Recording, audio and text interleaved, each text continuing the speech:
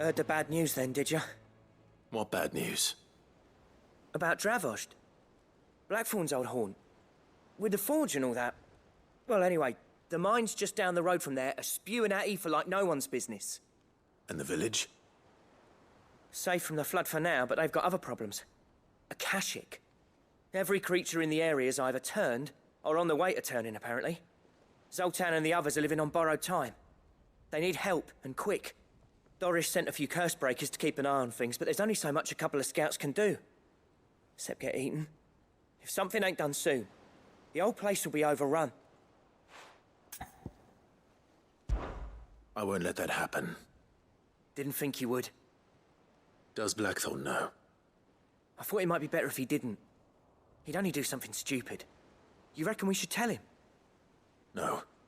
It's better this way. Yeah, well... I can't stand about knowing what's happening out there, so I'm off. I'll see you in Dravost.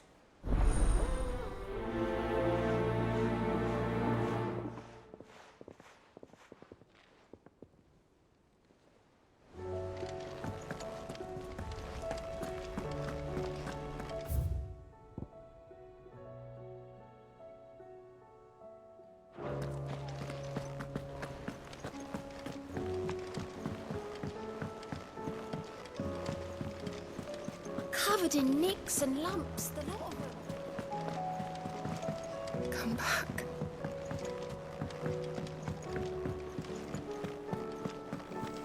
Oh, don't tell me we've run out of pep. Aye, it's a dangerous world out there. Let's stock up.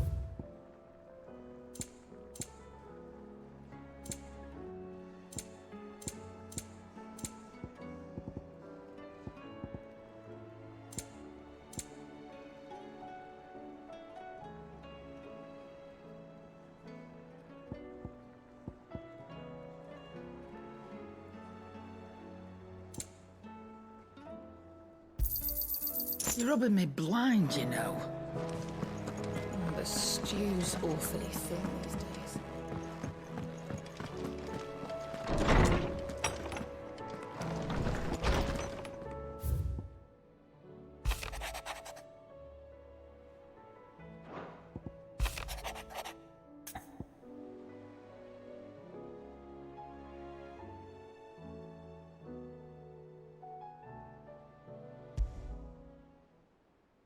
There's no way of knowing if Doris will confide in me. But I can speak to her at least.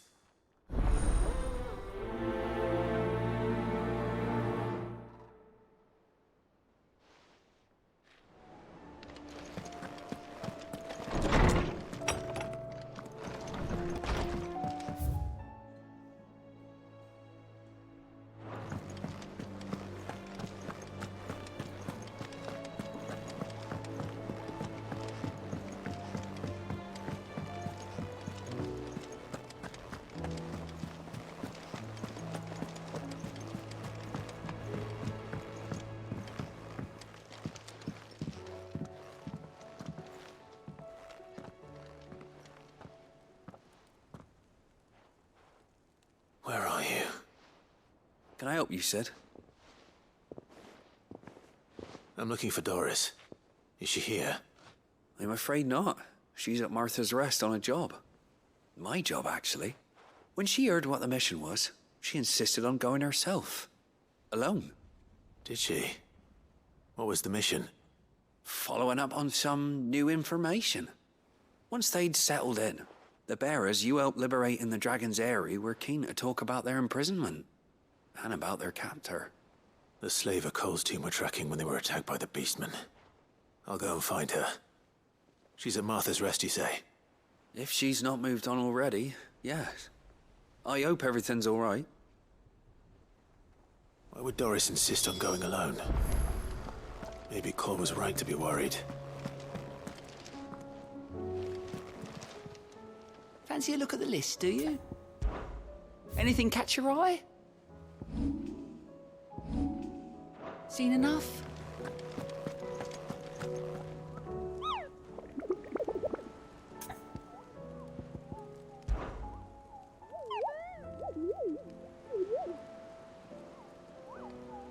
Through Orcish lands.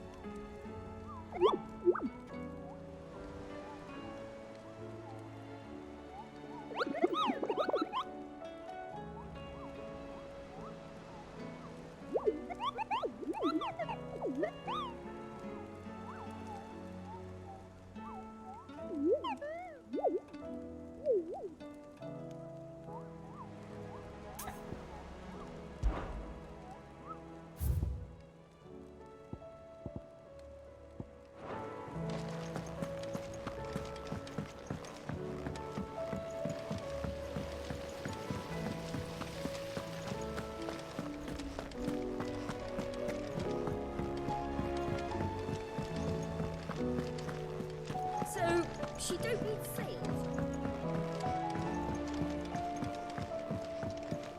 How was she? Ah, Sid. Just the man I was hoping to see. Did you have a mo? Don't tell me. You need more bomb ash. Oh no, we still got plenty of that left. I'm working on bringing another one of the Chief's designs to life. This time, it's a new smelter. It's got a reverberatory hood over the top for additional thermal amplification and a system of reciprocal recirculatory regenerators that let's just say it gets very blimmin' hot. A heck of a lot hotter than anything Blackthorn's got in his forge, that's for certain.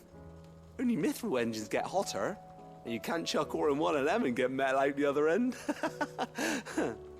Trouble is, we won't be able to make out of any old rubbish neither.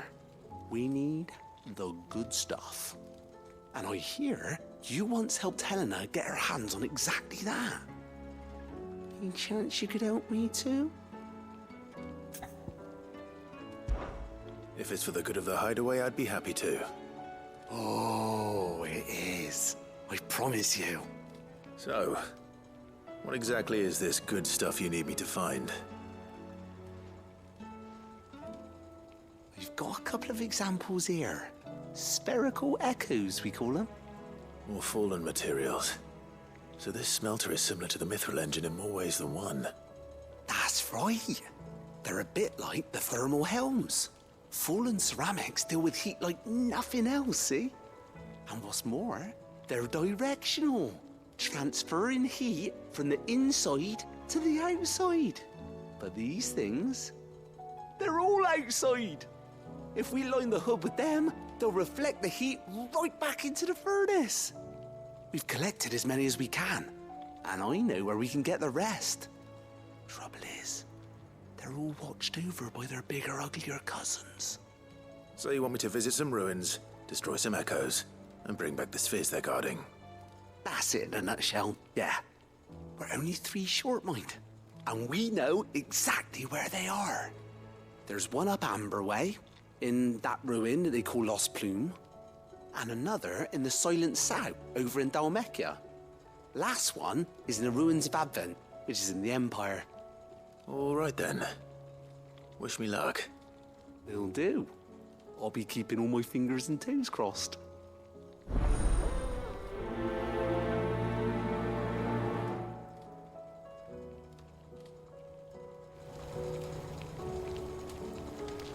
With Canva in the hands of Akashic,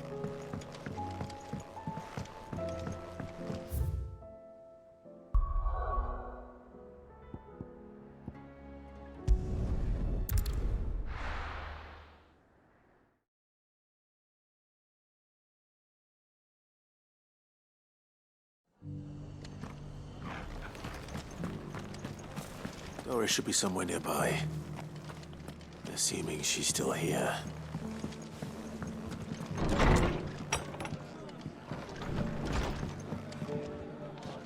Ah, Clive. I was just about to send for you.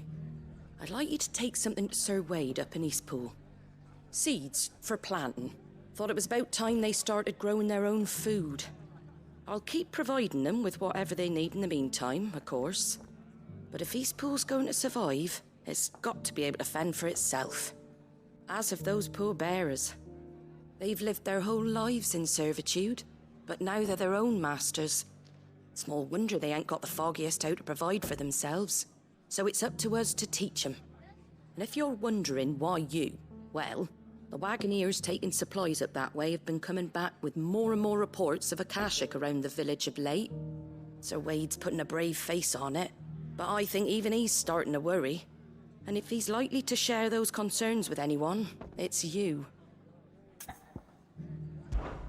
All right. Thanks. Wouldn't ask if I didn't have to. There. That should be enough to keep him in Gazal Greens for a few years at least. Gazal Greens. Not the most mouth-watering crop, I'll admit. But they're hardy, they grow fast, and they fill a hole. Better that than something that'll wither away at first frost. And chocobos love 'em too, which is no small thing. When I say all of us need to pull together to get Eastpool back on its feet, I mean all of us. They ain't exactly succulent, but cook 'em right and they're just about bearable. I'll take your word for it. Anyway, Sir Wade'll know what to do with them. And if he don't, well, I'll go up there and show him myself. I'm sure you will.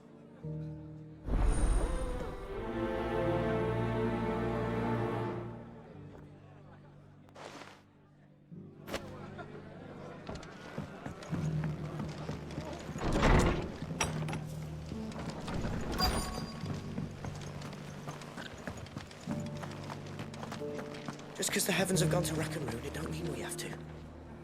Now, let's get this stall set out. Nearly done.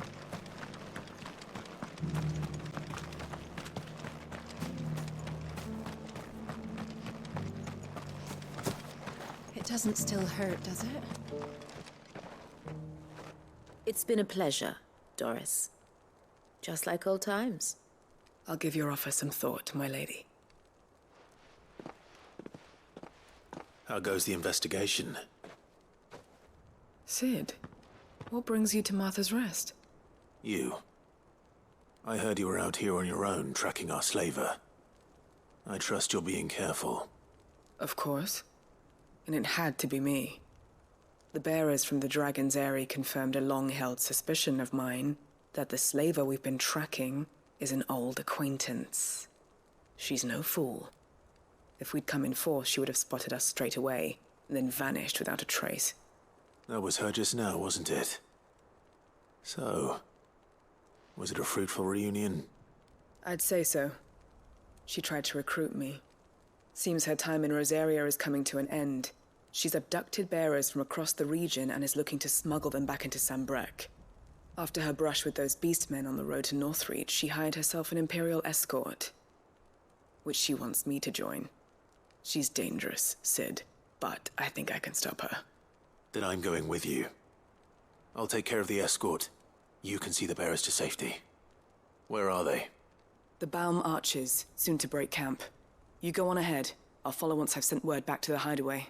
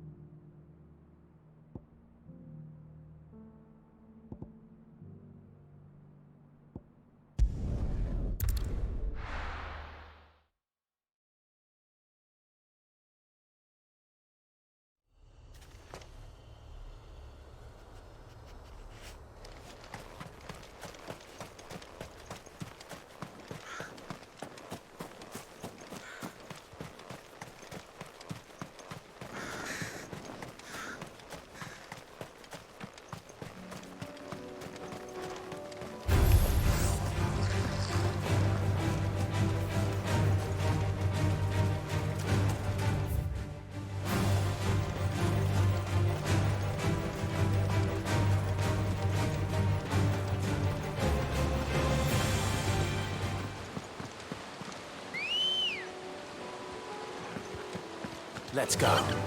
Run like the wind.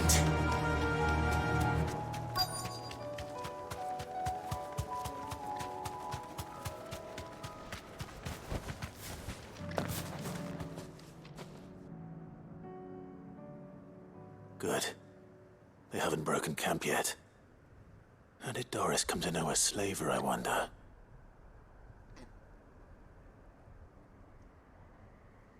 We've waited long enough. She's not coming. Ready the bearers. We're leaving. Back to civilization, is it, Mom? With all haste. Lest any of you lackwits start talking like these feckless bumpkins. I presume your men are ready. We've suffered too many delays as it is. Any more and I'll be docking your pay. Yes, Mom. Oh, but before you go, it appears we have company. Kill him. You're welcome to try.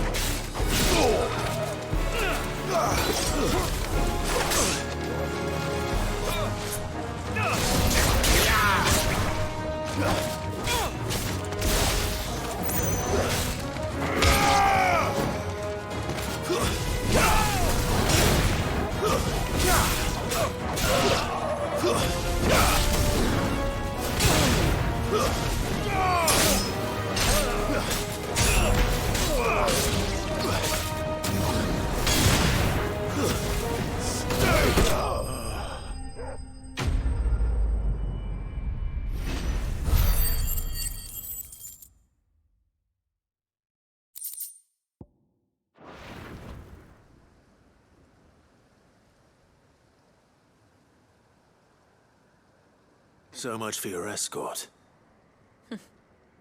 You'll forgive me for not avenging my men. I'm not the swordswoman I used to be. I surrender. Do with me as you wish, Cid the Outlaw. Cid! Ah, Doris. I take it you're not here to rescue me from our brooding renegade? You know, I always wondered where you'd vanished to. But casting your lot with this criminal of all people. Better fighting for a cause than killing for coin. I'm sorry, Cid. I should have told you sooner. This woman, my former master, once trained bearer children to be weapons in service of the highest bidder. She raised me like a daughter. And I did terrible things to earn her favor. It wasn't all terrible, surely. We had our fun, too. You were always so eager to learn, and had such clever hands.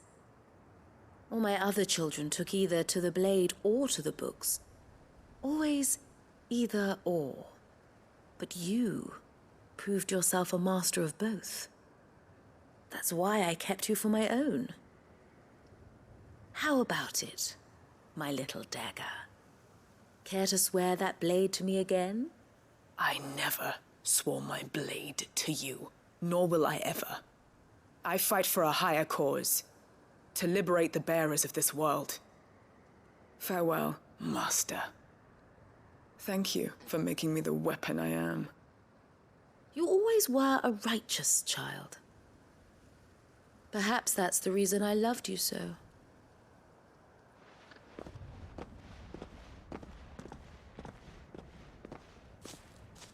What do you want to do with her?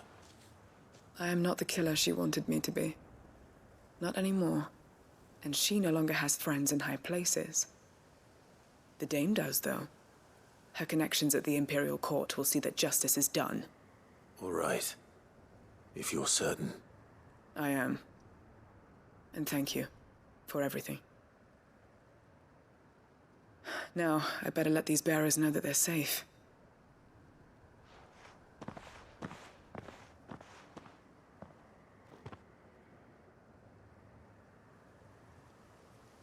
And I should head back to the hideaway and put Cole's mind at ease.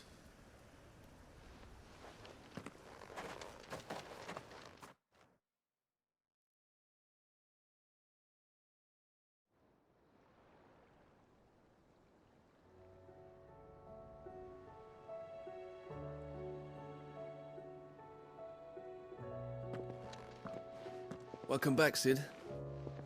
Doris's message just arrived. I hear you saved more bearers from being smuggled across the border. With any luck, they'll be joining us in the hideaway shortly. Oh, and your letter. You don't need to worry about Doris anymore.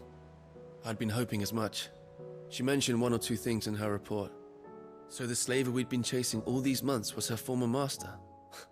Wish I'd known. She's been arrested, by the way, over in Sanbreque. Went quietly, or so we're told. And she won't be getting off lightly. The Empire may have no love for bearers, but it's none too fond of black market traders either. Can't have been easy for Doris. I'm sure it wasn't. But don't worry. She'll be all right. I hope so. Suppose you should know, eh? You had quite the past yourself before you came here, or so I understand. Anyway, thanks again, Cid. The Cursebreakers would be lost without Doris. And you, of course. Keep up the good work, Cole.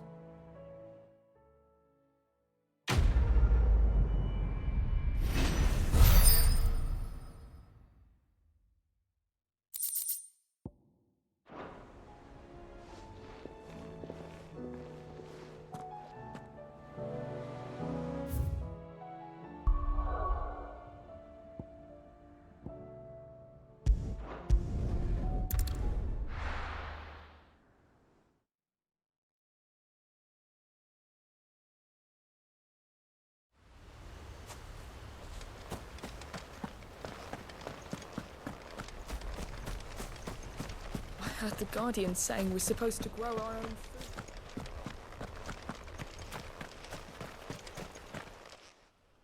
Ah, Lord Rossfield. What brings you to Eastpool? A delivery from Martha.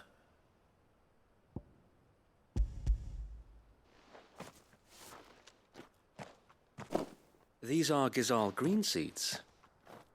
Martha's keen to cut the apron strings, then, is she? I jest, of course. You see, I had thought we might be able to revive the old wheat fields, but they'd long since gone to seed, only without the seeds. Martha was hoping he might be able to show the bearers how to plant and tend these, so that they'll be able to fend for themselves. That's not a bad idea. These bearers had only recently escaped their bonds before we brought them here. They know little of freedom, of providing for themselves and their loved ones.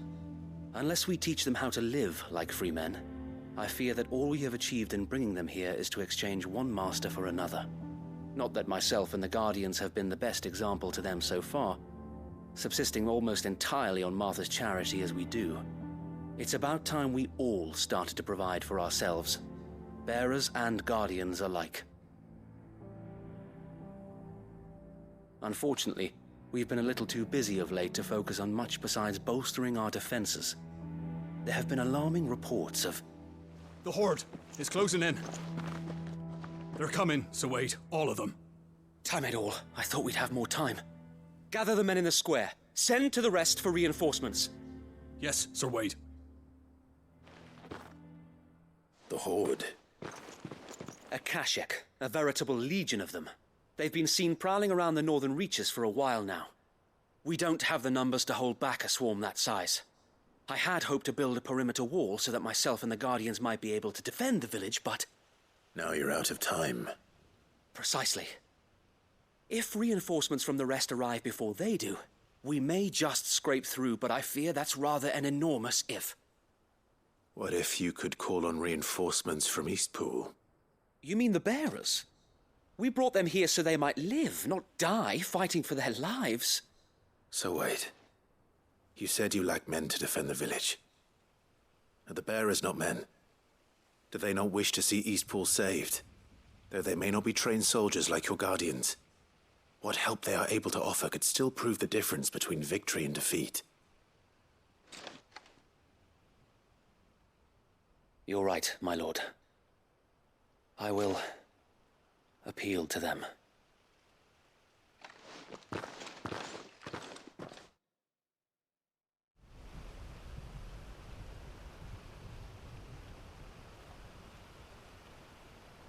My friends, I humbly beg your aid.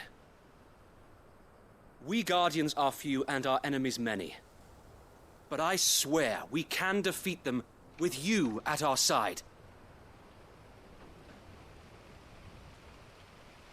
You would send us to the slaughter, to serve as bait for those fiends so that you and your men might be spared. And to think we trusted you. Say what you will, a home is not worth dying for. But it is worth fighting for. Sir Wade fights to give you lot a chance. Just like I do. Just like Sid does. We all wanted to give you a home where you could be free. And you got one, didn't you? This place, Eastpool. This is your village. Your home. And if you don't fight to protect what's yours, you'll lose it. You know I'm right. This world wants to take everything from you. Everything. Your homes, your freedom, your very lives. So then, are you going to stand by and let that happen to you? Are you going to accept fate like good little Bran did and die, having never stood up for yourselves? Or will you fight like free men and women?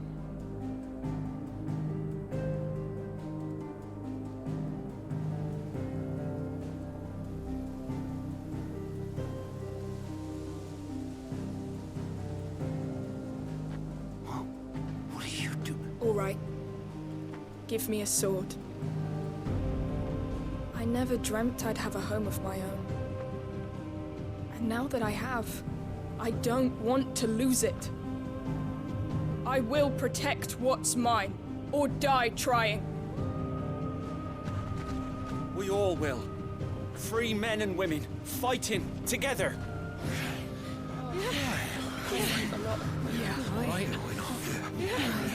For Eastpool!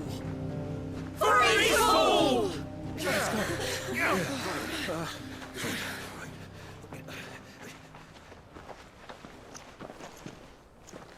Thank you, Martha.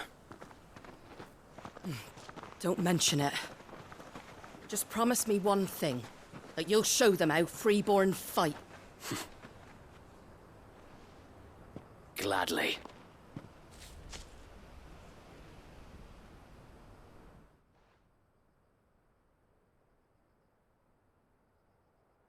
Well, if it was numbers you were lacking, you certainly won't be now.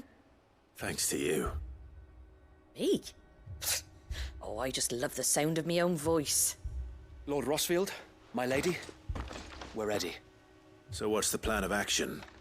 We'll divide our forces into several small detachments, each made up of guardians, bearers, and guards from the rest. These will position themselves at strategic points around the village. Upon engaging with the Akashic, each detachment will keep the creatures occupied as best they can, steadily retreating all the while. You're going to lure them into the village? I am. We will have neither the time nor the resources to treat the wounded, so injuries must be avoided at all costs. Instead, we will focus purely on defense at first. By coordinating our withdrawal through the use of messengers drawn from among the bearers, we will aim to have the swarm converge at a point of our choosing. With luck, that point will be the village square, the perfect place for our most able warriors to surround them and fall upon them, and for you and I to finish them off. A sound plan, but one that'll require a leader with a cool head and strong nerves to coordinate the retreat. I'd say you have both in abundance, Sir Wade, but you'll be needed. Please, leave the last of the fighting to me. Ha! And let you have all the glory. Sir Wade! They're here! Then you know what you must do. We work together, everyone playing their part, each shielding the other that no man might fall, that Eastpool might live on. For Rosaria! For Rosaria! We've no time to argue, my lord. I'll do as you ask. And I will do as you ask. Suppose we'd better do our bit too then, eh? Right you are, Martha.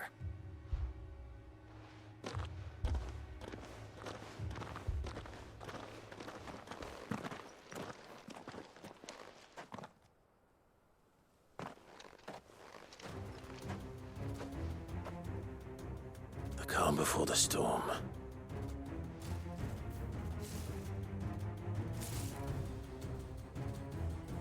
it comes. I will not let this village fall.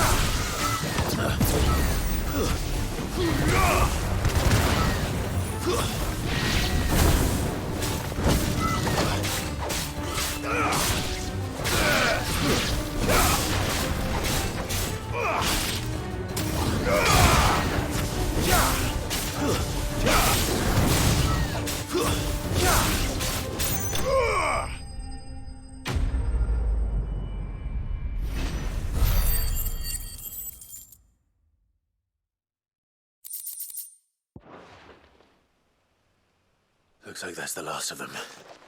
Lord Rosfield! Change of plan! What is it? Owl from the rest. An Akashic Curl's been sighted on Rhiannon's ride and is headed in their direction. Well, the better half of her guard is here. So wait, how many Akashic remain in Eastpool? Hard to say. My men are still facing some resistance, but I think the worst is behind us. I could order a detachment or two to fall back and... No. Let them finish the job. You stay here too, Sir Wade. Your men need you. I'll go after the Curl. Join me only when Eastpool is won. If you're sure, my lord.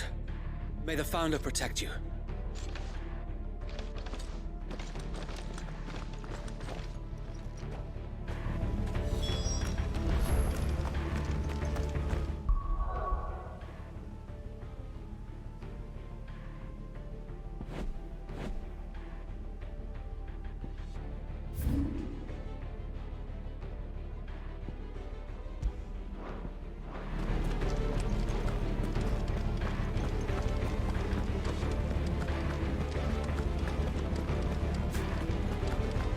Next one's mine. I might not know what.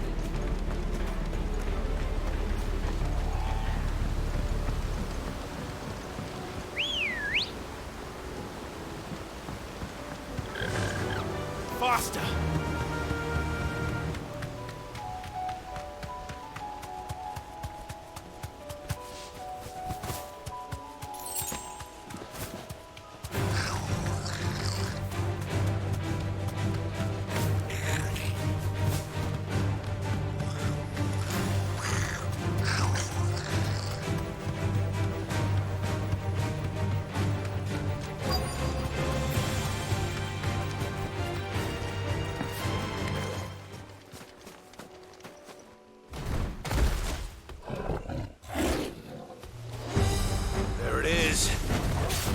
With me, Torgal.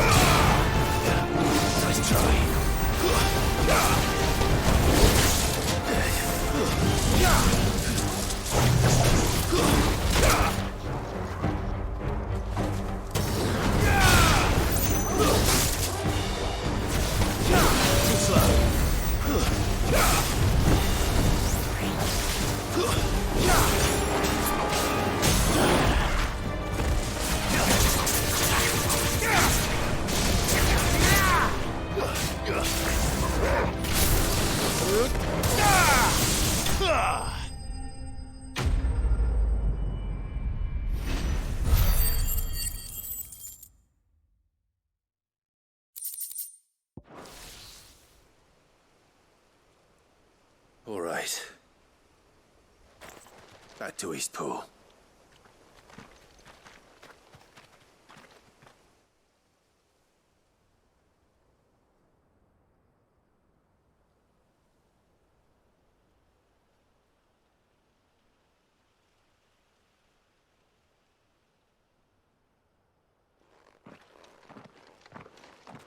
Lord Rosfield, the Curl, is it?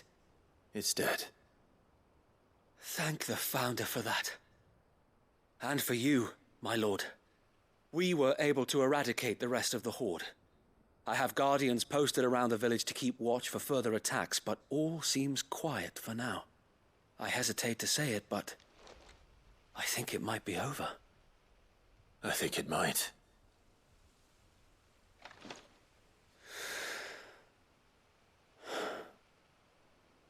We did it.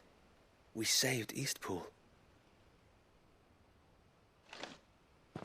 Thank you, my friends. Thank you. No, Sir Wade. It's us who should be thanking you. You brought us together.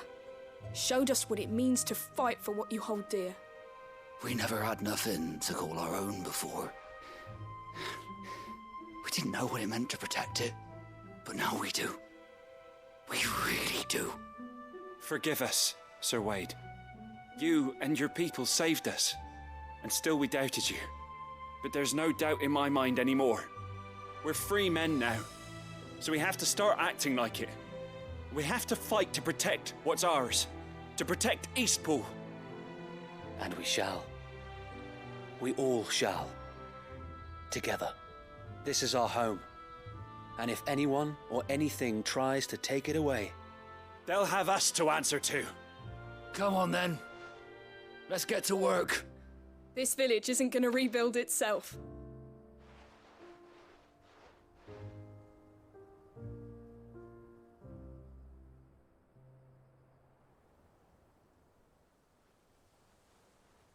They're not slaves anymore. No. They're Rosarians. Your father took pity on the bearer's plight, and I believe if he were still with us today, this is what he would have wanted. I believe you might be right. I shall remain here, my lord, and do what I can to help rebuild the village. After all, this is my home now too, and I could hardly call myself an Eastpoolian if I didn't pull my weight. I think you'll find it's Eastpudlian, Sir Wade. But you should be proud all the same. I'll have to pull my weight too. Can't have the rest getting outclassed. Speaking of which, I ought to be getting back. Can we continue to count on your support, Martha? Of course, and I'd be counting on yours too. Us Rosarians have got to stick together, haven't we? Indeed we have. And Clive, come by the Golden Stables when you get the chance. I ain't paid you for delivering them seeds yet. All right. I will.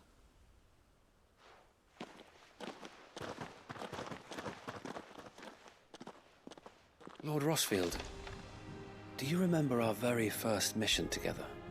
Clearing the goblins from the Stillwind Marshes? How could I forget?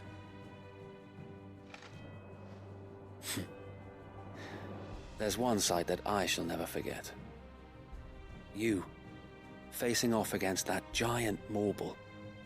Not a trace of fear on your face.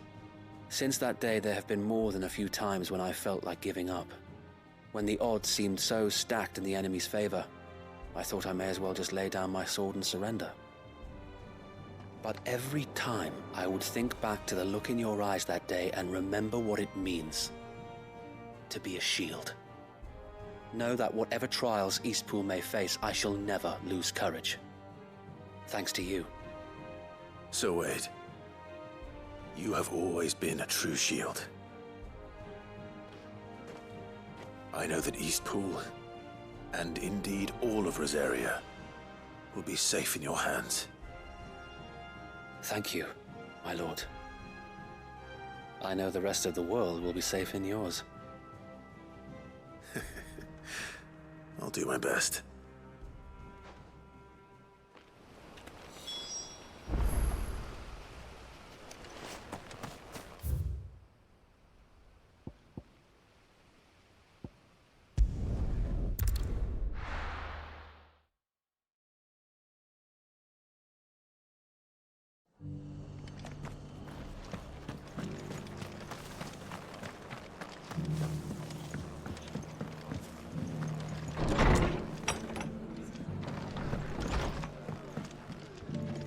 The hero returns. It's lucky you came by when you did, eh? Not only did my seeds get delivered, but you went and saved Eastpool and all. I just did what I could. And it's only right that you get rewarded for it. Take it before I change my mind.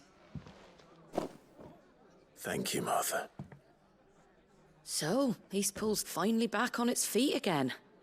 And a home to free bearers. Who'd have thought we'd see the day, eh? Well, it was your idea.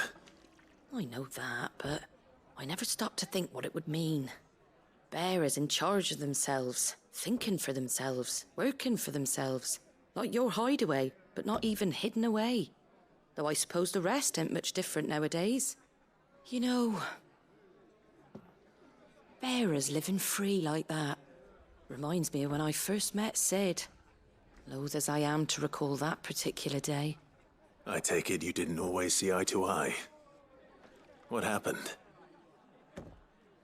Well, if you really want to know, I started doing what I do long before I met Sid. In fact, that's how I met him. Or at least how he came to meet me. He showed up at the stables one day, asking questions about who'd been buying up bearers. Founder knows what he thought I was doing with them. Running a hunt, poking around in their innards. Something awful anyway.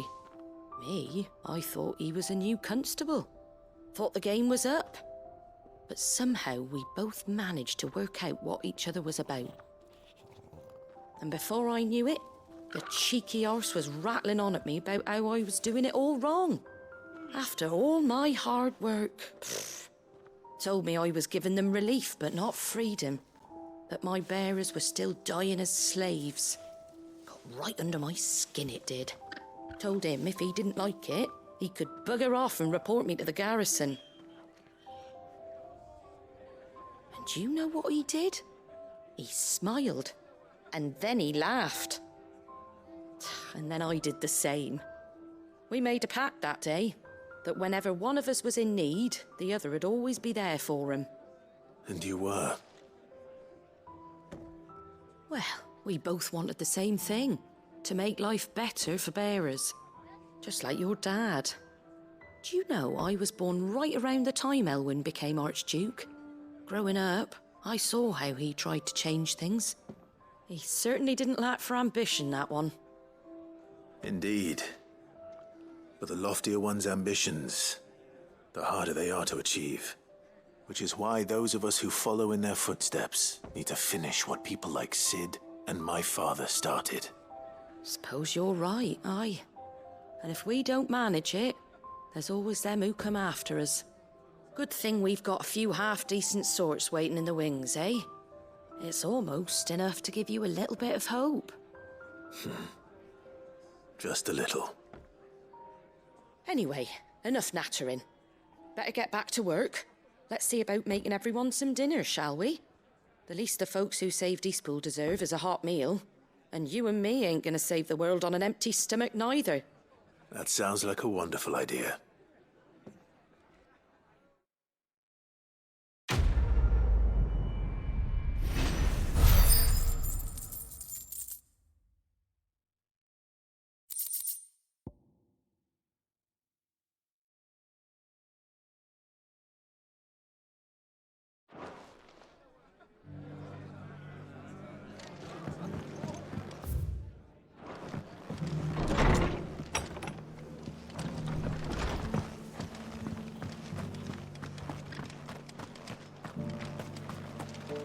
What are you after?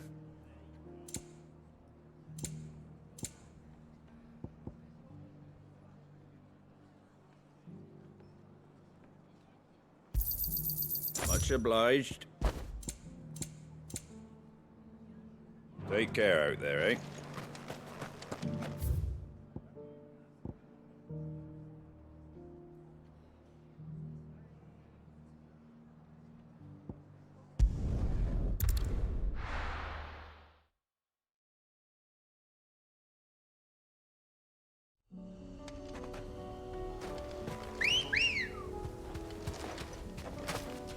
Ready, go?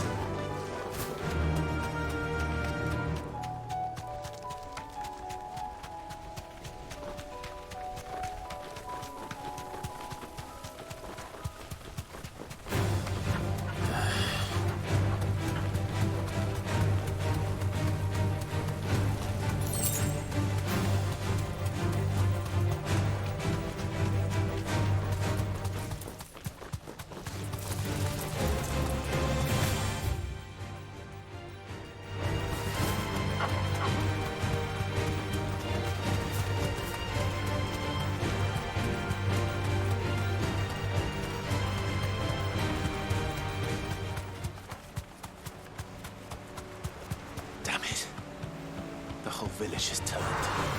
It'll do, girl.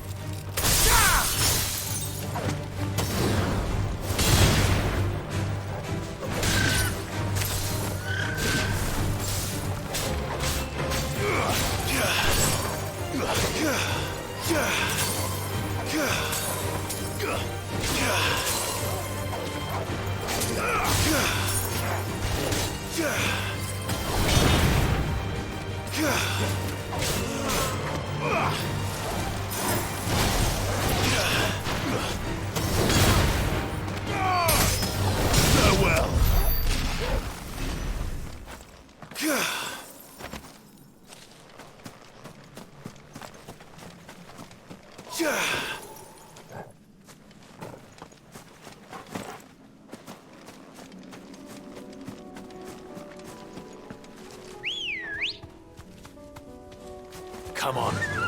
Yeah!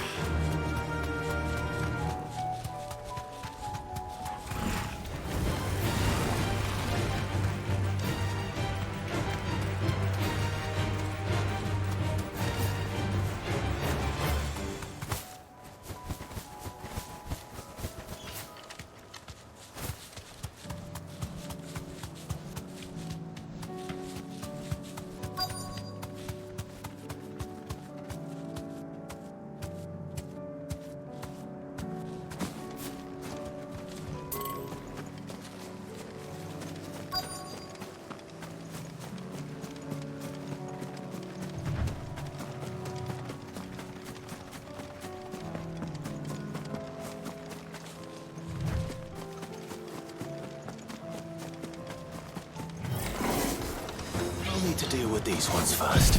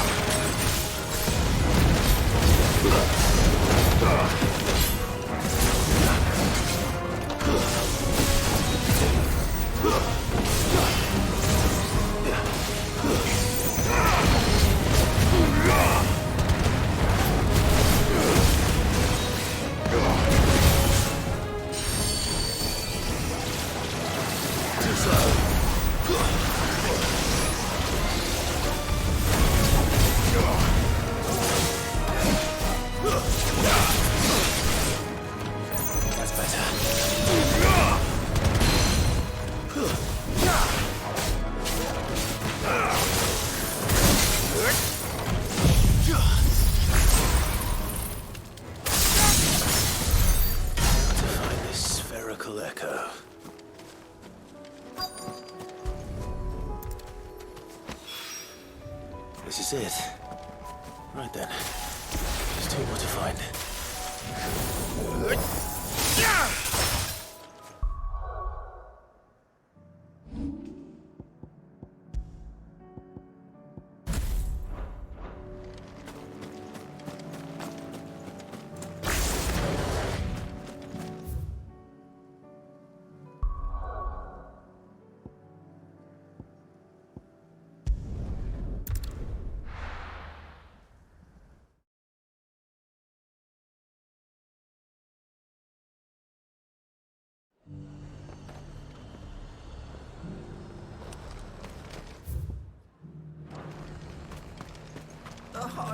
The Dominion's all but done for. Was that shouting I heard from the barracks?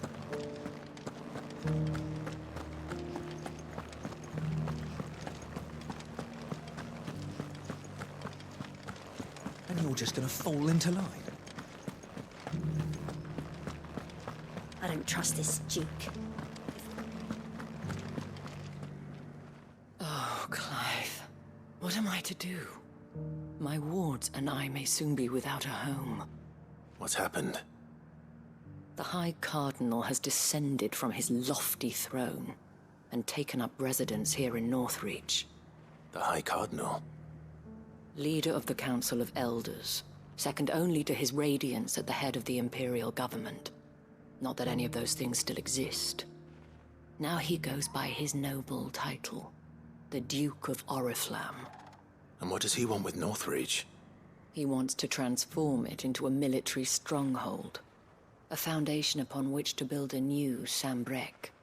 He's already secured the support of the various army remnants, with promises that they shall be afforded the respect they deserve in his empire. One built on the confiscated property of the people. He would rob the populace to pay for it. Believe me, I have used every means of persuasion to discourage him from this folly.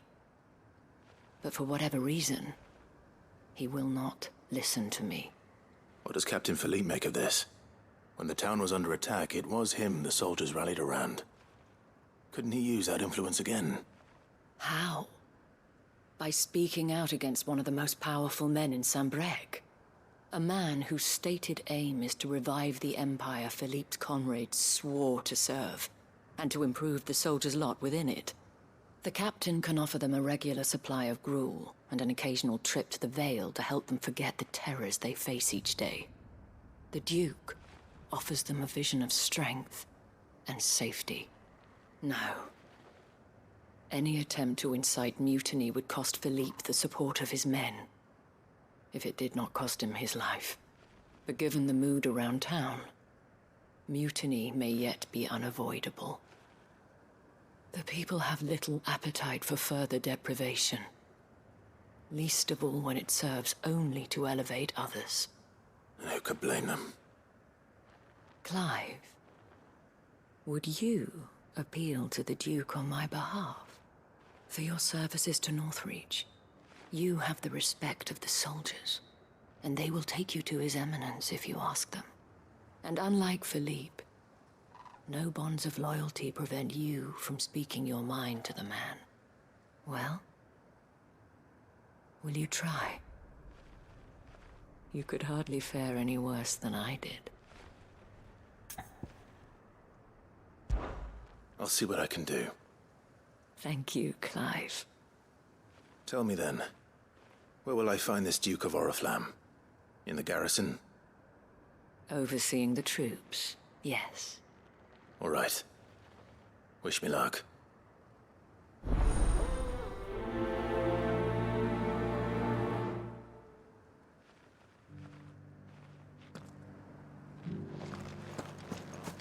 I may have met this Duke before, at the Remembrance Ceremony.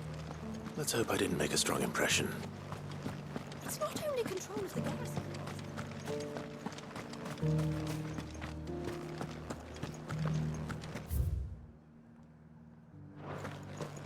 We already have a leader in the Dane.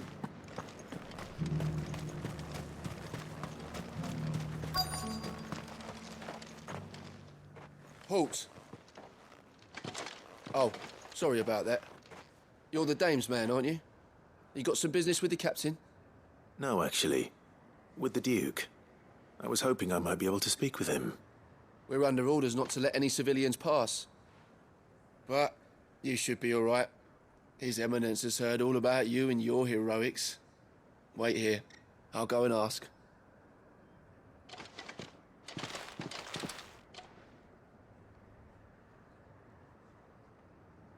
So, you are the sellsword who lent his aid to the garrison.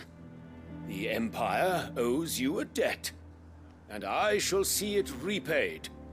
But tell me, is it wealth that you seek, or favor? Neither, Your Eminence. I thought only to inquire about your plan to turn Northreach into a stronghold. Ah, I see. You are worried the expanded garrison will render your services redundant. Yet you needn't be. A proud fighting man like yourself shall always have a place here. Pride of place, in fact.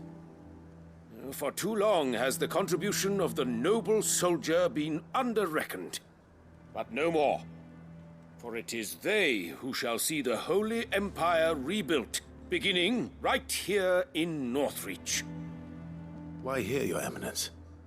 The town has been fortunate enough to escape largely unscathed from the recent troubles. Her defenses are sound, and her garrison well prepared. Which is more than can be said for Oriflamme or Twinside. The Empire wants for a capital, and I believe Northreach to be the perfect place. With Caer Norvent as her citadel. Once we have seen to the refortification of both the town and the castle, we need only build a wall around both to create a city that would be the envy of the twins. Plans are already underway for the construction. Soon enough, these thralls shall learn that they are no match for the might of Sanbreque. I fear you underestimate how dangerous these creatures are, Your Eminence. Should they return in force, you will need all the people of Northreach to come together in defense of the town. Something they may be loath to do if they've been deprived of their worldly goods. The people will do as their leaders command. If Sanbreque is to be rebuilt, she will require a functioning government. One whose authority is beyond question. That is why this levy is necessary. So that any man who wishes to join the army might do so and be fed, outfitted, and paid as befits a defender of the Empire. And yet there are those who persist in peddling the treasonous lie that I seek to steal from the people and drive them from their homes. I suspect they're afraid of losing what little they have left. Precisely.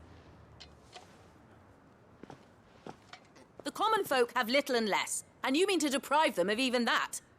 You would sow the seeds of your new empire in your own salted earth.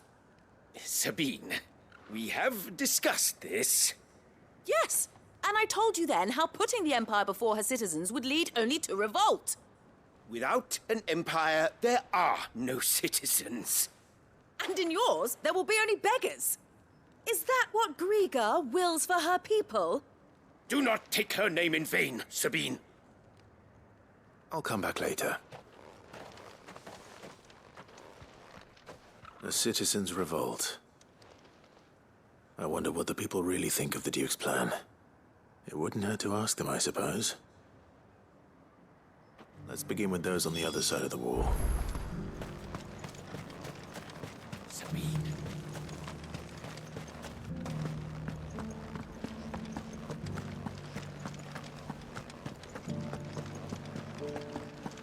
Do you think he was the only one who survived?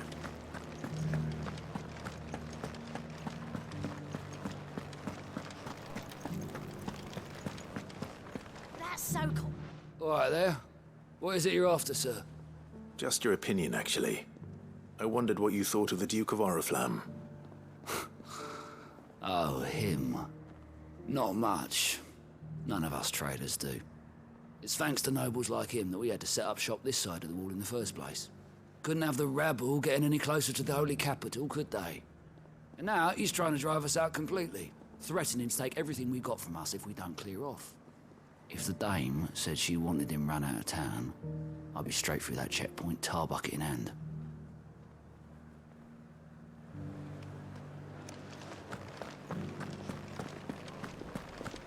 Half of what comes in is barely for...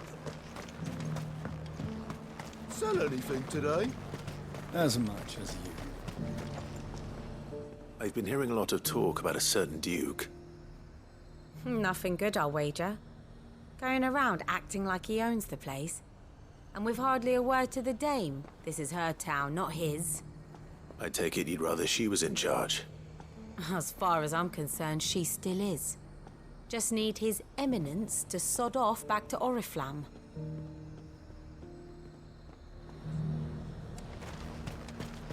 The Dominion's all but done for.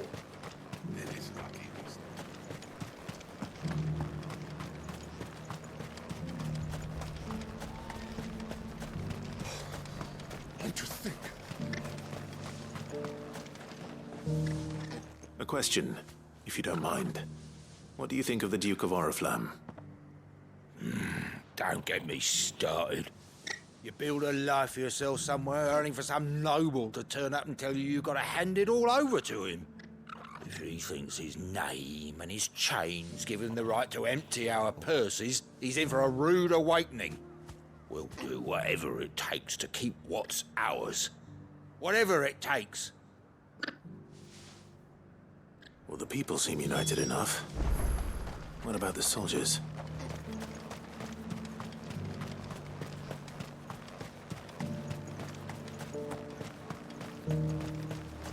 Was that shouting I heard from the barracks?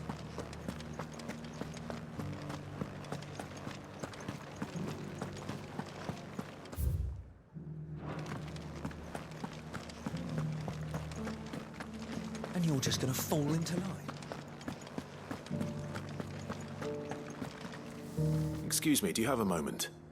I wondered if you'd mind sharing your thoughts on the Duke of Oriflamme. Well, he's made a lot of enemies coming in the way he did. But I mean, look around us. You can see the state the realm's in. The traders might not like having the screws put on them, But if they volunteered a few more of their hard-earned gil before things got bad, maybe they wouldn't have to. I think the Duke's got a point when he says rebuilding the Empire's the best way of making sure we're all protected. And if that means people who don't know one end of a sword from another have to make way for those who do, well, that's just how it goes.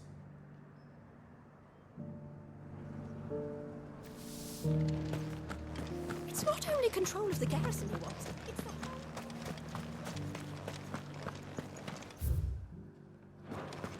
We already have a leader in the Dame.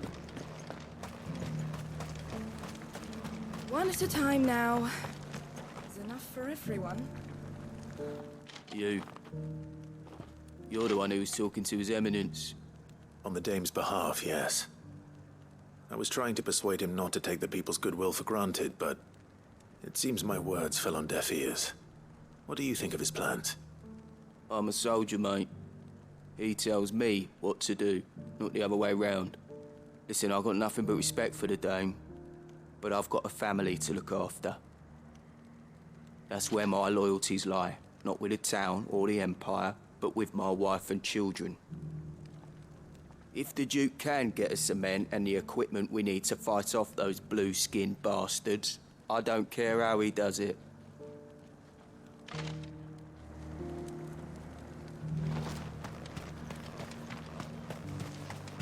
Sabine, you are embarrassing me. You're embarrassing yourself!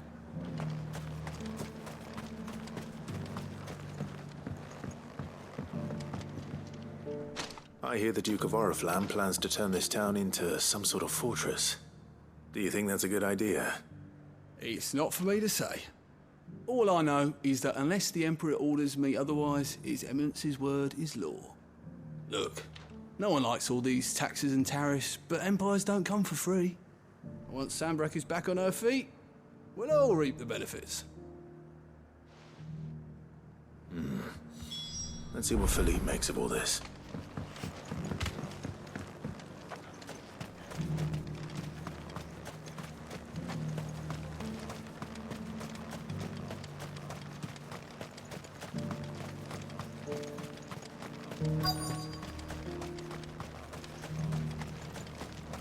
Welcome back. Wraiths give you any trouble? Captain, do you have a moment? For you? Certainly. Clive, wasn't it? Thank you for last time. How can I help you? I wanted to ask you about the Duke of Oriflamme. Do you intend to go along with his plan? But to tell you the truth, I'm in two minds.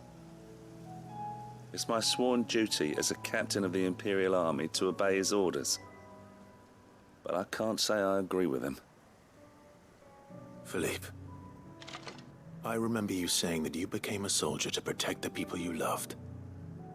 The Dame included. That's right, I did. Well, she doesn't agree with the Duke's orders either. She thinks they could tear Northreach apart.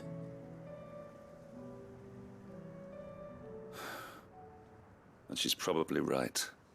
Thank you, Clive. I know what I need to do now. Protecting the people I love is what matters. Doesn't matter how. Well, duty calls, so I better go. Thanks again.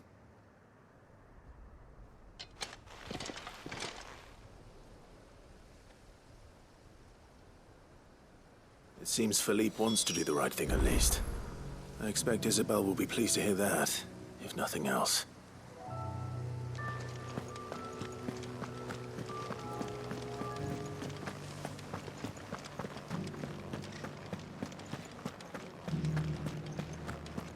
Well, what do you think?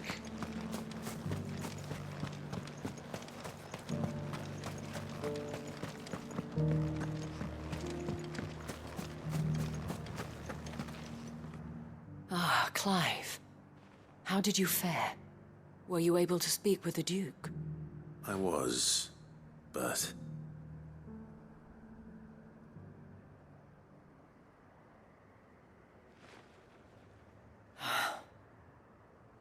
So Northreach is to be a fortress after all. Well, It will certainly help to hold back the thralls. There's no denying that. Though I doubt it will come as much consolation to the townspeople whose worldly goods are confiscated to pay for it. They deserve to be heard, Clive. To have a say in this new empire the Duke means to build. Sadly, His Eminence values their obedience more than their opinions, and hopes to reassert the authority of the state. I fear he sees the people as mere pawns on his chessboard to be sacrificed for the greater good. Needless to say, they themselves are of a different opinion, and would rather their destinies were in your hands. The soldiers, meanwhile, are content to follow their orders. And not just because of the Duke's rank, but because of his vision. I thought as much. Had I sworn to protect Sanbreque, I dare say I too would want nothing more than to see it rise from the ashes. Thank you for trying. But the battle is lost. I don't know about that. What happened to your uniform? I handed it in, along with my resignation. Told the lads I wished them well, but that I owe it to those I love to call it a day. But why? Because I realize what really matters to me. Not following some nobleman's orders for the sake of it, but protecting what I care about. Protecting Northreach. I honestly don't know when those monsters will return, but I'm certain they're not finished with us yet. And when they do come back, we need to be ready for them. We need to stand together, all of us. And with you to lead us, milady, I reckon we can do it. It was you who finally convinced me, Clive. There's no point following orders if they go against everything you believe. Indeed. All of us, standing together. That has always been Northreach's best hope, and one which still lies within our grasp. We have only to turn our attentions to the true enemy. Thank you, Philippe, for showing me what I must do. Anything for you, milady. Speaking of standing together, would you mind if I borrowed a few of the lads from the Vale to help keep watch around the town? I fear His Eminence has loftier tasks in mind for the guard. Not at all. Be my guest. Wouldn't be the first time.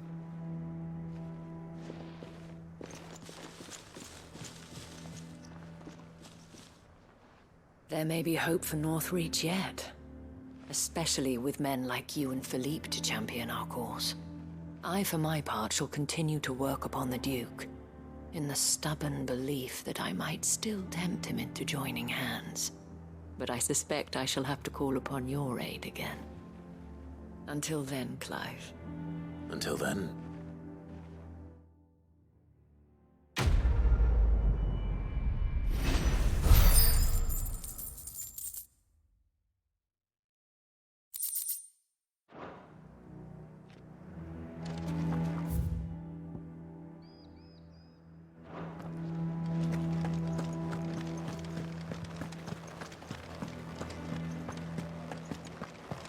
Your town needs you.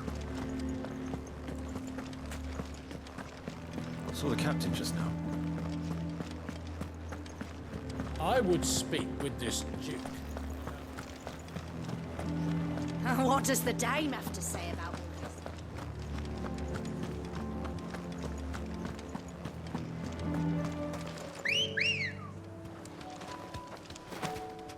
Good girl. Yeah!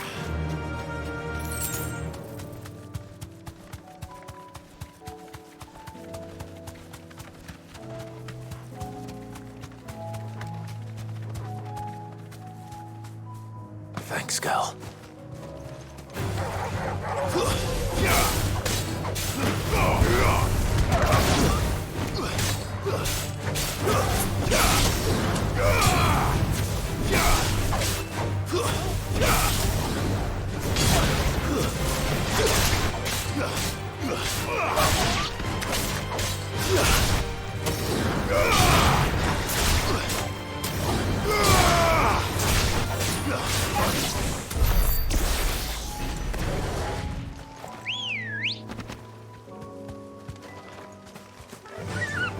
Faster!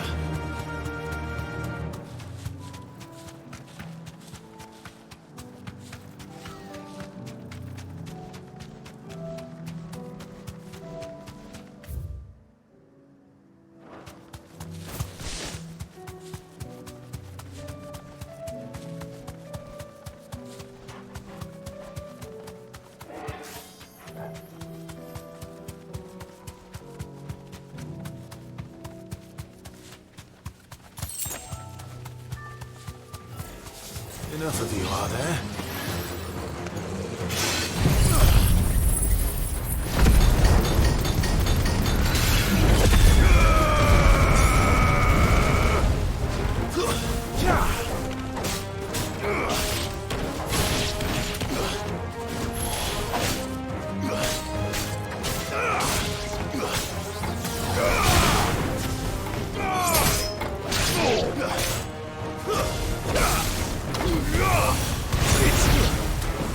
Stay down.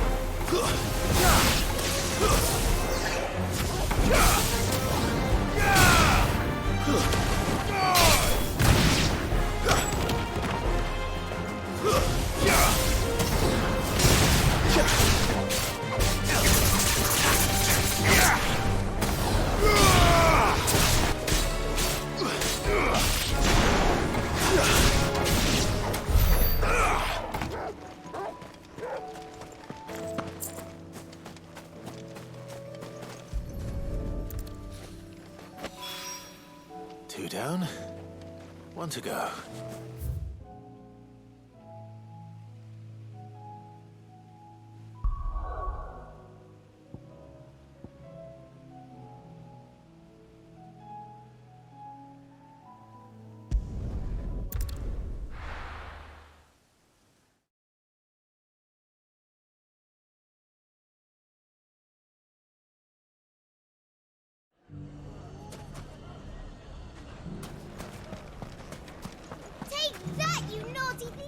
Clive! To what do I owe the pleasure? I just wanted to see how the town's been faring since you brought everyone together. Since we brought everyone together, all is absolutely wonderful. Conrad and Natalie's hands remain safely away from each other's throats and firmly at the helm. Our stores are full, and the bandits still too disorganized to raid them. Just as the good Lady Jane and Lord Underhill intended. Are you a lord? Lubor's going to be one too. They're going to make him the Lord of Dalimil, because of how he stopped all the grown-ups from fighting. It's the mayor of Dalimil, dear child, and the vote hasn't taken place just yet. But if the people wish me to lead them, I shall. And my first act will be to build a school so that menaces like you two learn not to interrupt your elders. Speaking of menaces, there may be a rather worrying one just over the horizon. May there indeed. I'm afraid the example Conrad and Natalie set in putting aside their differences and presenting a united front might have caught the bandits' attention. And they might have elected to take a similar approach. They have formed what one could call a League of Outlaws, and they grow more organized by the day. But we'll fight them all off just like last time, no matter how many of them there are. Won't we, Lubor? Of course we will. If we continue to work together, we can overcome any challenge we choose to face.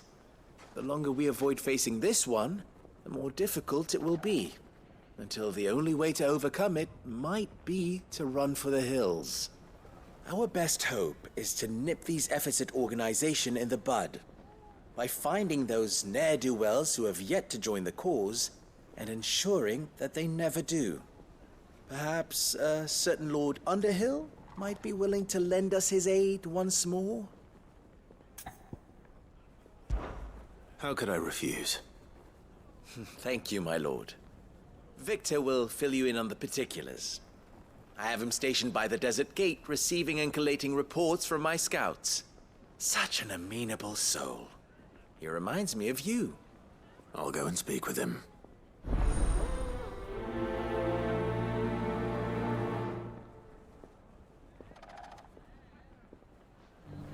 What's the difference between a lord and a mayor? That's easy. One of them swings a sword, the other forges them.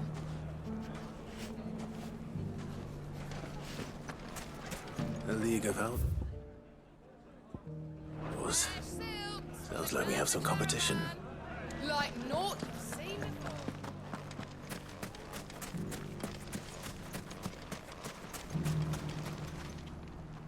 Still in Dalimil, Victor? Ah, Cid. I thought you'd have returned to Cosnes by now. I did. Then I came back. I've developed something of a fondness for the place. And having worked so hard to see it saved from one fate, it would seem remiss to abandon it to another. A sentiment Master Lubor certainly isn't shy about exploiting. Hence my doing his bidding yet again. You're not the only one. What does he want you to do? He asked for my aid in putting down the bandits. And he said that you might be able to help me find them. Then you've come at just the right time. I was on my way to speak with Conrad about how to organize our forces. There are more camps in the vicinity than we can safely strike at once.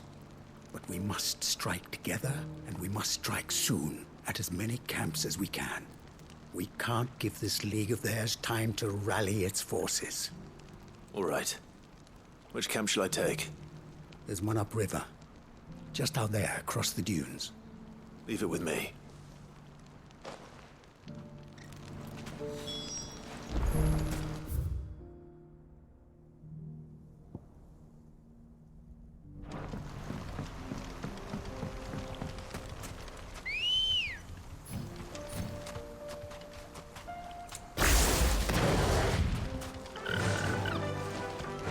Fly, Ambrosia. Those ne'er-do-wells.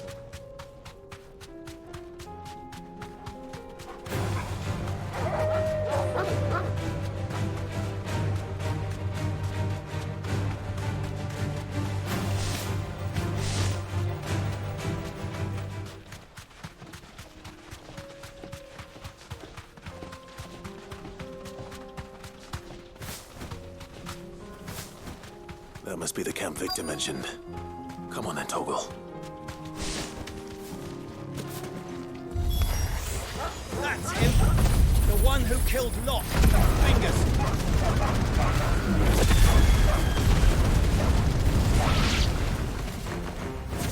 Take his head off!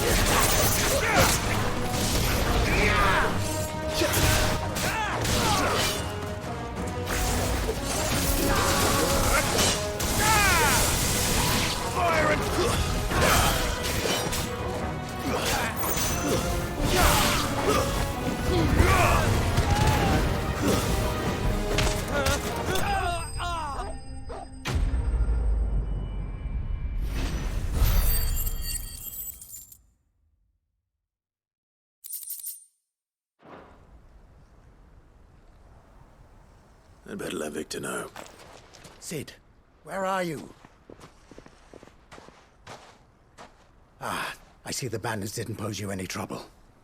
No, but that's not why you're here, is it? No. Something's happened. We need you back in Dalimil. What is it? The whole town's in uproar. They're saying that Lubor is a bearer. What? Seems that one of our parties wasn't as thorough as they should have been. They let one of the bandits escape, and his escape route took him right through Dalimil. Some of the children spotted him, and he was about to silence them. And when Lubor felled him with a bolt of magic, and without a crystal. But that's not possible. It is, if he's a bearer and has been hiding it all these years, which is what people are saying. If he has, well, I wouldn't blame him. No man is branded by choice. Still, all those people see is a man who's lied to them all his life. One who was made a leader of himself when the world believed he should have been a slave. Fuck. I don't know where we go from here, but I know one thing. Lubor needs all the friends he can get right now. You're right.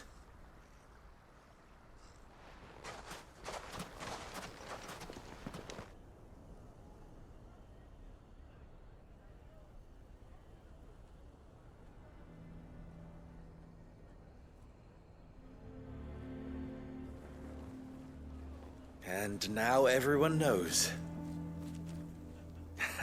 I made it a habit to keep a crystal close at hand for just such an occasion.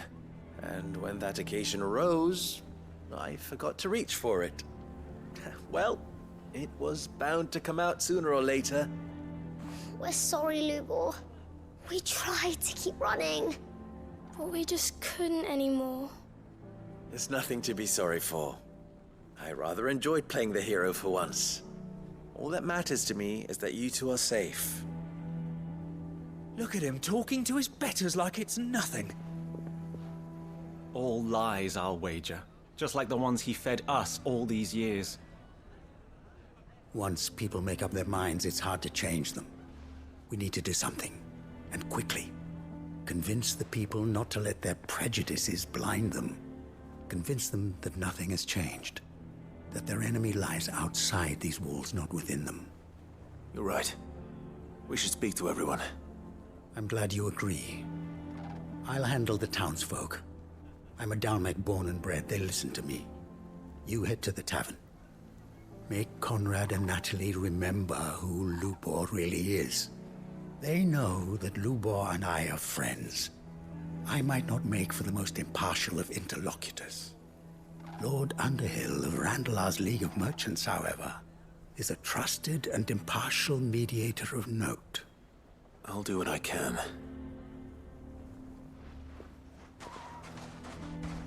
Lubor, stay here with the children. I can't promise anything, but we'll try. And that is all I can ask of you.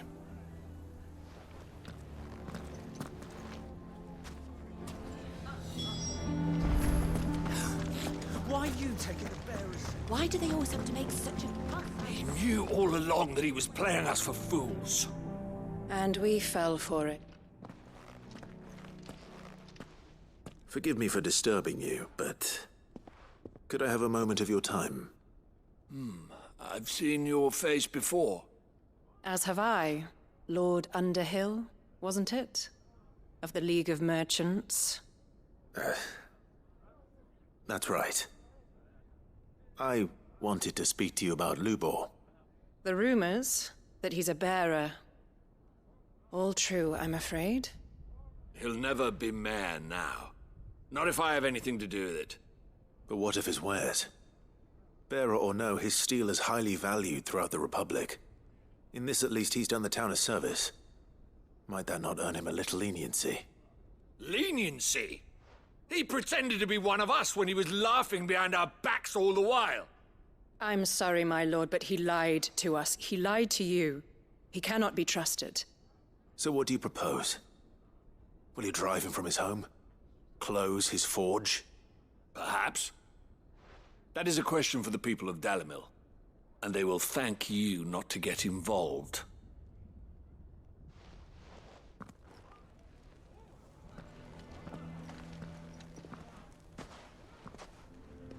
The townsfolk have made their minds up.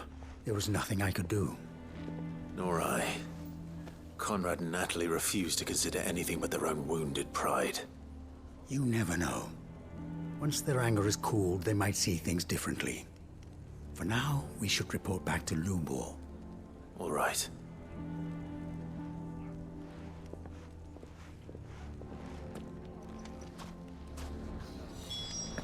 Why the hell would Victor take the bearers? I assume the situation is hopeless? There's still hope.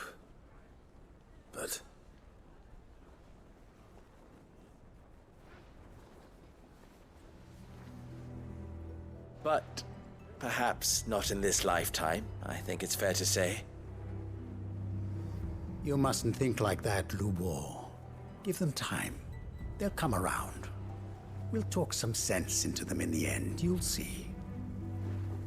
No, you won't. And your efforts would be better spent elsewhere. But Lubor...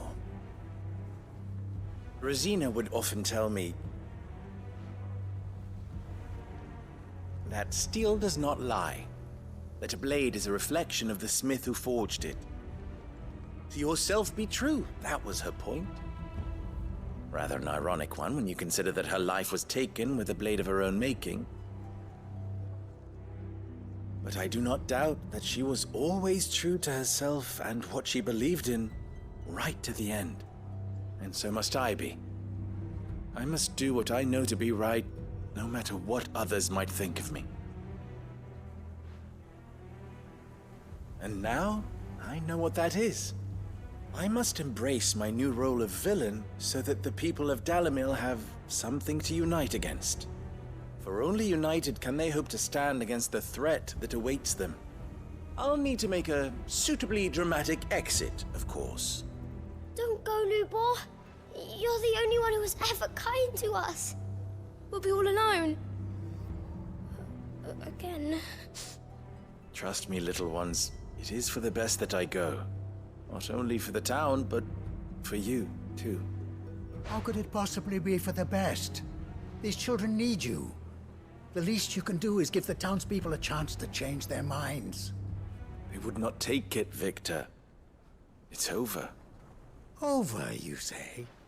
And so just like that, you're going to throw this town and these children to the wolves? I thought you were better than this. But it seems you had me fooled as well. Victor.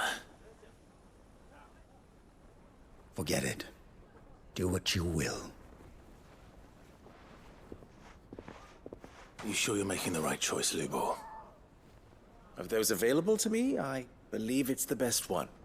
Yes. Ah, but where are my manners? Here. Your reward for clearing out that bandit camp. Right then. I have packing to do. If there's anything I can do. Anything. I'll bear it in mind. Thank you.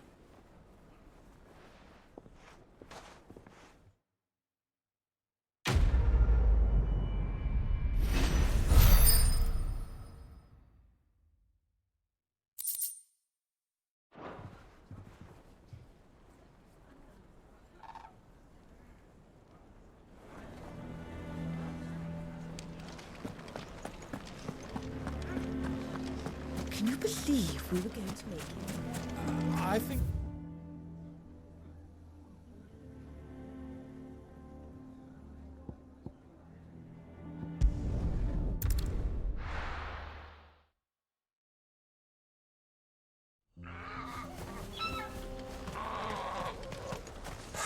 So Dravost is still standing. For now, at least. If you can swing a hammer, use.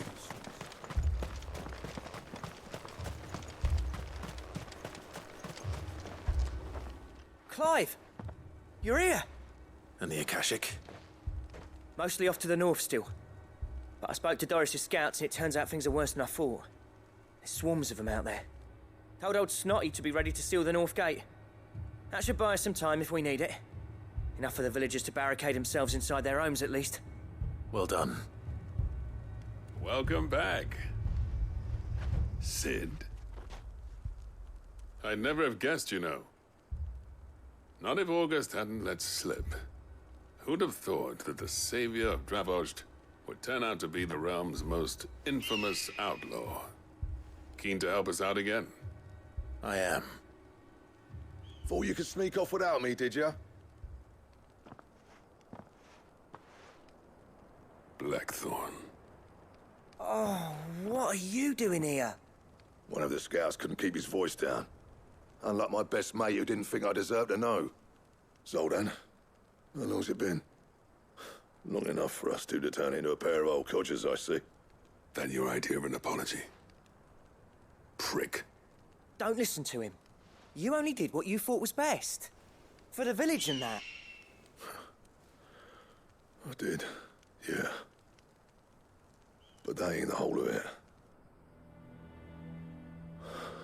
Vulcan, our master, didn't leave the chiefdom to the two of us. He left it to me, the best blacksmith in Dravost, Barring himself, of course.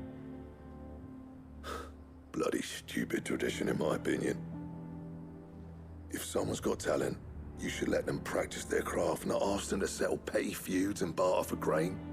Our master wasted half his life that way. I wasn't about to let that happen to me.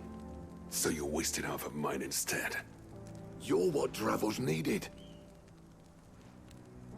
Under me and my precious ideals, this place wouldn't have lasted a year. So I left to devote myself to the work and spare you lot the consequences. I may be a selfish prick, but I only did what I felt I had to. What you had to do was your duty! Even if it meant we all starved? Enough. This is no time for bickering.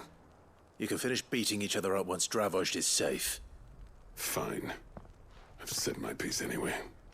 Yeah, so have I. Sorry, Clive. I shouldn't have stuck my nose in. We're short enough on time as it is. Still, give us a mo, would you? I need to get my head straight before any of them Akashic try to bite it off.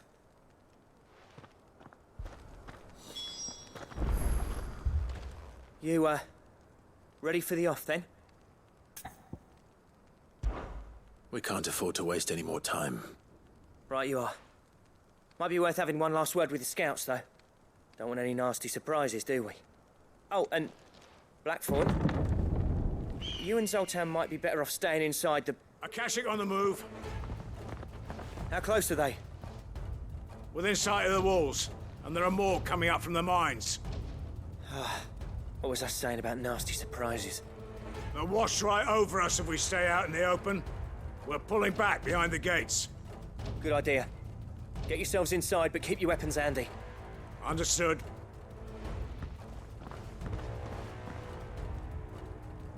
I'm prepared to fight if I have to. Well, let's hope you don't. That's our job. Once the scouts are inside, order your men to barricade the gates. No heroic last stands, you hear me? No fighting at all if you can help it. August's right. I've seen what Akashic beasts can do to armor. The people here are tough and willing, but they ain't equipped to face what's coming.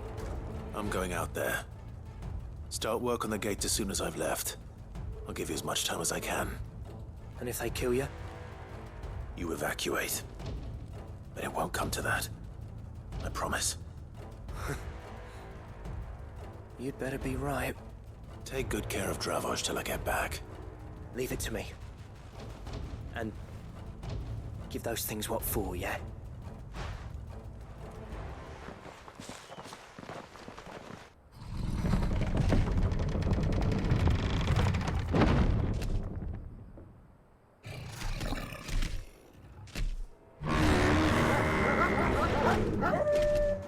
All right. Which one of you's first?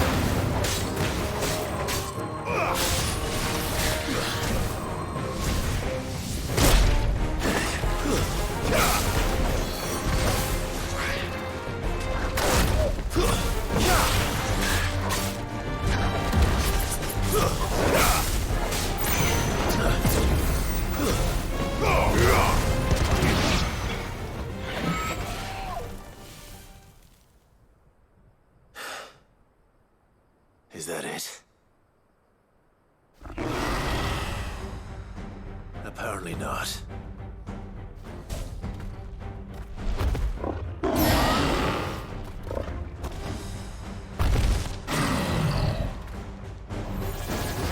They're not getting past me.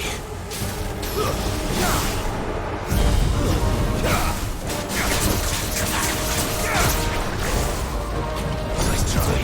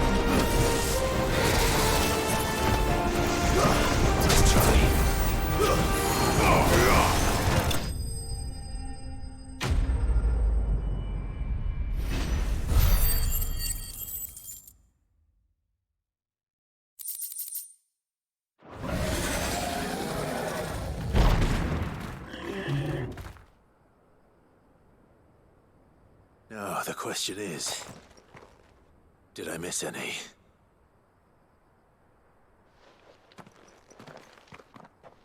Man alive! You're still in one piece! I slew as many as I could. As many as I could, he says. The old bleeding lot, more like it.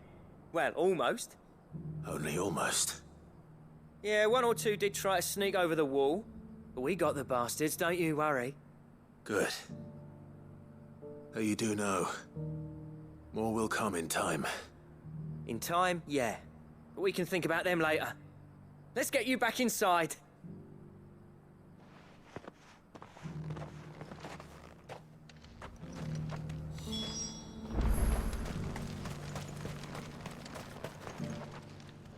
Cid! You're even more fearsome than your reputation. Enough to give those Akashic monsters nightmares. I almost felt sorry for the wretched things. But mostly, I felt grateful.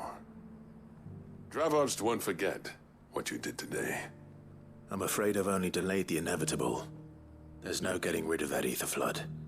Meaning that any living thing which stumbles into those mines will end up clawing at your walls again. And that's if the flood don't spread. If it does, well, I hate to say it, but the village's days are numbered. That may be, but we're staying just the same. With ether floods springing up all over, it's no less safe than anywhere, and more importantly, it's our home. We'll fortify the gates to the north, and I'll see that they're guarded day and night. All right. Then we'll give you a hand shoring up those defenses. As for you, Blackthorn, that's twice you've turned up when Dravos needed you. So, thanks. I shouldn't have stayed away so long. And I shouldn't have left without talking it over with you first. Too bloody right you shouldn't. Though I doubt I'd have listened. I always envied you. How you made everything look so easy when, for me, it was anything but. You leaving gave me the perfect excuse to hate you. And from that day on, I never once stopped to wonder what it would have been like if you'd stayed. But what you said earlier, it was true. You'd have been the death of this place. Finally, something we can agree on. I hope you see the sense of it eventually. You kept this place alive. Alive, perhaps. Wealthy even, but Dravoged isn't what it once was. Our work used to be the pride of Dhalmekia. Now, we churn out the same rubbish day after day because it's easy and turns a profit.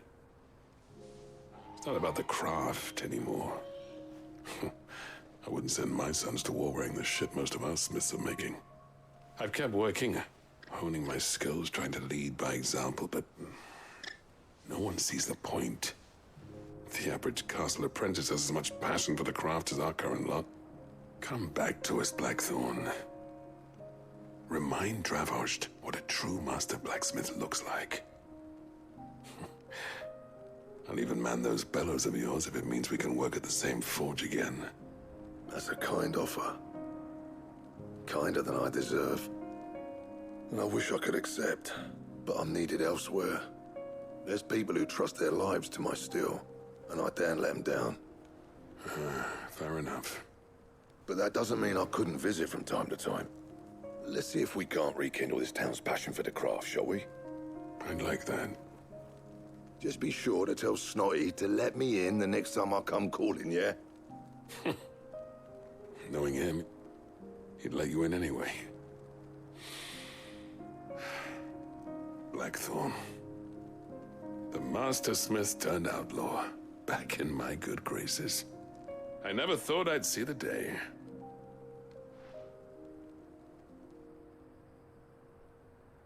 I'd say that went pretty well, wouldn't you? Even better than I'd hoped. Cid, I've got something for you.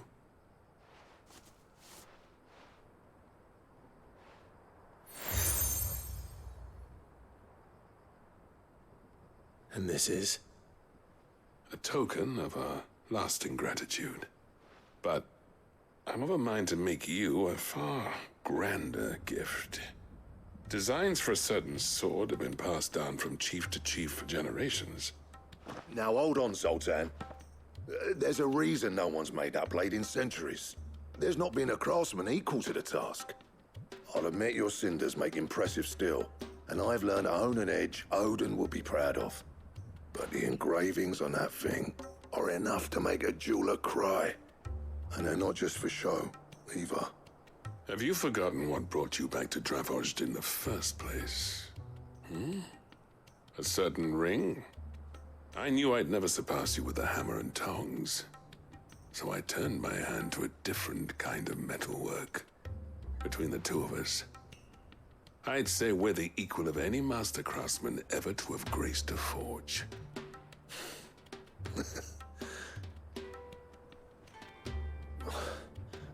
You know what? I think you might be right.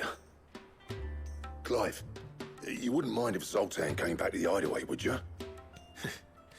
He's more than welcome. As long as he can keep our secret. Right. Zoltan, get your tools. We've got a legend to forge.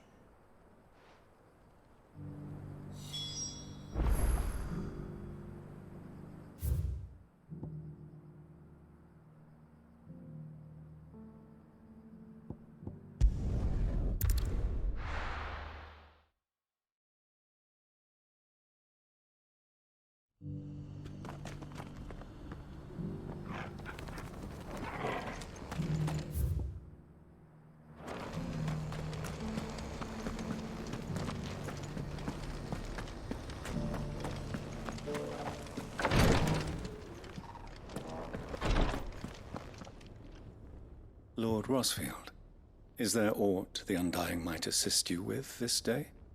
Perhaps. My brother said that your order was helping him with his quest to uncover Ultima's origins. Have you learned anything of note since last we spoke? Little and less, I regret to report. I see. Be assured, however, that we will not rest until the truth is known. Even now, our archaeologians scour ruins in every corner of the realm for traces of Ultima's touch. Fallen ruins, I take it. Dating back as far as Phoenix Gate. Indeed. Ultima's thralls are oft sighted among the remnants of the fallen civilization, as if protecting the secrets concealed within. Secrets we'd see unearthed. Should our methods be of interest, my lord, mayhap it would please you to observe some of our number at work. Would that be possible? Of course. A survey is being conducted not far from here. Perchance you are familiar with Kretov, a small hamlet built around a fallen airship. I was due to visit my colleagues there to collect their preliminary findings, but if you would consent to do so in my stead, I'm sure that they would be honored to relate any discoveries they have made to you directly. All right. I'll go and meet with them. They will be most gratified, I am sure. Might I suggest you take the road through Titan's Wake? It will lead you straight to the village after but a short walk. Thank you. I will. I wish you a safe journey, my lord. May the Firebird's flames burn ever in your heart.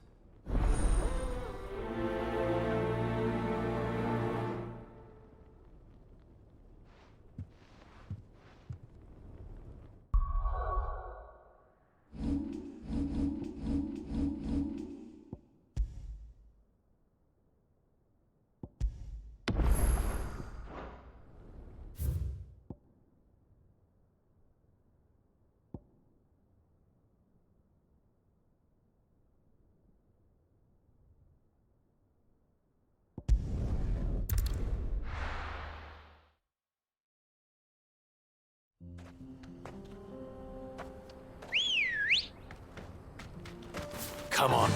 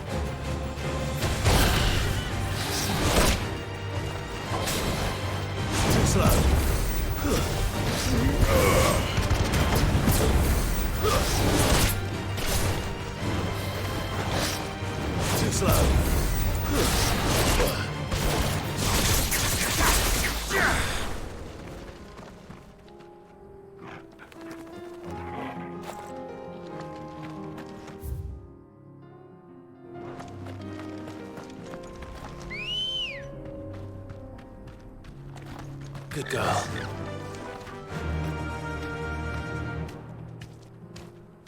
Fly, Ambrosia.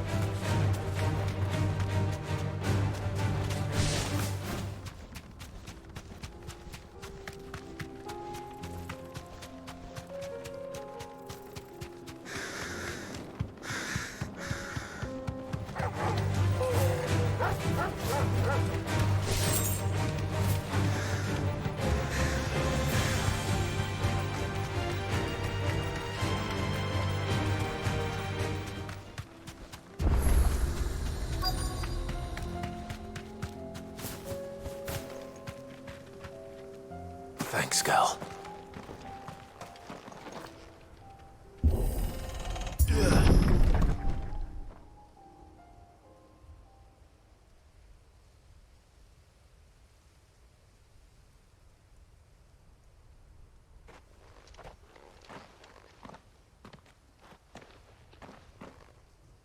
Oh no.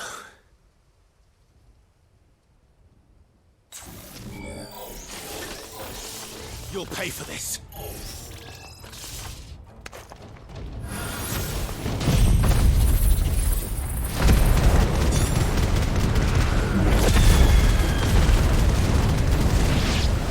There may still be survivors.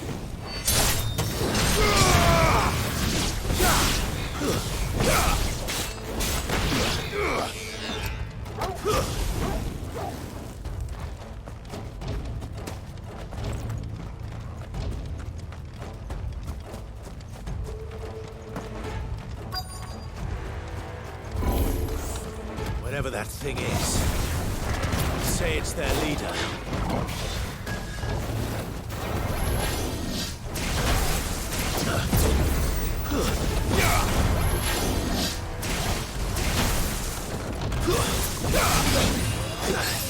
That's better.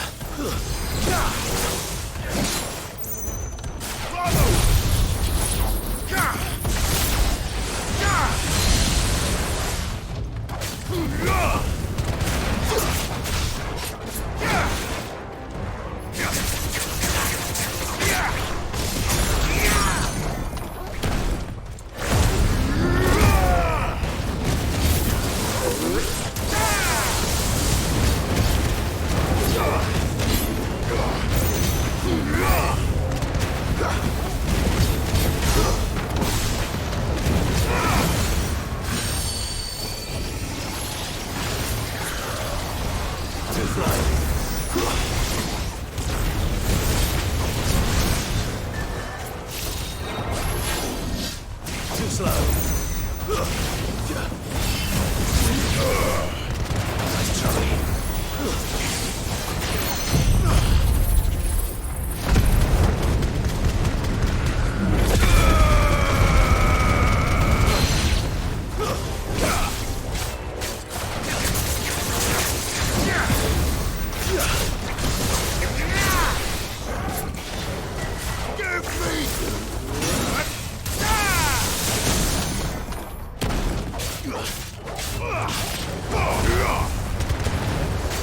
You lose.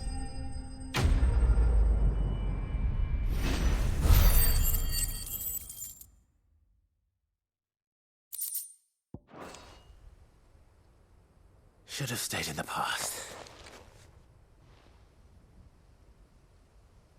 These must be Cyril's colleagues.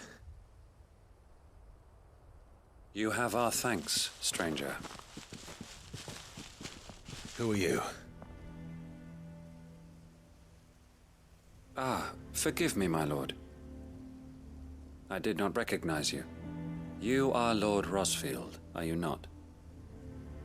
We are archaeologians, tasked with surveying this site.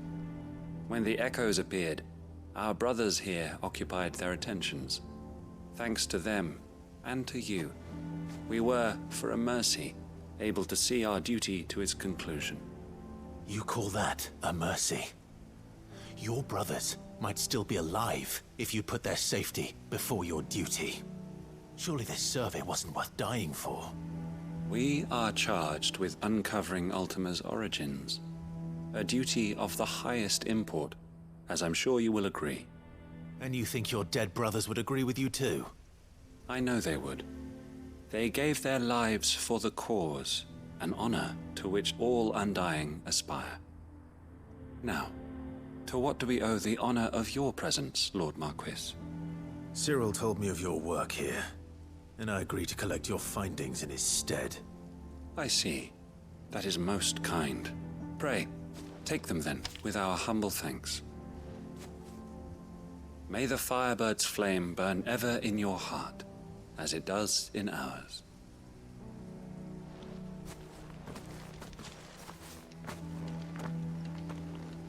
It's one thing to lay down your life for another, but for a survey... I suppose I'd better get this back to Cyril.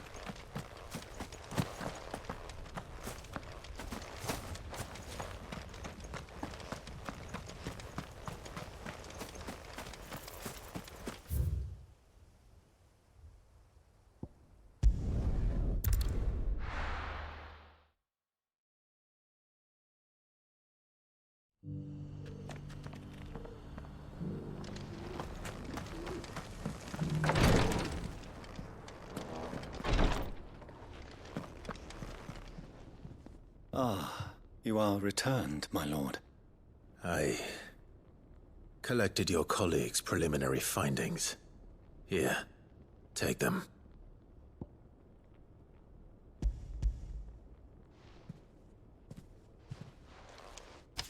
My thanks. I shall study them, and inform you forthwith if I discover aught that might aid you in your fight against Ultima.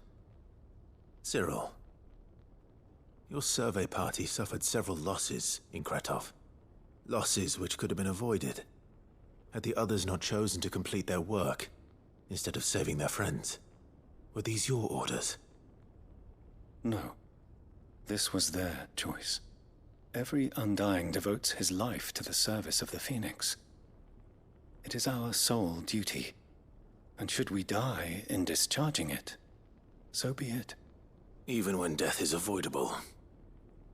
My lord, I fear that this is not a point over which it would be fruitful to argue. The Undying have served the Phoenix for countless generations, and your opinion of our methods, however earnest, is not like to change them. We live to serve the Phoenix. Our very order exists for that purpose, and that purpose alone. Cyril, I know that you and your brethren answer only to Joshua, but allow me to offer you a word of advice. It does not further the cause of the Phoenix to have his loyal followers surrender their lives without good reason. Provide your survey parties with an escort, that they might live to do their duty for years to come. Think not only of how you can serve the Phoenix, but how Joshua would want you to serve him. Please. For all our sakes. I thank you for your advice, my lord. If you will permit me to respond, our faith in his grace, Joshua Rosfield, is absolute. And we of the Undying will do what we believe is right to fulfill our duty unto him. As first shield to the Phoenix, I am sure you understand what it means to do one's duty. I do. Then we are of the same mind. And it is my hope that we may continue to do our duty together.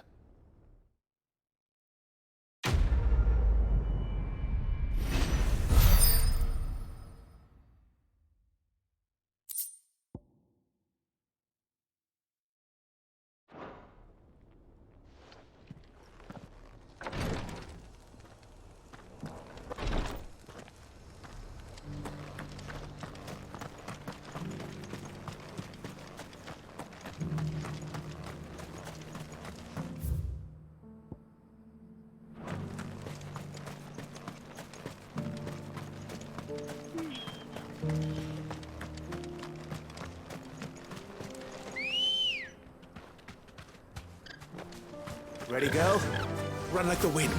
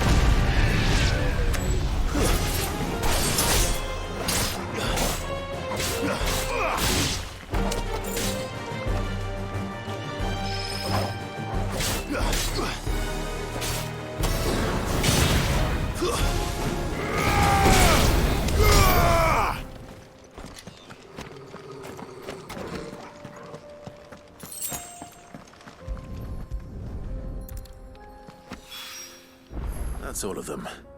Owain can uncross his toes now.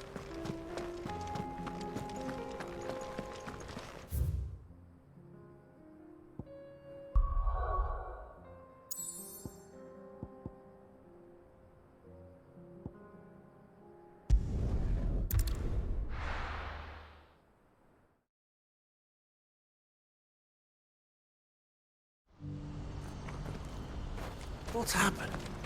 Guards at the gate are in a right old panic.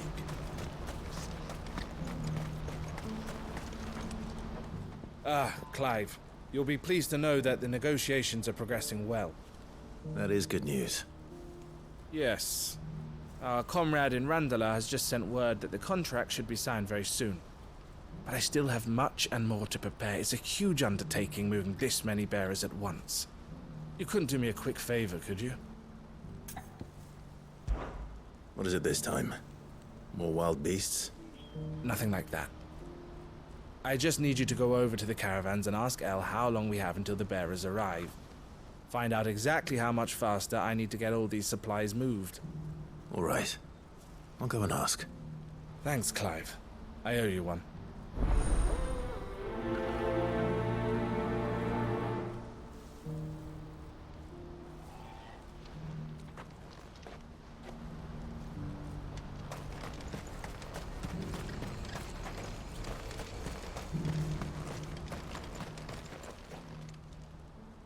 Don't blame yourself, El. This is their fault, not yours. I know, but... No buts about it, all right?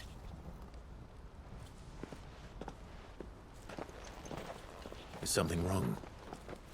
Vonnie came to give me a message from our intermediary. The talks with the Republican army have fallen through. They've reached an agreement with the Silver Peak Consortium instead.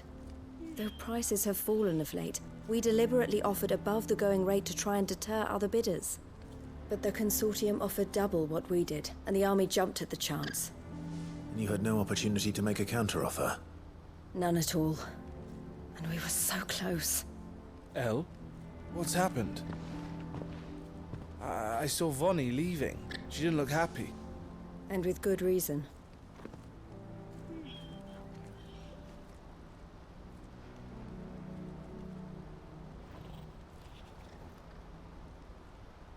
But I thought we were the only ones the Fist were speaking to about the bearers.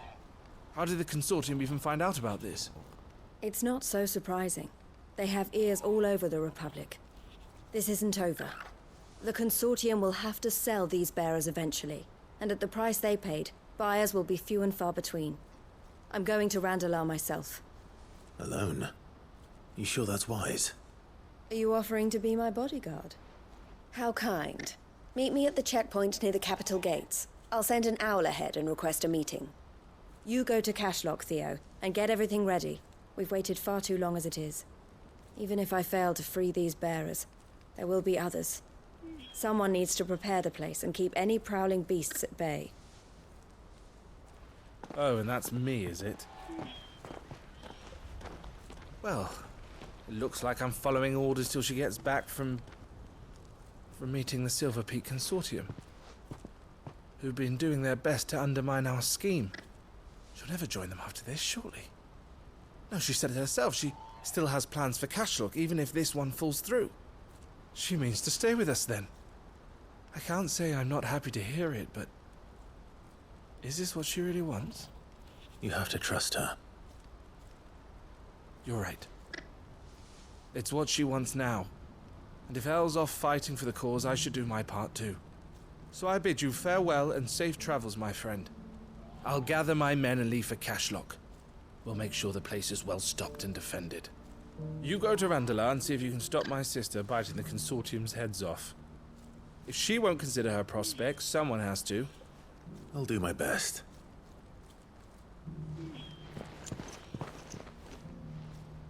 All right. To Randalar, then. We'd better not keep Eloise waiting.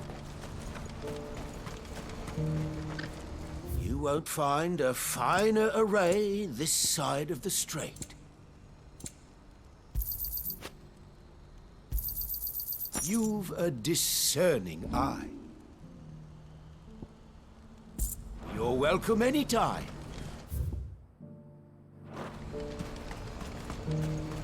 What's happened?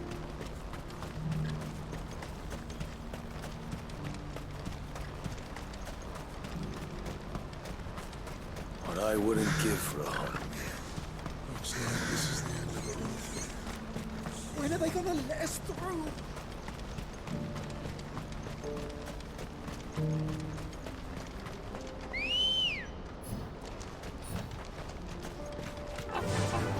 Run like the wind.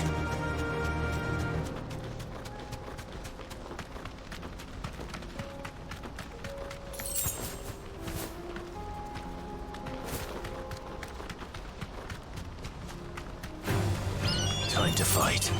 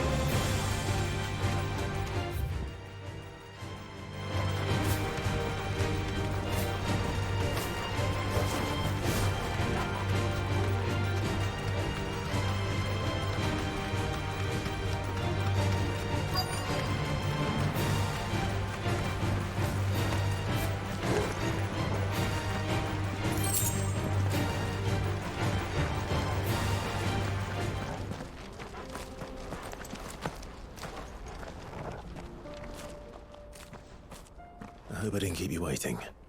Did you arrange to speak with the Consortium? Here they are now. You wish to consult with me? I did. It's about the bearers you recently purchased from the Fist. We had all but finished making arrangements to buy them ourselves, and then you stepped into the fray. You misunderstand. The Consortium had an interest in purchasing them from the very first. It was only our regard for you that kept us from bidding. But your hesitancy in accepting our offer to you suggested that the regard was not mutual. And so we resumed our business. I did not hesitate. I am simply not inclined to make such decisions without first giving them due consideration. But what is done is done. Come then. How much do you want for them? Alas, you are too late yet again. We rarely take on such unconventional merchandise without a purchaser in mind. The bearers belong to him now. Who is your buyer? A trader from across the water. A most demanding fellow, if it's any consolation. He insisted the bearers be fed, dressed, even given their own bunks for the voyage over.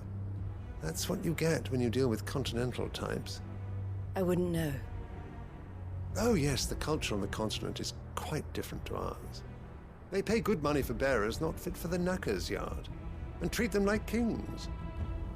But as long as they pay... That does sound unusual. No matter then. If they've already left our shores, there's little that can be done. Allow me to withdraw my interest. And with it, my interest in joining your organization. My associates will be sorry to hear that.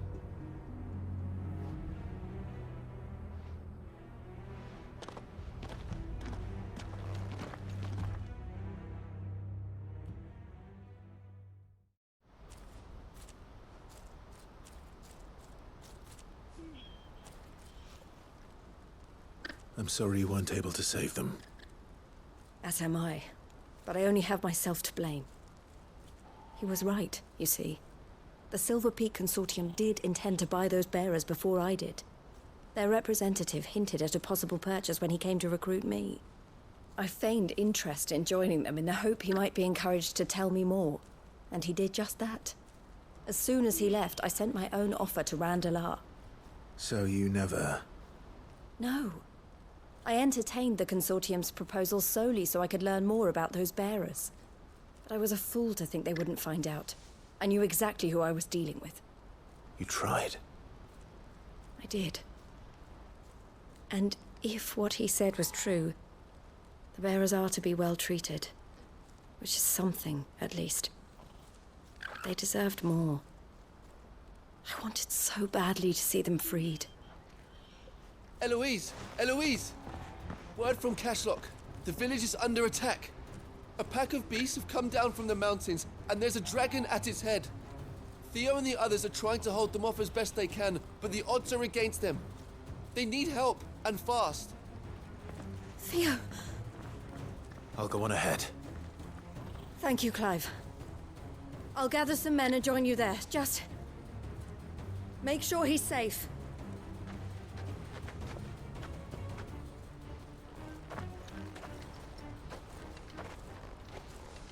Hold on, Theo. I'm coming.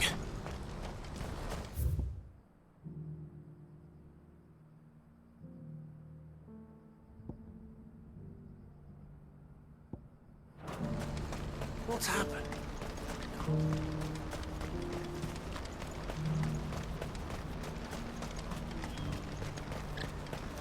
What I wouldn't give for a hot meal. Looks like this is the end of the road. When are they gonna let us through?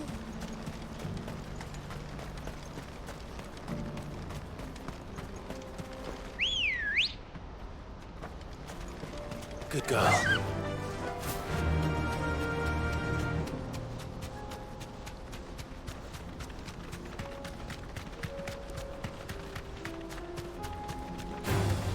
All right.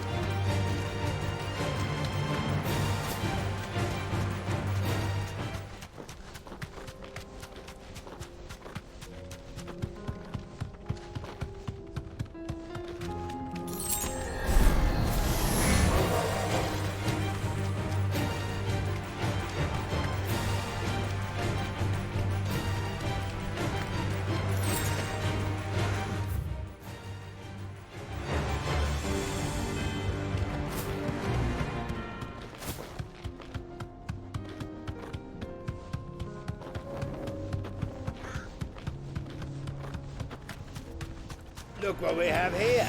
All right then. Let's get this over with. Let's get carving.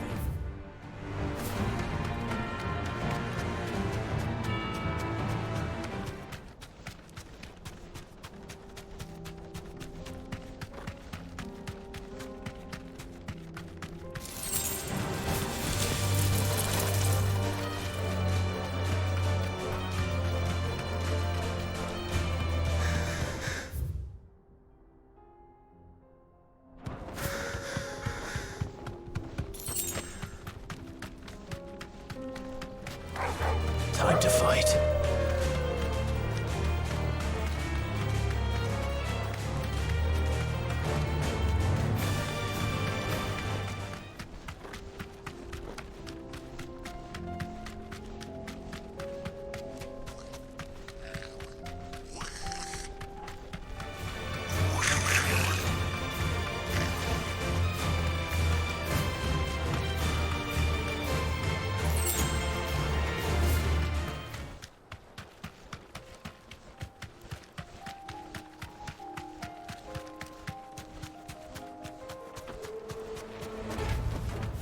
I can walk from here.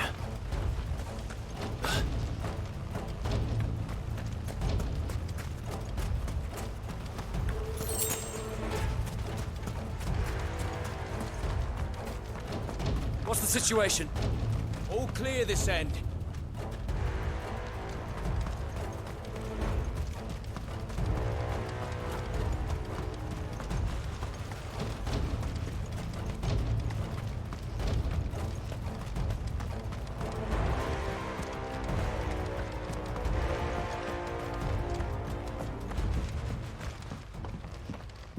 Where's Theodore?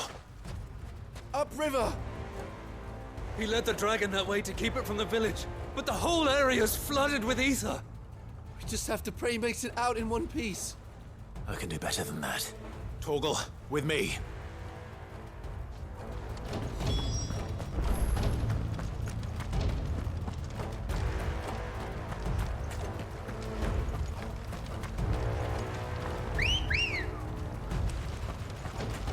Come on. Fly, Ambrosia.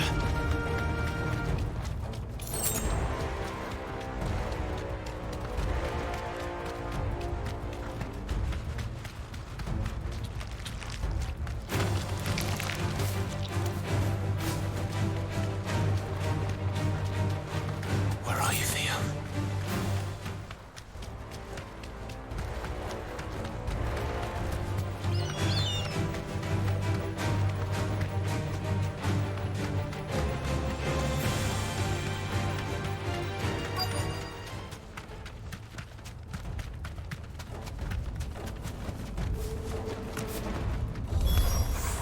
Damn it. The ether's too thick. These creatures have already turned.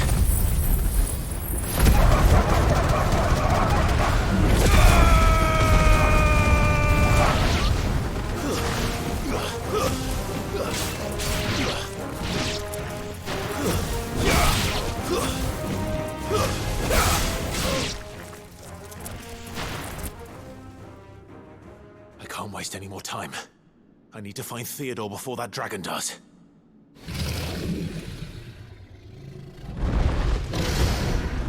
Looks like it's found me. This thing's turned as well. This isn't going to be easy.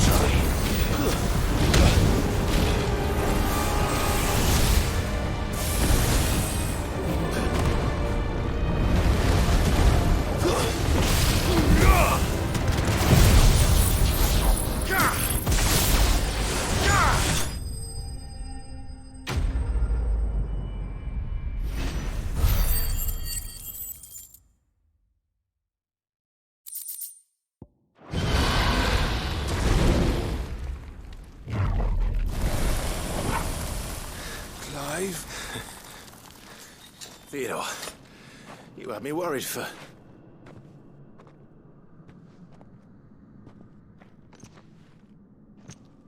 We have to get you out of here.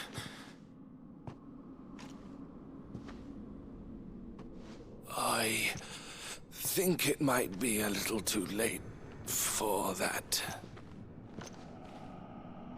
Bearer or no, there's only so much ether a man can take, and that Drake just wouldn't let me leave.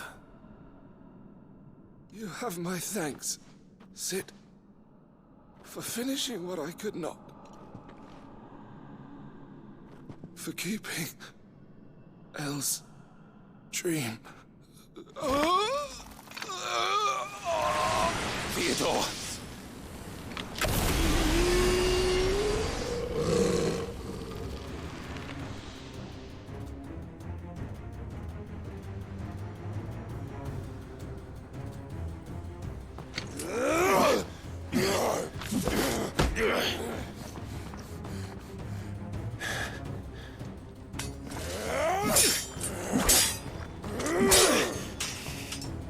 Don't make me do this.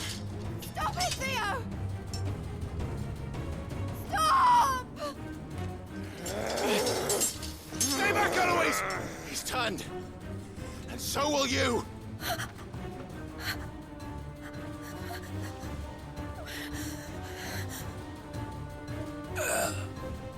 Elle. Theodore.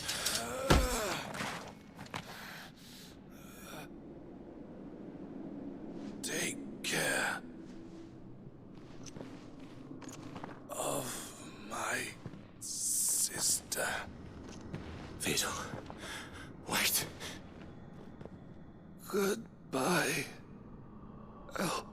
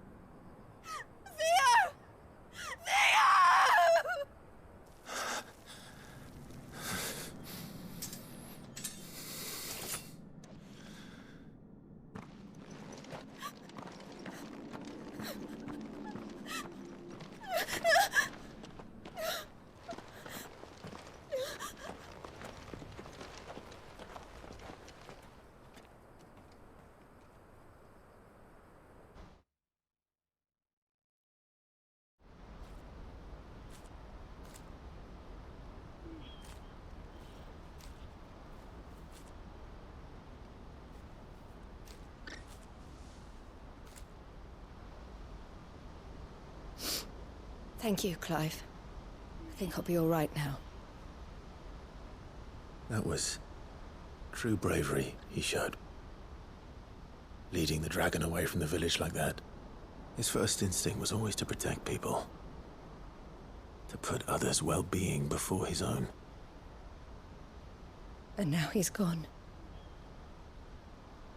Because I sent him to that place, against his will. It wasn't against his will. He was ready to do whatever it took to show you he could stand on his own. So that you would finally be free to live your own life. To live my own life? He never could come to terms with the choice I made. What exactly happened? You once told me Theo was the first bearer you ever helped.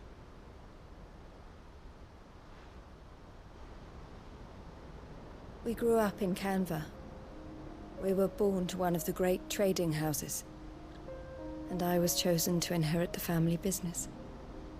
I had my father's head for figures, you see. Theo did not. While I studied the art of commerce, he played at soldiers instead. A late bloomer. In more ways than one. For unlike most bearers, it wasn't until his 15th summer that his powers awakened. My parents tried to drive him out of the house and into the care of the constables. But before they could, I took him into mine. Theo told me something else. He clearly admired your devotion to the cause of freeing others like him from slavery. But he said you deserved a better life than this. He wanted to free you from what he called your bonds, just as you freed him from his. I would be lying if I said I had not wondered from time to time how much easier my life might have been if I had allowed Theo to be taken and devoted myself to the family business instead.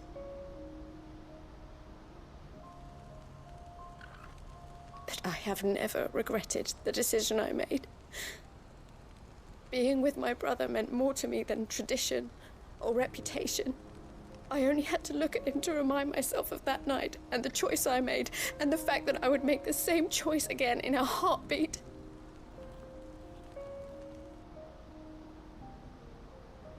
He was never a burden. How could he even think that? If anything, I was the one who weighed him down. You weren't, Eloise. He said it himself, that he had always been grateful to you for saving him, and that he wanted to repay you by letting you live the life you were denied. Neither you nor Theo weighed each other down. You loved one another. You did whatever was necessary to continue living your lives together, and you always would have. You're right. All I ever wanted, all I ever did, it was so we could be together. Oh, Theo, why did you have to...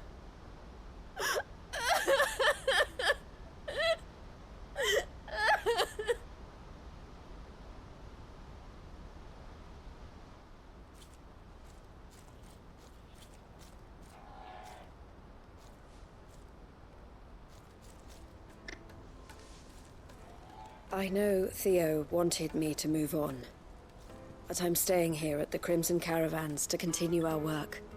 We can make a difference here. We can help people, save them. I need nothing more from life than that. So I'll carry on doing what we do, ensuring that goods, people, bearers get where they need to be, bringing smiles to people's faces just like we always have, and to Theo's, wherever he is. This is the life I have chosen. The life I will always choose. I've made a choice of my own, to continue helping you however I can, whenever you need it. Thank you, Clive. Let's go on together then. For Theodore.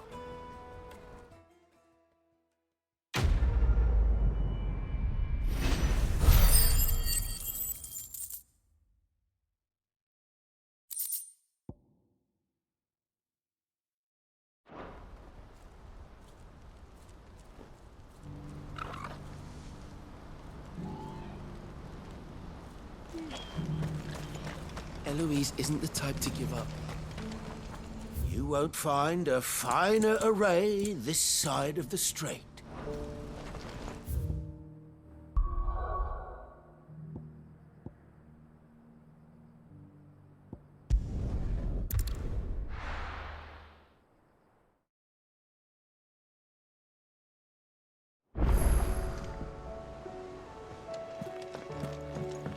Come back.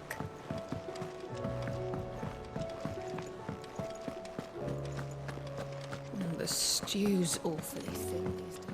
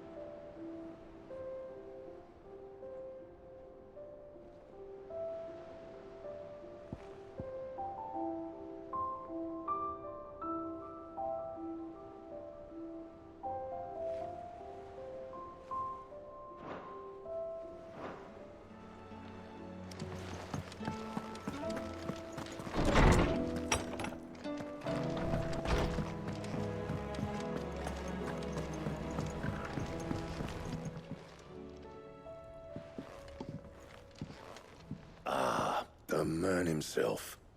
We were just about to make a start on that sword I promised you. It's funny, but none of this would have been possible without your help. You remember Camille? We'll be using his leatherwork for the grip. The steel, meanwhile, will be tempered in a fire, burning the cinders you charmed out of old Zoltan here. And that whetstone from the Outer Isles, that'll be what gives the blade its edge. And the final flourish will be my talented colleagues' engraving. A team effort led by the greatest blacksmith alive.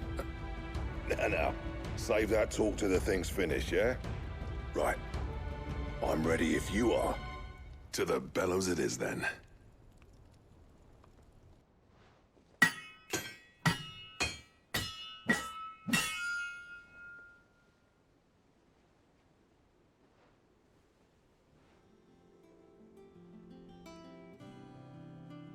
Well, bugger me. We actually did it.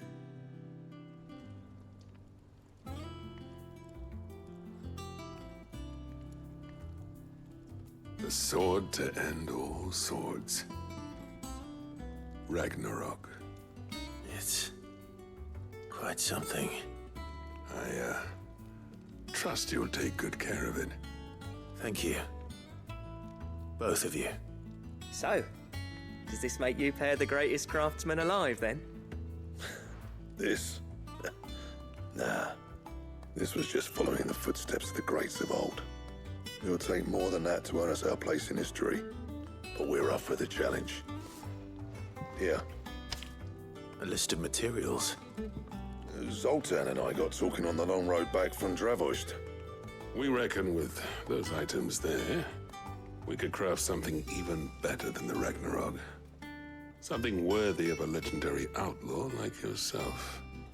That's a weapon I'd like to see. You leave this list with me. I was hoping you'd say that. One legend at a time, eh, lads? Before you start on the next, who fancies raising a cup to Friendship Reforged? Good idea. No more drinking to forget my past. It's about time I had something to celebrate. Then tap the kegs! Vulcan's boys are on their way!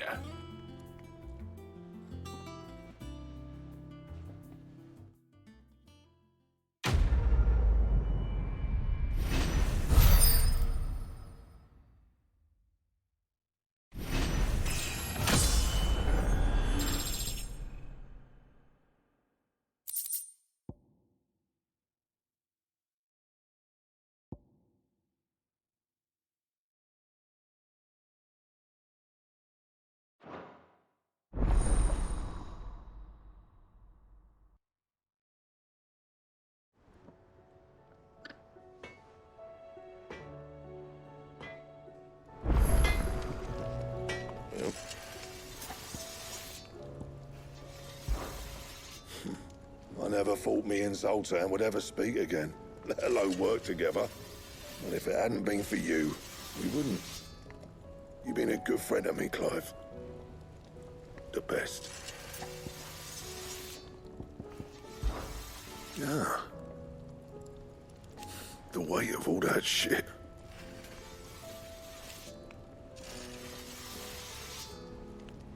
Clever girl, that one. What do you want?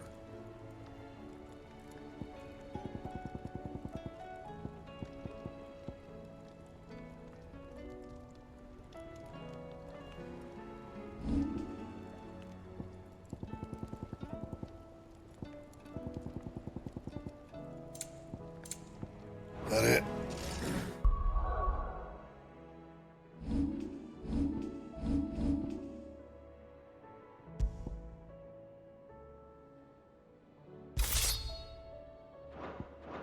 Fine.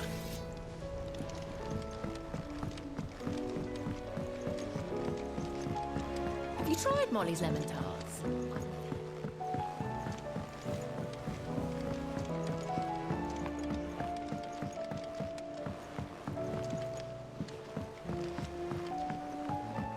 Canva lost? It can't be true. Miss, Can we read Miss Editor's story for our lessons?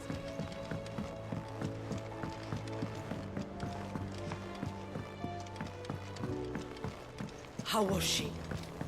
The Enterprise, I mean. Ah, Sid. Wasn't expecting you back so soon. So, is it good news or bad? Good, thankfully. Here. That's brilliant! Thanks a blimmin' million! I'll fit 'em to the smelter right away!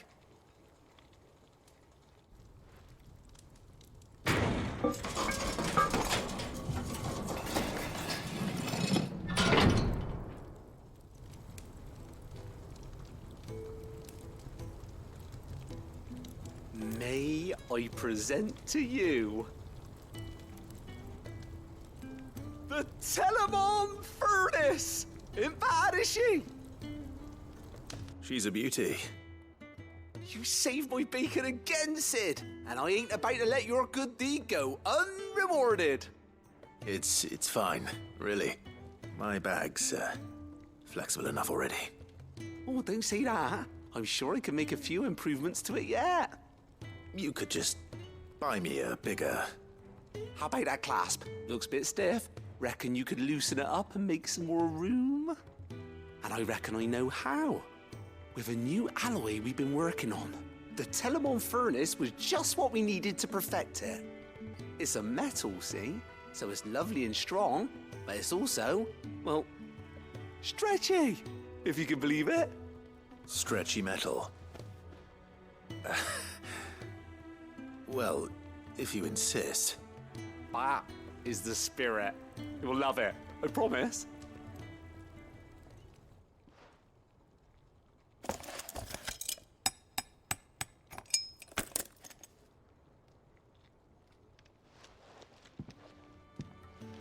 So, what do you reckon?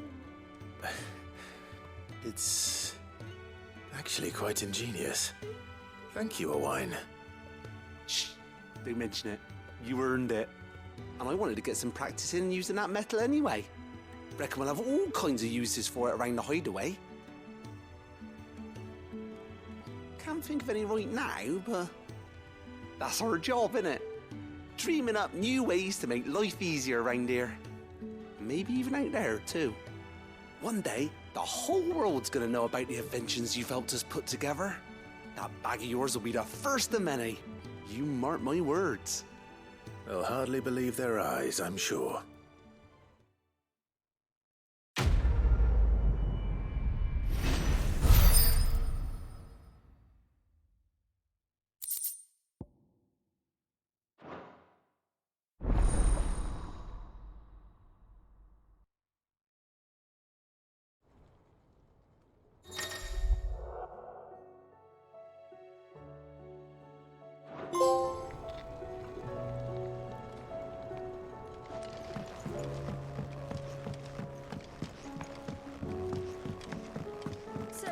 She don't need sails or oars, but she's still the fastest ship on the sea.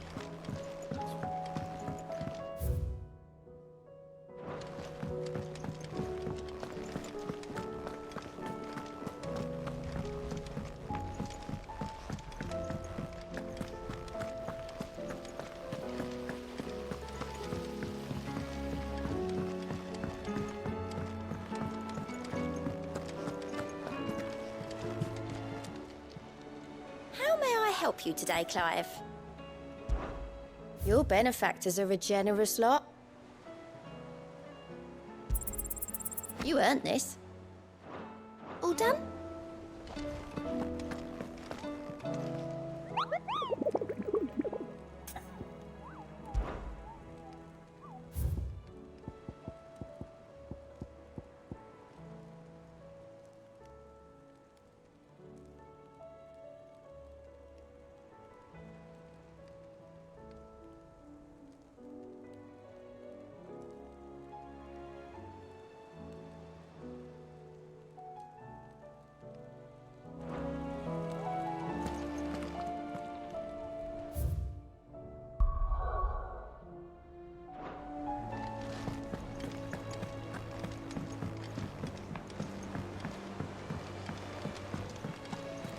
covered in nicks and lumps, the lot of them. Come back.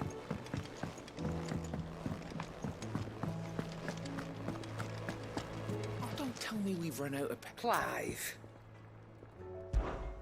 Go on, then.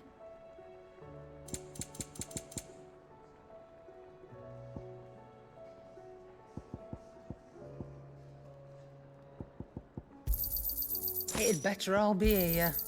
You're rubbing me blind, you know. You'll not find a better price than that. Finished, are you?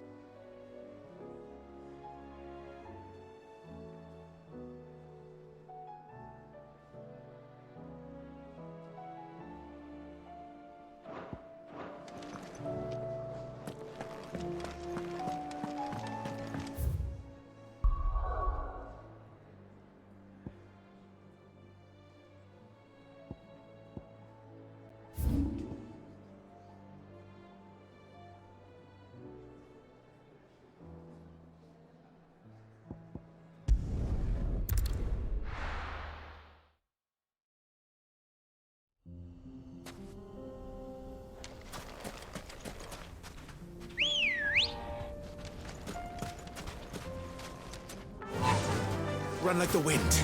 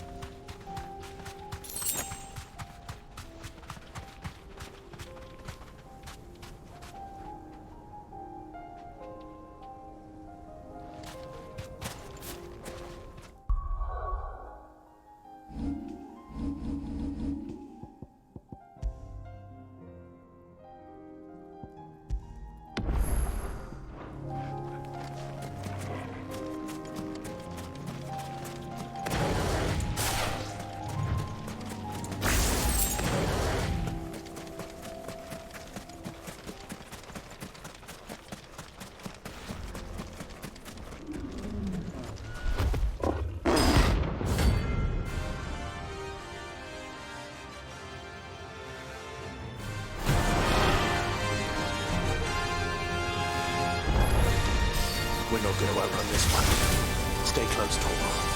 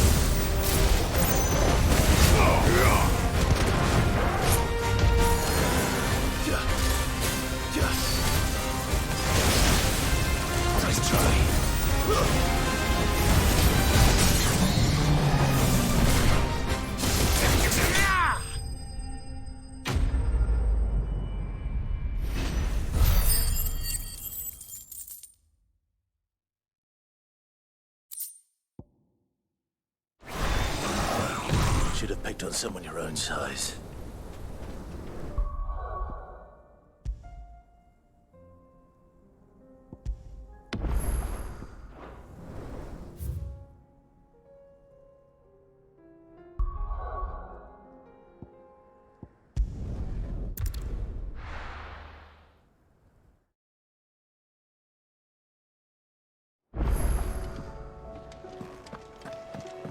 Come back.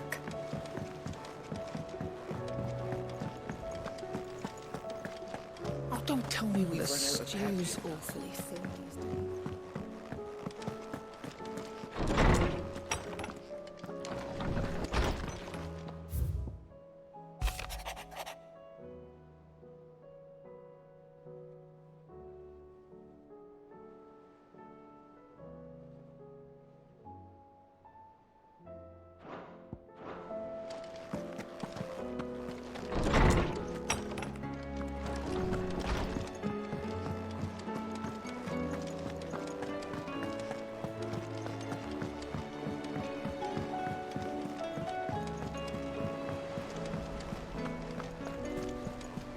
Covered in nicks and lumps.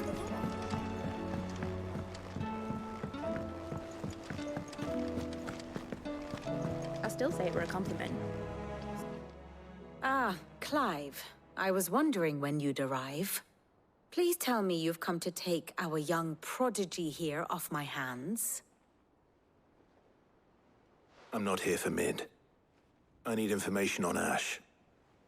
Then why not ask Molly if you can look in one of her ovens? Go on. As soon as the Enterprise is ready, we'll be setting out for Drake's Spine. And we're going to need a safe place to land. Preferably one that won't see my ship blown to shit and splinters. If it were that easy, do you think Waloed would have resisted invasion for so long? Very little is known of Ash, and the information we do have is spotty and outdated. We have the good King Barnabas to thank for that. Waloed's borders have been closed to outsiders since the day he seized the throne. If there is anywhere safe to land, you won't find it on my map. Then tell us what we will find. I'm sure you know better than we do. But no splinters. All right, if it will get you out of my hair. but interrupt me, and it's over. Understood?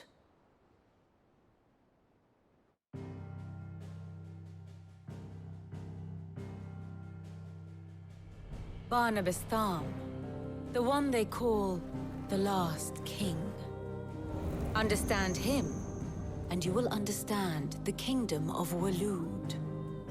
Barnabas was only a boy when he arrived from beyond the southern seas, and barely a man before he united the ragged tribes of Ash. And having unleashed them upon the formidable Veldamark, he set his throne upon the ancient kingdom's ruins. The victory sent shockwaves around Valisthea, tales of Odin's might spreading through every court, parlor, and drinking hole in the realm.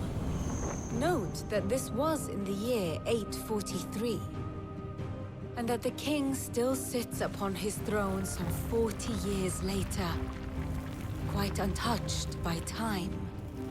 Waloed's recent inaction left many wondering if Odin had lost his appetite for war. And yet here we are. The Einherjar was committed to the fray, a bold declaration of intent. Orcs swarm around Drake's Fang, and throngs of Akashic haunt Canva's streets. Though how precisely the havoc they wreak serves Waloed remains unclear.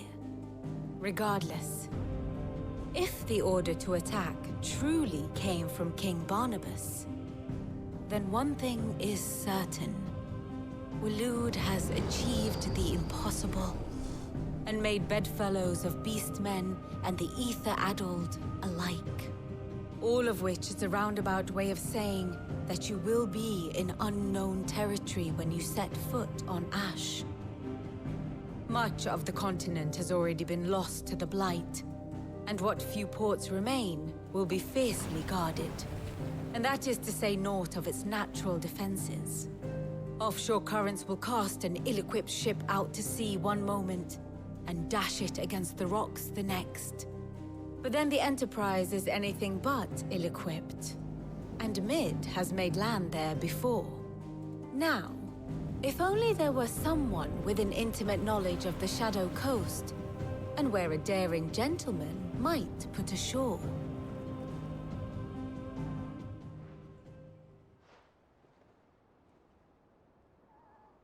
You see, Clive, you had the answer all along. Do you think you can get us back to that beach, Mid? Picked you up from it, didn't I? Not that it were easy. The currents were a right bastard. But then, if it wasn't hard, it wouldn't be worth doing, would it? Well said.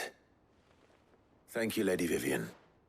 If a few morsels of common knowledge and a sprinkling of tavern talk are worthy of your thanks, I wonder what genuine intelligence might earn me.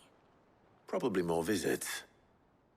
Mid, I need everyone in the ale hall now. I'll fetch Joshua from the shelves. Aye, aye, Captain.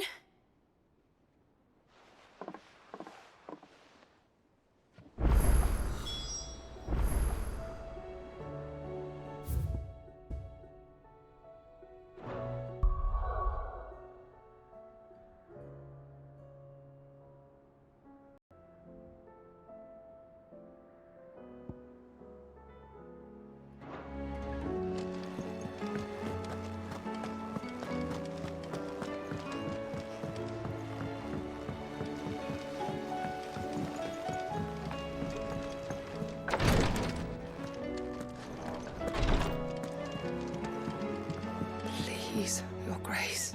My Lord Marquis. Yote, is anything the matter? You seem troubled. Perhaps I might be able to help. My lord. Yes. Perhaps you might. It's your brother. His condition continues to worsen, though he does his best to hide it. The lesion on his chest pains him more with each passing day. I had feared as much. There are certain elixirs which can ease the suffering of those afflicted by the curse, but... But His Grace's case is severe. The drafts I have been able to prepare for him thus far have ceased to have any real effect. So I consulted with Tarja and certain of my comrades among the Undying about the possibility of finding something stronger. And thankfully, a recipe was found. The only problem being that the critical ingredient is exceptionally hard to come by, and our supplies are almost exhausted. Unless we can secure more soon, your brother's anguish will likely become unbearable. My lord, I know that I have no right to make demands of you. But would you help? For Joshua's sake. For Joshua? Anything. Thank you, my lord. So, what is this critical ingredient? A rare herb by the name of stonerwort. It grows only where the ether is densest. The vigor it stores in its stems helps to counteract the curse. We discovered a patch near the aqueduct in Rosaria. But alas, yet more ether has erupted from the earth there recently, leaving the whole area flooded. The search continues for a new source. One that we might reach without being turned. So it's only that you can't reach it? The stonerwort itself is unharmed by the flood? Well, yes, but... Then I shall go in your stead. But, my lord... You've yet to find another source, correct? So for now, the aqueduct is our best hope. Besides, I'm a dominant. The ether can't hurt me. Well, if you're sure, my lord. Stonerwort is easily identified by its blood-red blooms. Search around the aqueduct, and you're sure to find some soon enough. I shall remain here and prepare the other ingredients.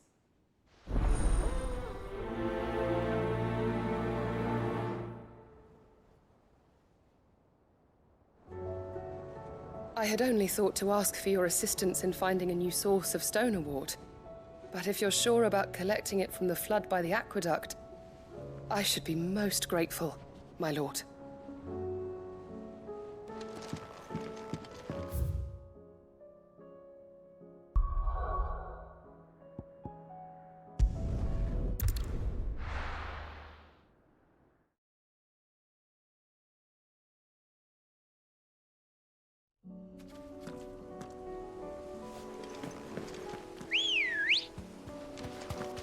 Come on.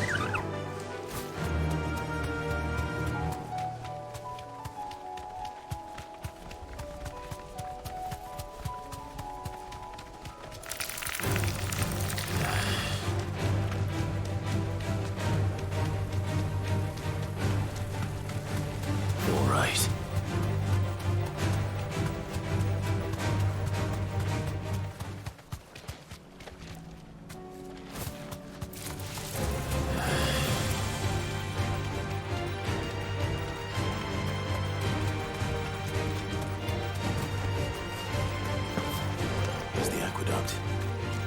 Now to find our stonerwort. Yote mentioned blood-red petals.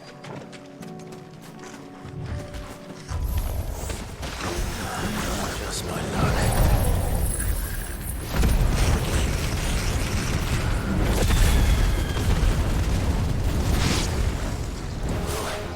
I won't be picking anything till they're gone. There's only one thing for it.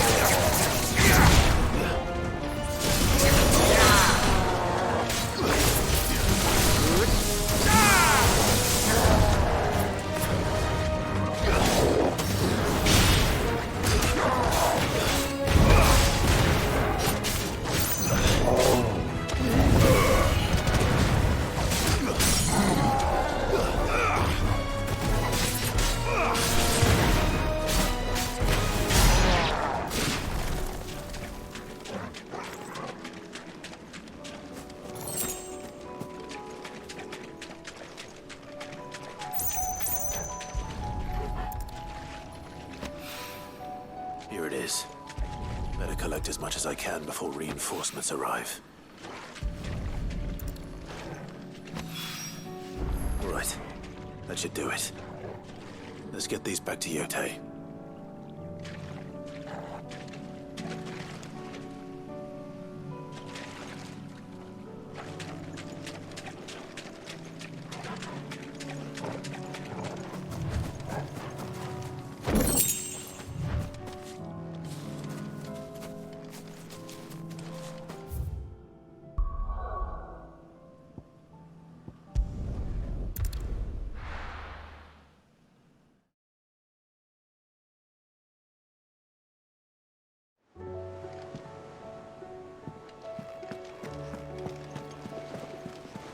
Covered in nicks and lumps.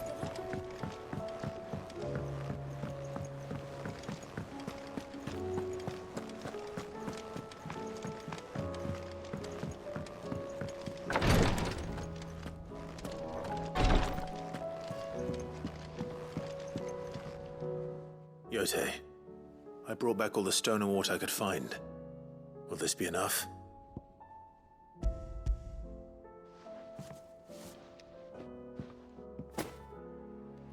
Yes, my lord. Thank you. I'm sure it will serve us until we can find another source. I'm very glad to hear it. You and His Grace are very much alike, you know. You think only of how you might help others, and never of the danger to yourselves. No more than you have minding my brother. You've risked a lot for him, and I thank you for it. I am honored that you should say so. But I beg you, my lord, do not give too much of yourself for the sake of others. We could not afford to lose you. I'll keep that in mind.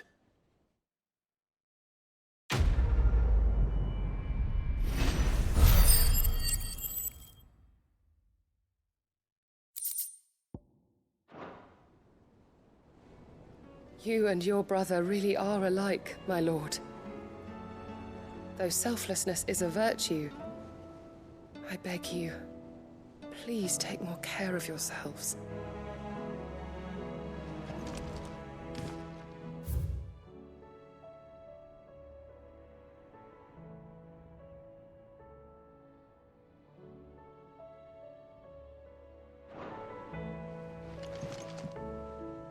You and your brother really are alike, my lord.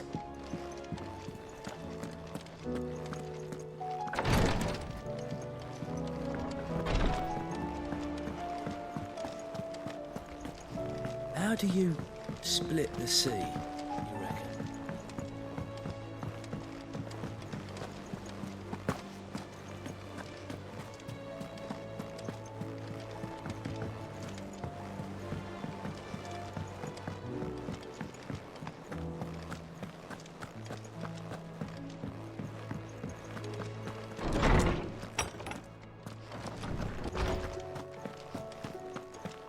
I have no reason to assume. Clive, you must listen to this. Lawsman, tell him. Do you recall when we spoke before on the divinity of Ultima? Well, it inspired me to delve deeper into the subject. And what I discovered appears to agree with the findings of His Grace. You will recall that my quest to uncover Ultima's origins began with the mural at Phoenix Gate. But while I've always known it to be important, its secrets have heretofore eluded me. Now, however, I believe I know where to find the more complete example, one that will reveal all we seek. Master Clive, have you ever in your travels chanced to hear of the Circle of Malleus? I would think not, if you have. But there was once a time when the faith flourished, the oldest known religion in the Twins, and though its popularity eventually waned on Storm, hints of its dogma remain embedded in more modern faiths such as the Crystalline Orthodox. Wait, you said it waned on Storm. What of Ash? Religious monuments are often torn down or repurposed when new faiths rise to prominence.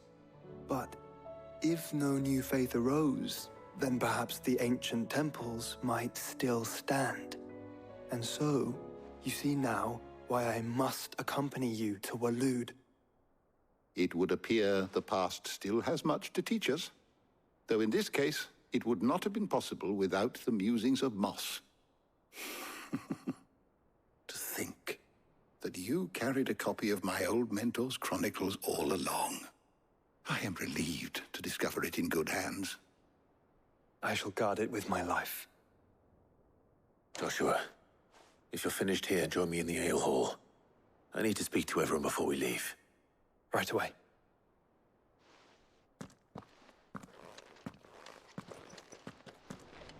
Mid said I could ride the Enterprise next.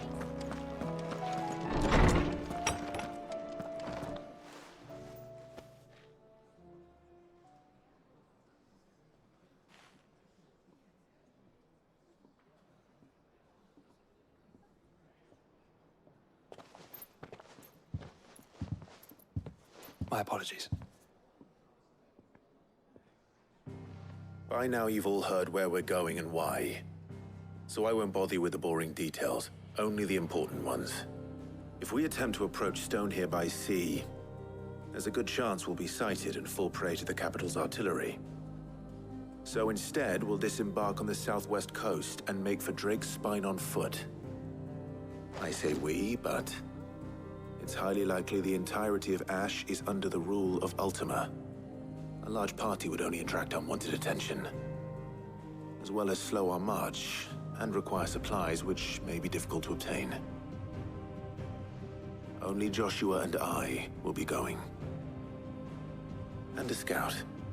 Preferably a good one. Gav, do you know of any? You bet your ass I do. Might still borrow some of Lady Vivian's maps, though. Just in case, like. Once you've dropped us off at the Shadow Coast, you need to retreat into neutral waters, fly merchant colors, and stay inconspicuous. If you sense any danger at all, you leave us behind and return to Storm. Inconspicuous is my middle name. But like hell am I leaving anyone behind. The ship ain't going nowhere till your scurvy mugs are smiling on deck. Jill, the Enterprise will appear a tempting target for royalists and pirates alike. You're to stop anyone boarding. Don't worry. I'll keep the ship and her crew safe. You'll be needing passage home, after all. But... very well. If there are no questions, I'll see you all at the docks.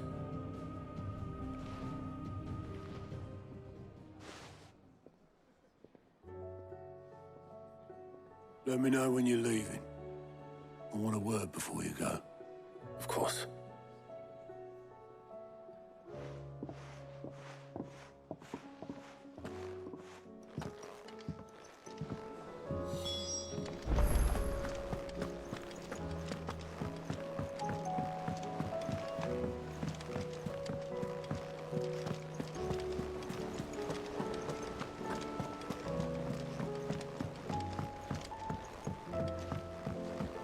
How do you split the sea? Is something wrong? Not at all. Honestly. Can't a man wish his friend farewell? Just wanted to let you know that I'll keep things in order while you're off saving the world. I'll hold you to that.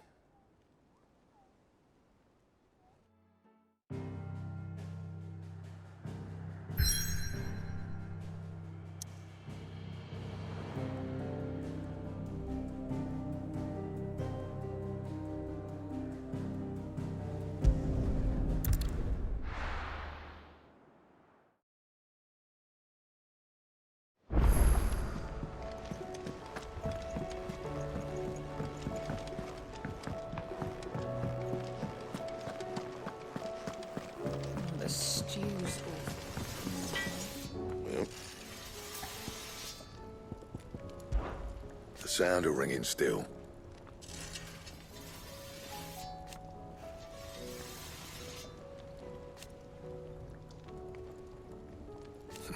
So we won.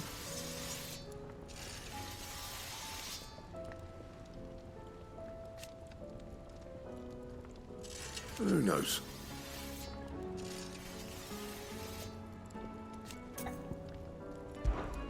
So, will it be?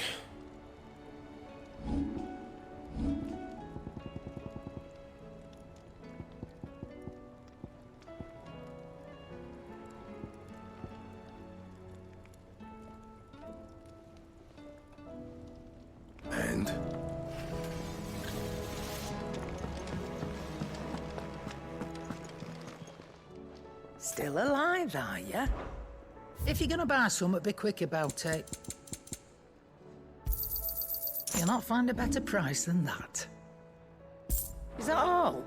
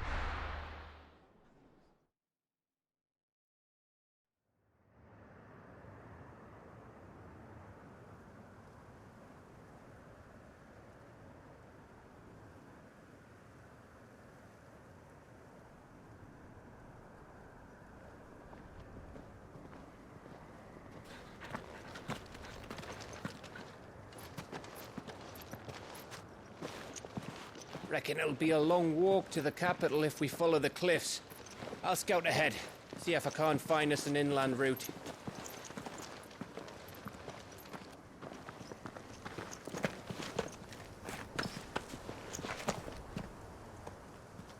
Clive.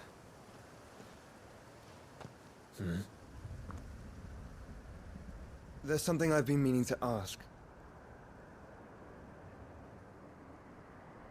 You took her icon, didn't you? Yes, I did. She understood.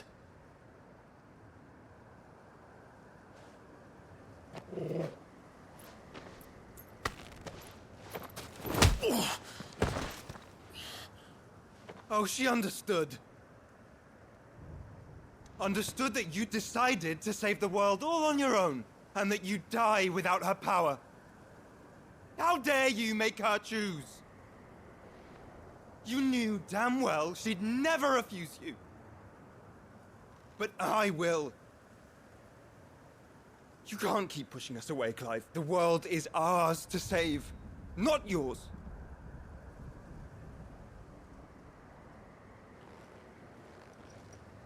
I used my gift because I thought it was the right thing to do.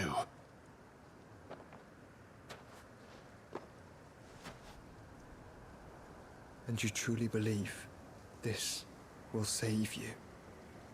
Will save us all? I do.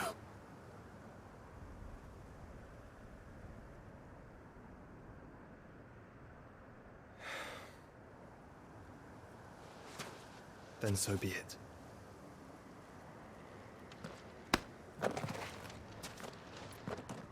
Just don't forget, you're not alone.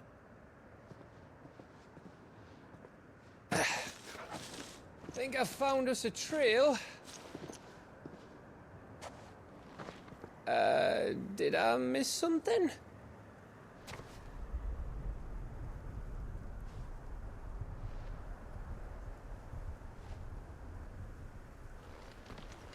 Only that Joshua didn't. I don't get it.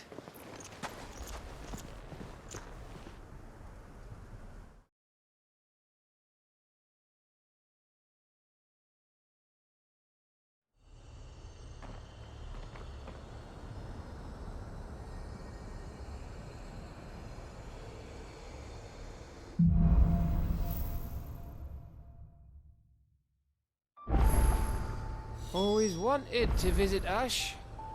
We're in Waluda territory now. Don't expect a warm welcome. Oh, I don't know, Clive. That castle over there looks inviting enough. Shall we sample its inhabitants' hospitality?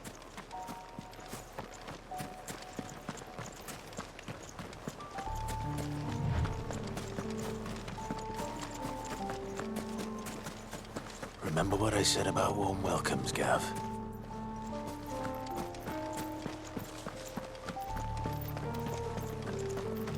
Oh, this place is as dead as Greagor's ghost.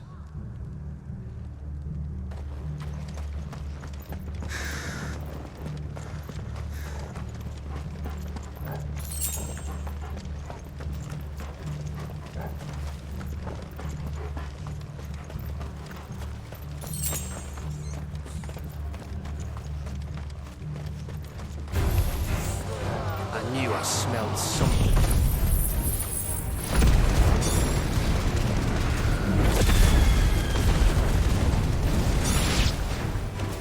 I see only orb caching. Let's hope the villagers made it out in time.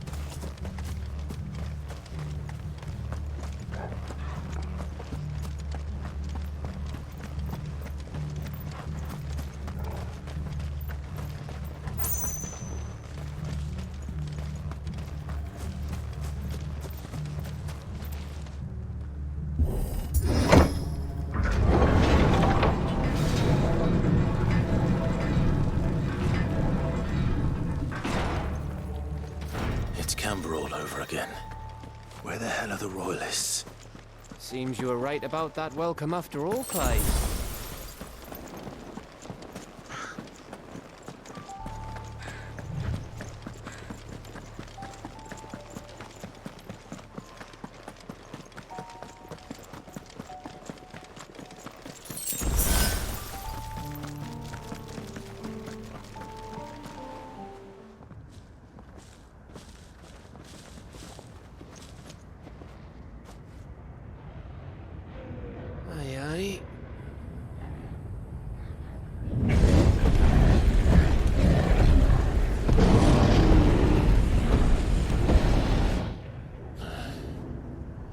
Is the whole of Ash fallen into Ultima's hands?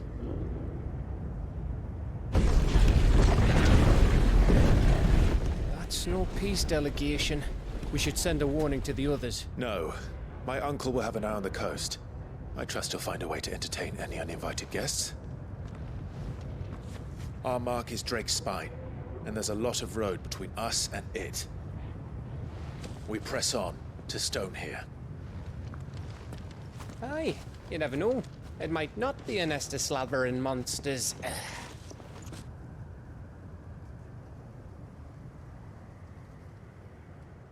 Clive, you must go on ahead without me. This stronghold is as old as Phoenix Gate, perhaps older. It may yet hide Ultima's remaining secrets, and if we are to best him, they must be unearthed. All right. Stay out of trouble.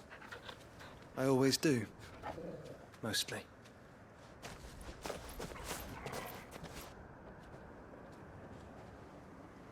You sure about this? About leaving my brother on his own. Of course. Mostly.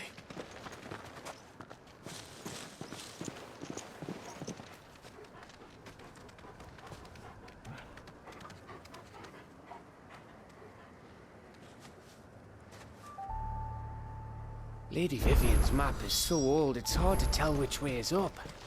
But if I'm right, we're not far from a village called Aistla. Then we make our way there, resupply, and wait for Joshua.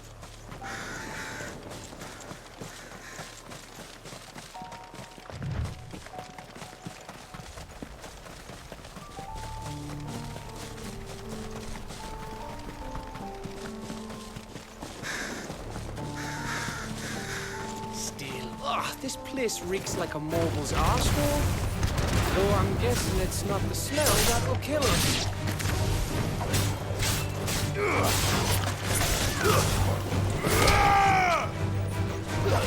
You're finished.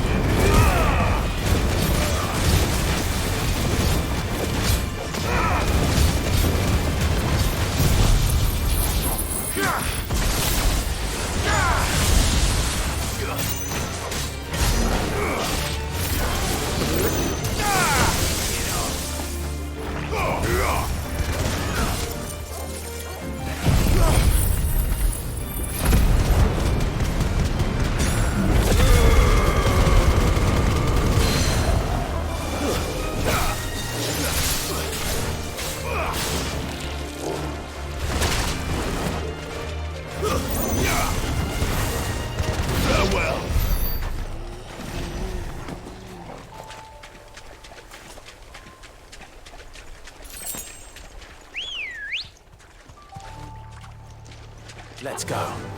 Fly, Ambrosia.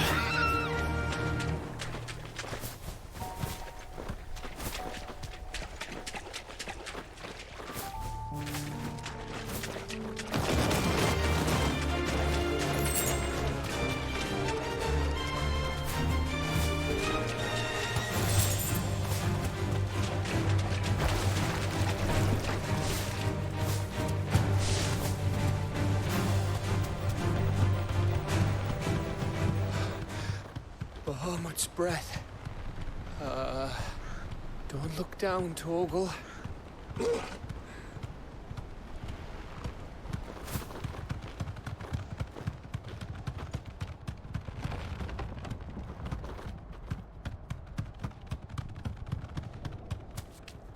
That must be Aistla. You deserve a rest.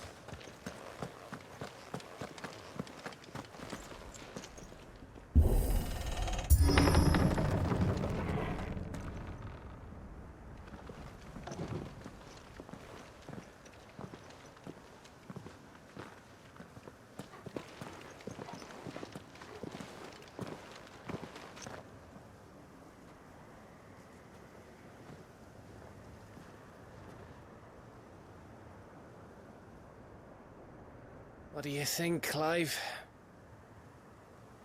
Then we're too late.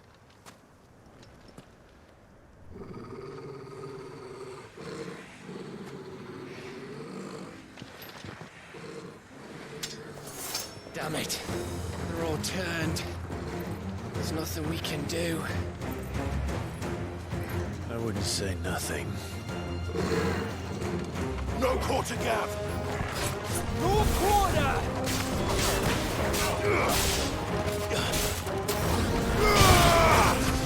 Stay down!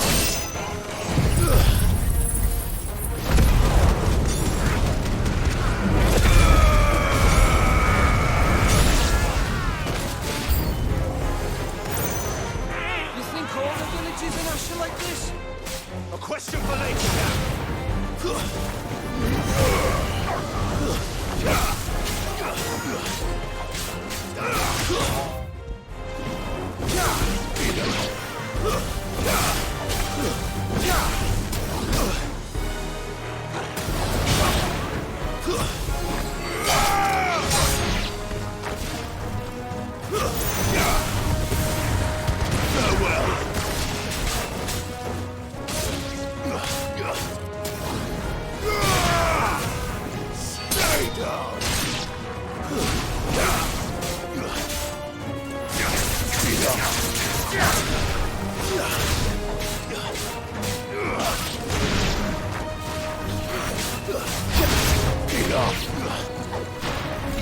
Here they come! And come, and come.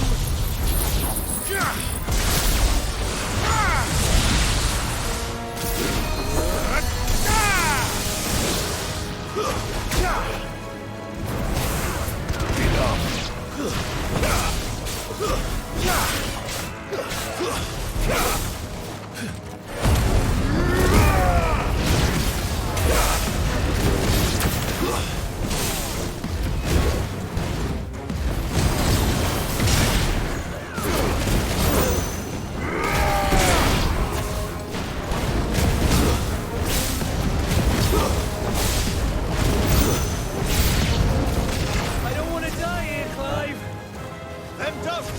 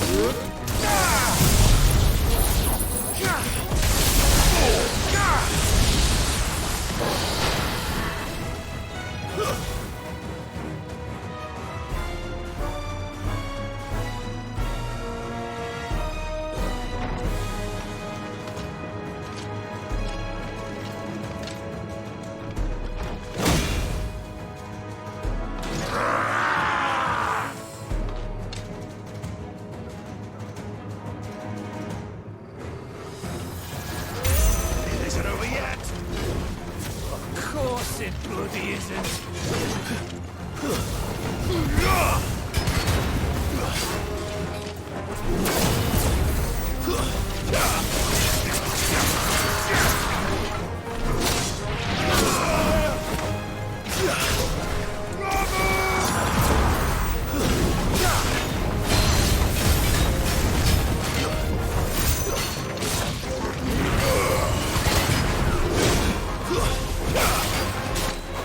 Awaken!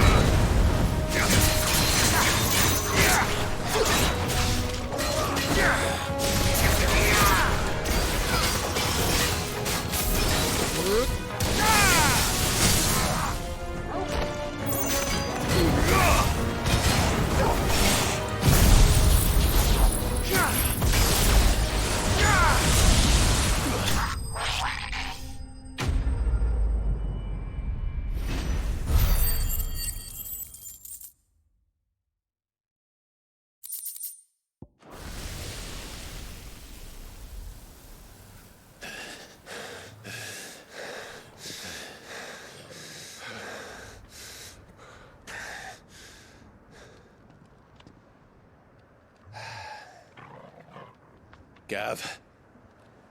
Gav! Don't tell me there's more of the bastards. Oh, fuck.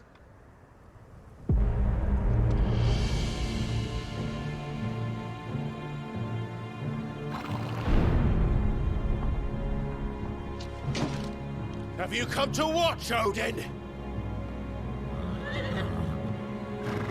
Bound for Stonehill. Good. My master awaits you in the capital, though I cannot allow you to attend him in your present state.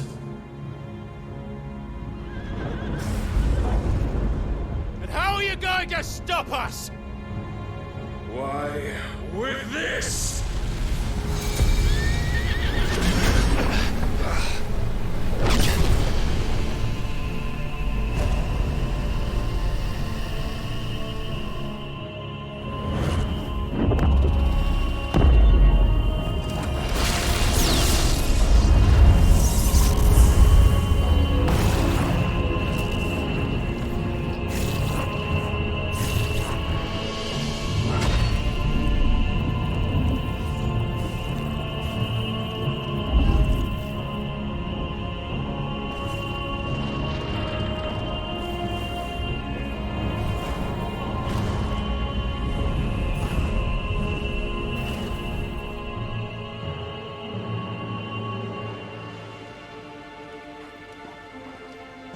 What did you do?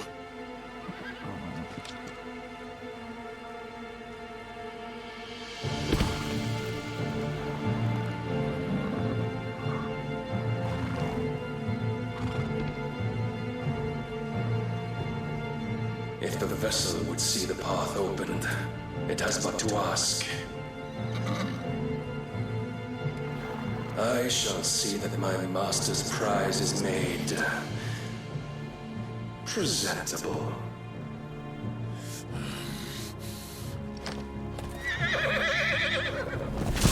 Shit! No!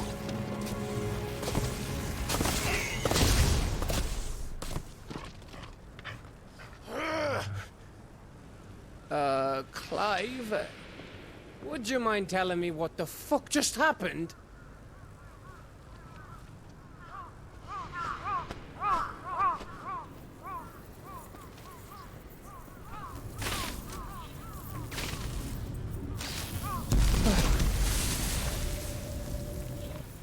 Oh, you've got to be. How are we supposed to get through that? We seek an audience with the king. If His Majesty wants me to come and ask him, then that is exactly what I'll do. Before you go practicing your petition, we don't even know where the fucker went. How about we cool our heads and think this through, eh?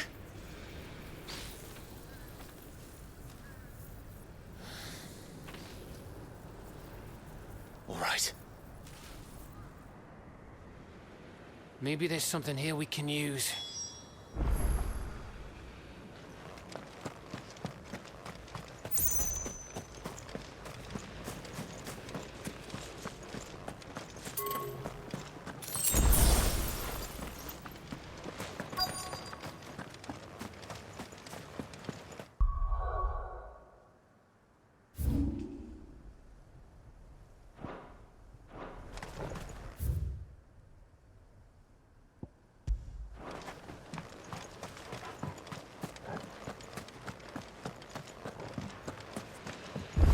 I thought we got them all. So did I.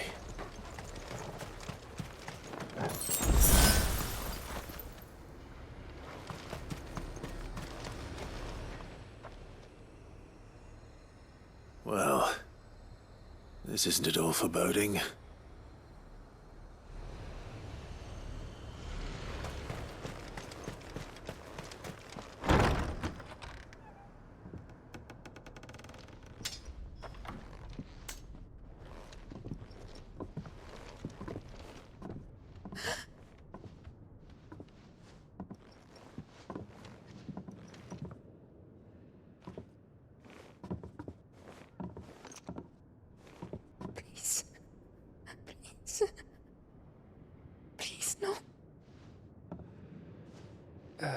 Miss.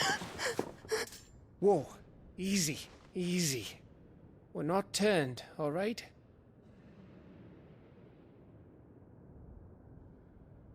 Who?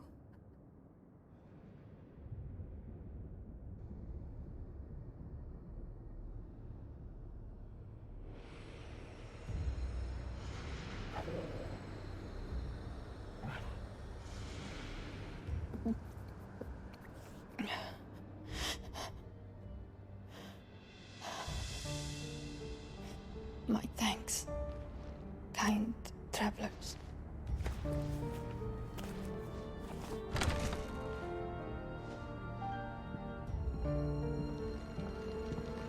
Edda, forgive me for asking, but what went on here?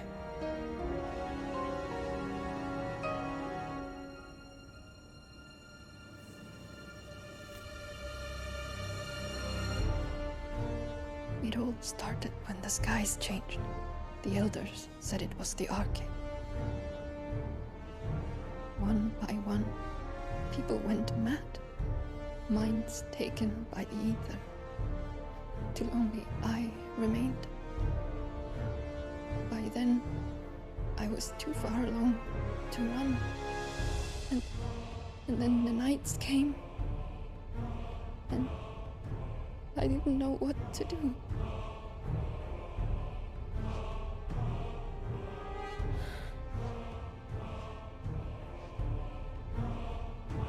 And this, Arche is...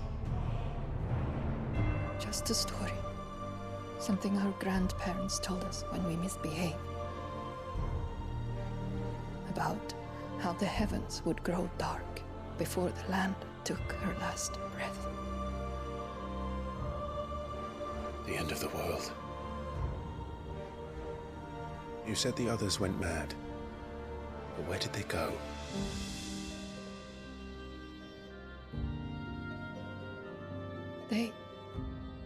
They all left. Drawn east to the tower, to Reverie. The elders, the healer, the blacksmith, my husband.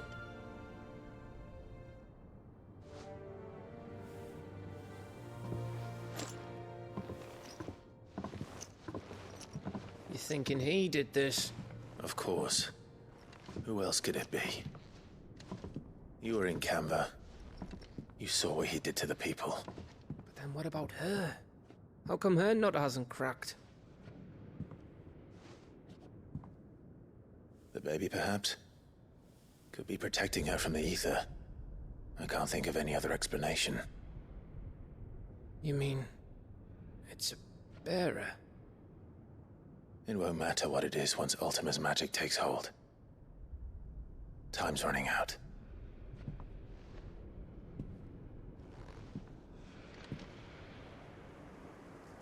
This tower. That's where we'll find the king.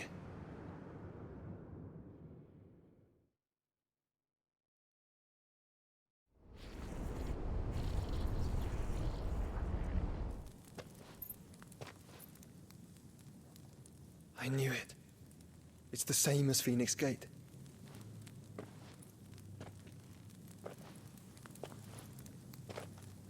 Which means at the end of these stairs should be...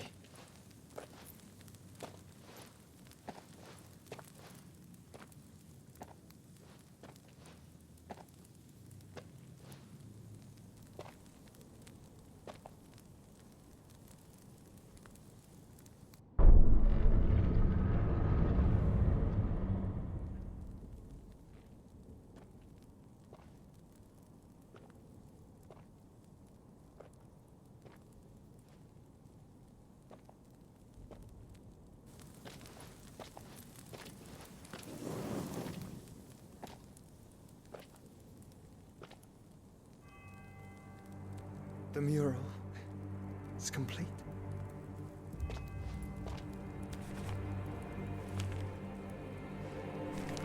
Ultima and this vessel, Ifrit.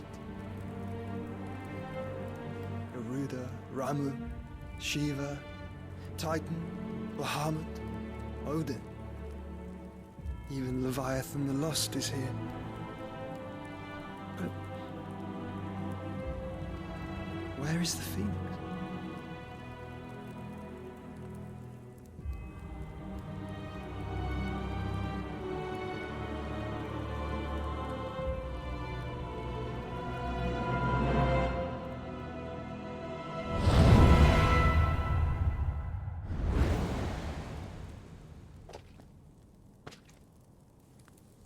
By the Founder.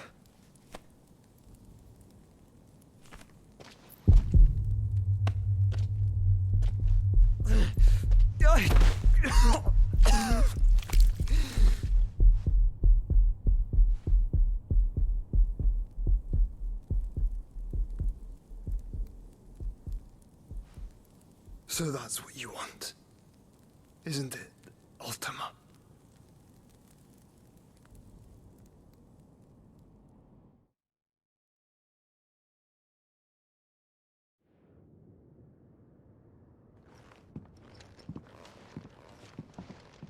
So that's how it's gonna be then? I'm not asking, Gav. I need you to stay with Edda. What? I must do this alone. If I don't return, you're to find Joshua and make for the Enterprise. Understood? Aye.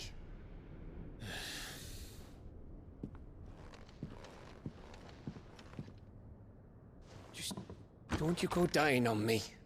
Sid's name suits your miserable mug better than mine. Don't worry. I haven't finished with it yet.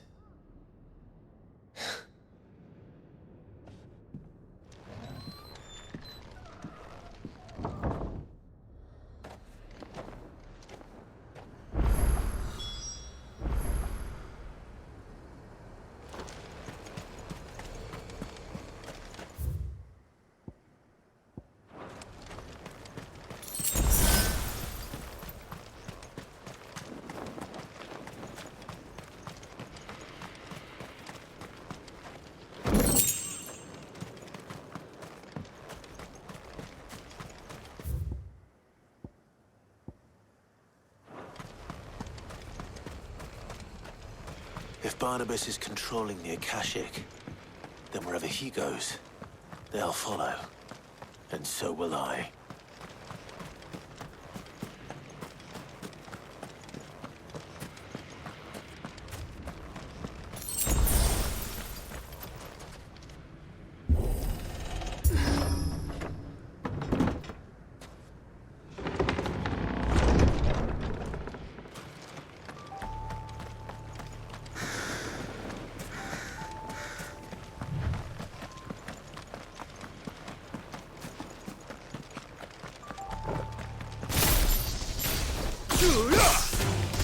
Time to fight.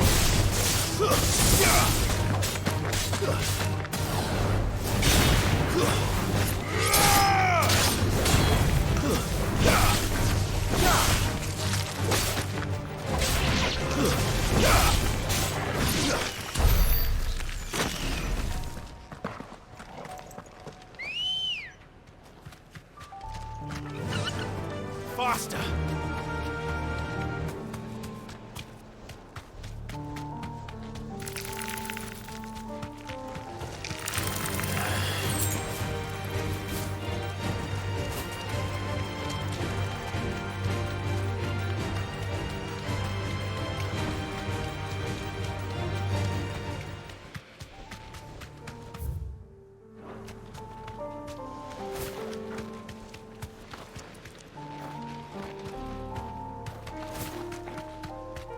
There's something there. I can feel it. But now's not the time.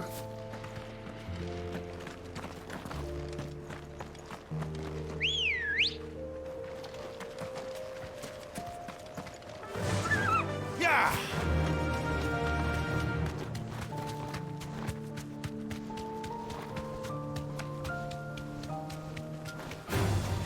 All right.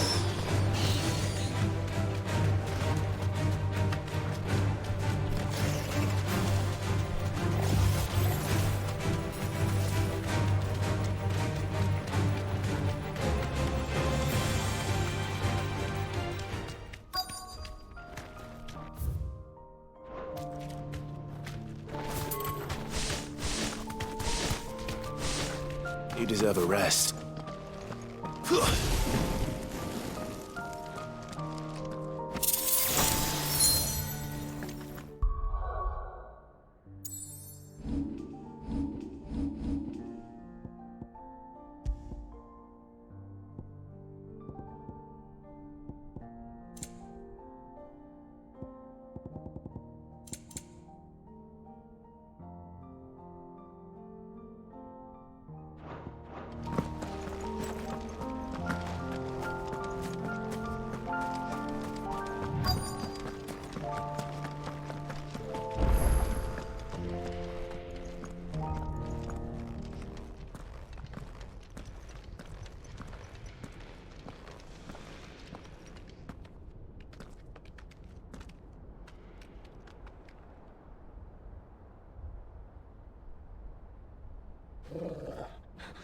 This is it, boy.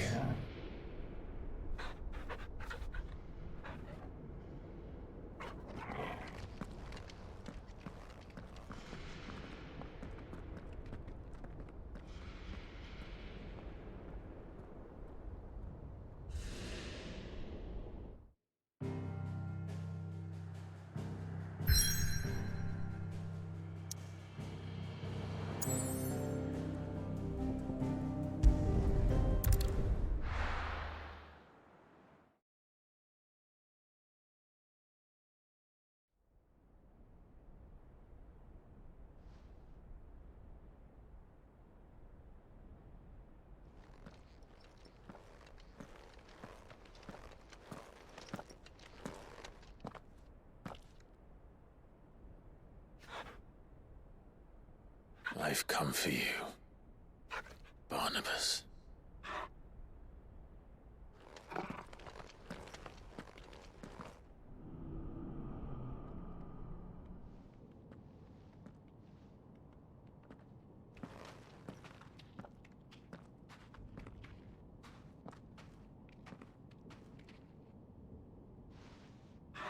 Stay close, Torgal.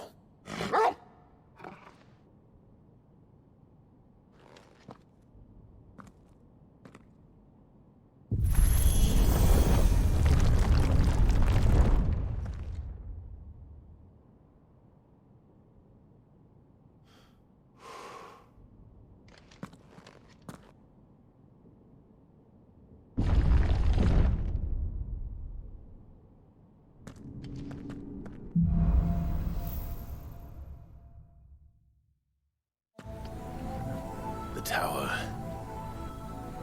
It's alive.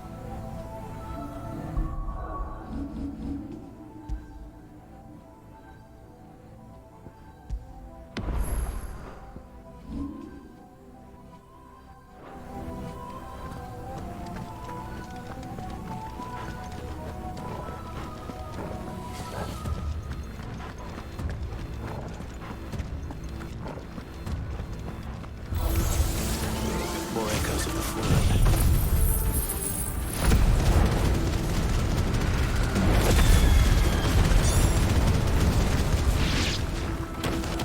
They seem to feed on ether. There shouldn't be any here.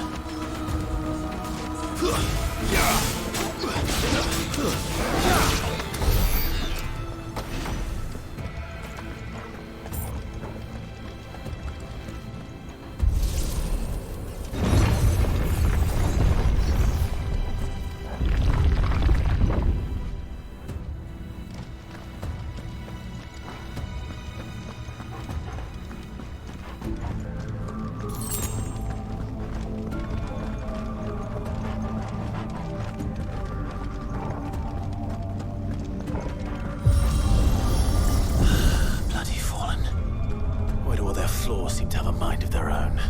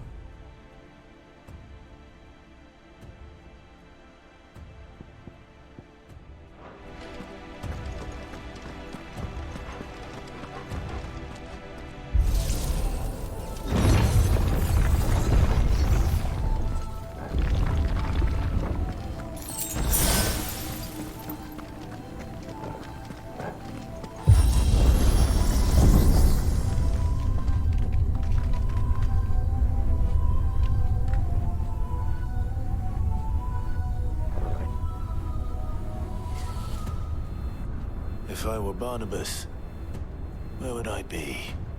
The top. So I could look down on the world.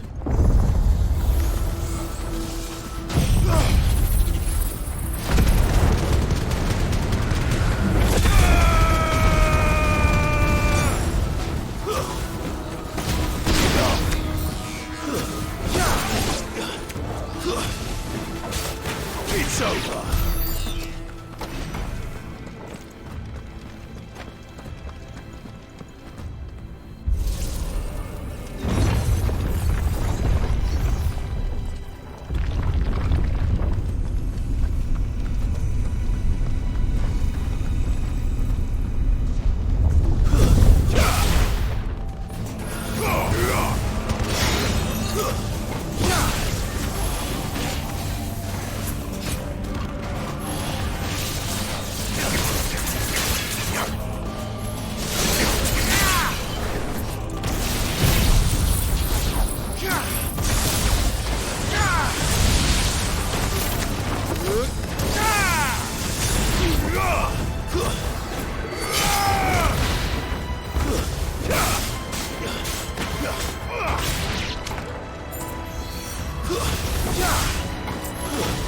Nice try.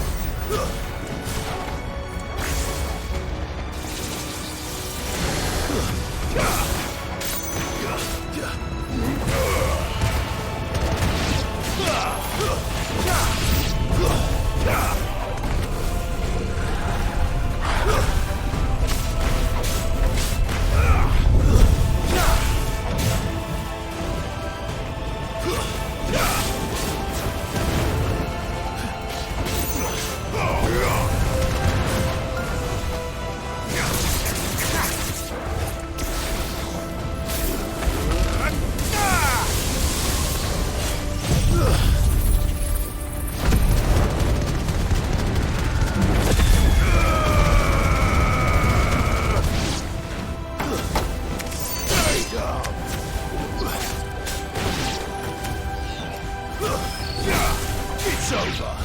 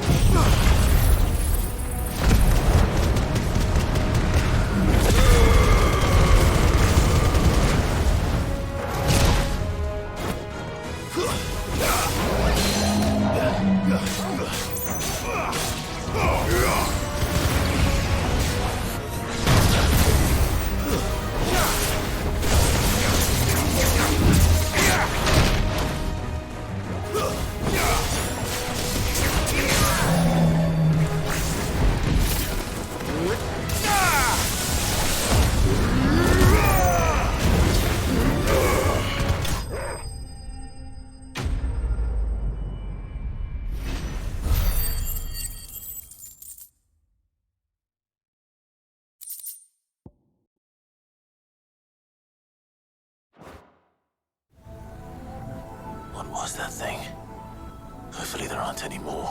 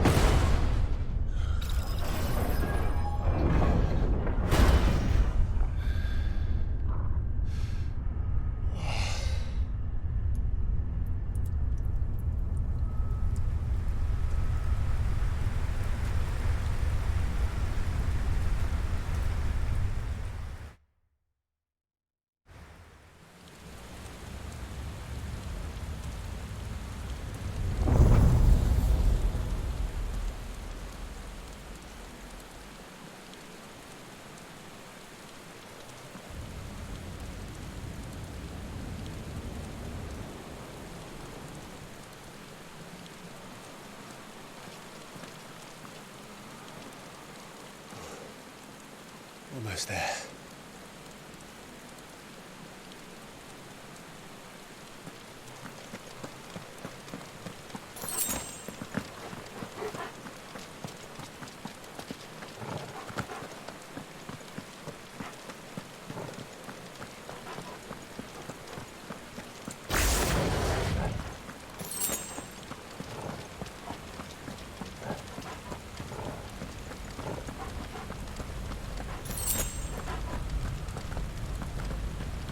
He's here. I can feel him.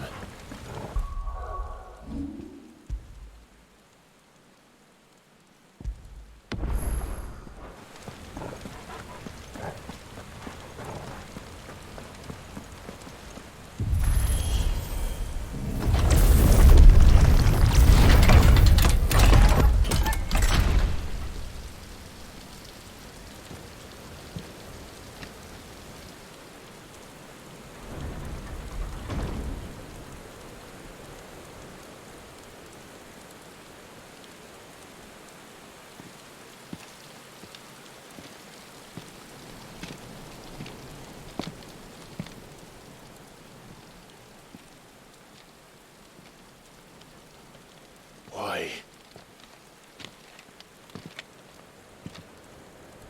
The blade must ever feed if her edge is to remain keen. Butcher. What care you for these worthless creatures? They are nothing. Weak from the moment of their conception, ever longing for power not theirs to command, they turn unfailingly upon themselves. Like sheep, they roam in filthy flocks, eager to trample those few gifted a fleece of gold. Or that they might feel contentment with their pitiful existence. Prejudice and persecution, severance and strife, every earthly wrong springs from the malice in men's hearts. Malice born of the pain and suffering that is free will. Its corruption is gnawed at your being from the very moment of your birth. You're wrong. It is no corruption. It is who I am. Every choice I make, right or wrong, gives me reason to carry on. And carry on I shall. Not as a puppet, but as a man. Which are you? There was a time I too thought those the only choices. What? Long ago, God granted man the gift of magic. And with that gift did he build great civilizations. Yet over time, man lost sight of the gift's true meaning, stepping from the path of shared prosperity to one of avarice. He abandoned his creator for sword and flame, and through his folly, beckoned the blight. Yet, there were those few who refused to turn their eyes from the heavens, and they prayed to God that he might lead them back to righteousness. And the Lord, he did answer. Before the worthy shall the gates of paradise open. And so did I spread my arms to the ether, and cast my soul upon its gentle waters. I gave myself unto him.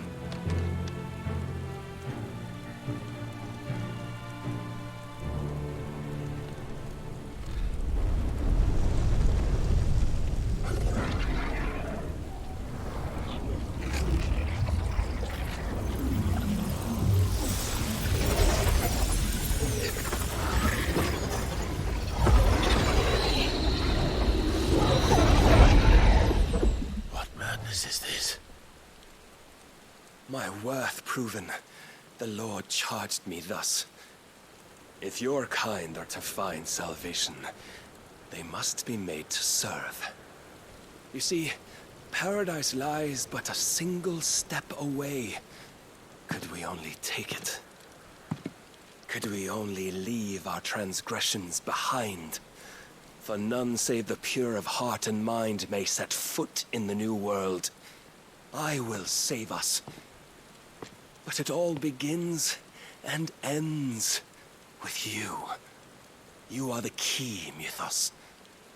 And with this humble offering, shall I prove my faith once more.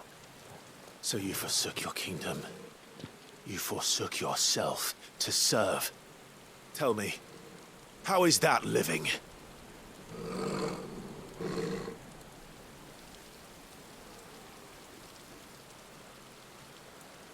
What you seek to provide is not salvation. It's anything but. Life is about always having a choice. Take that away, and we might as well be dead.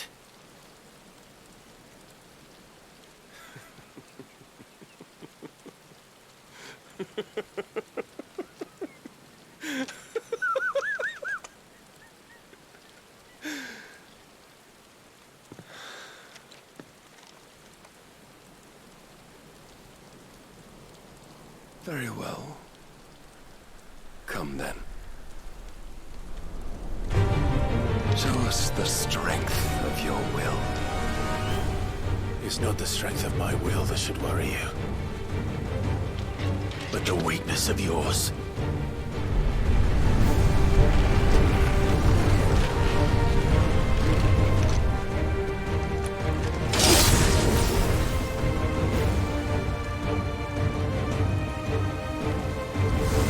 If you think your will the stronger, prove it. By this day's end, you shall know the truth.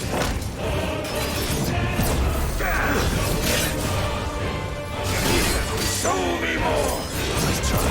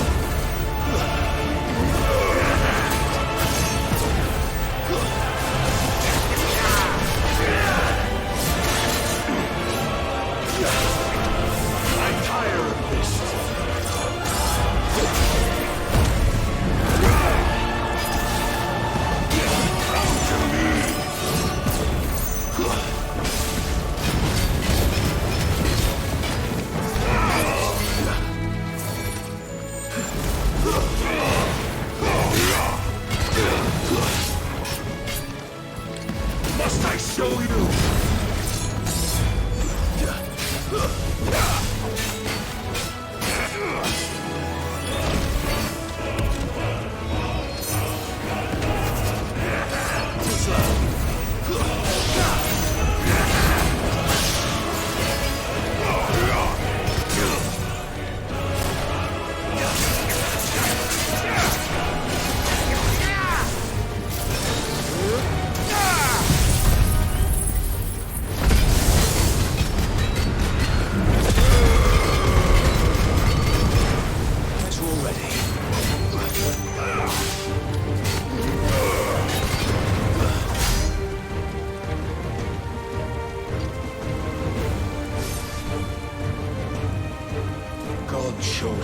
serve as his vessel, and you cling to this foolish notion of hope when there is none.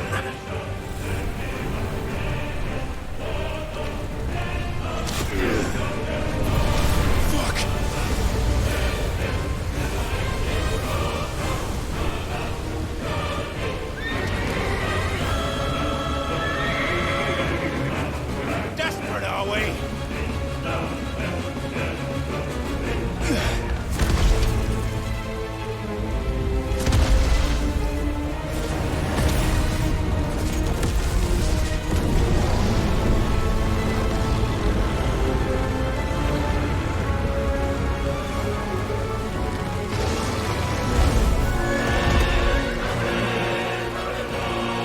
Finally, we can begin.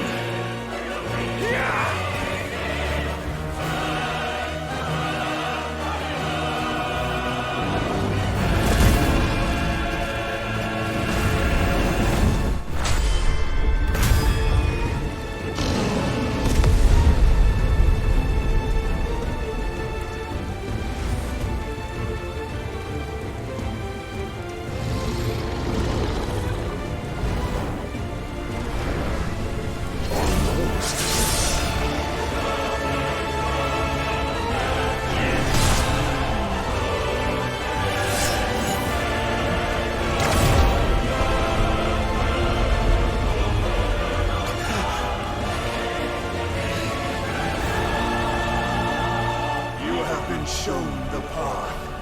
Now you must follow it. Free yourself, Mythos. You will not defeat me otherwise. We'll see. Perhaps you still require persuasion.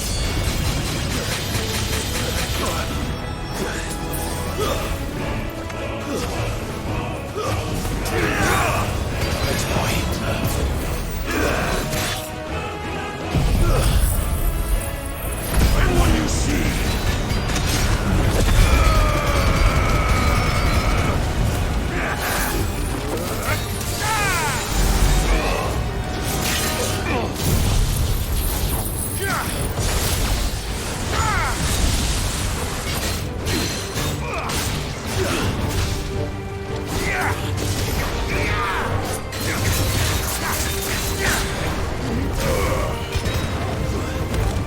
Enough, Mythos!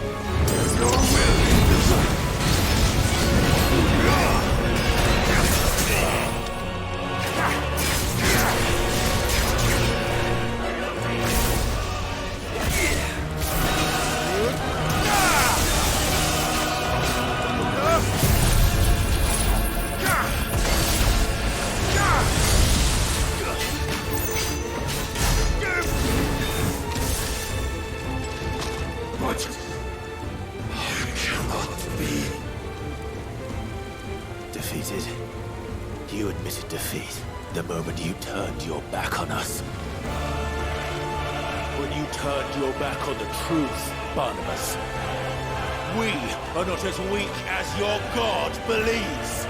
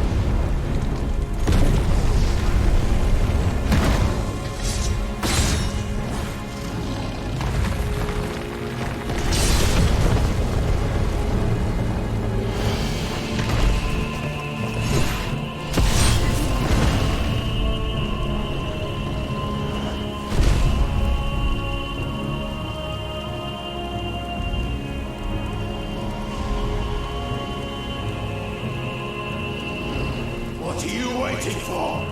Men know nothing of strength.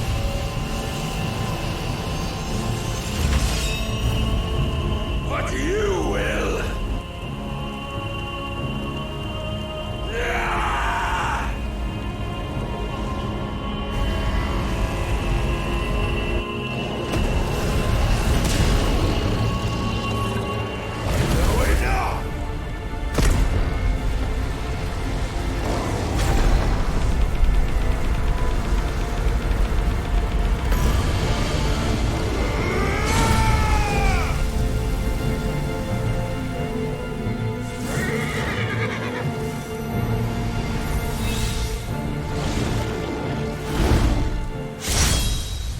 You dare!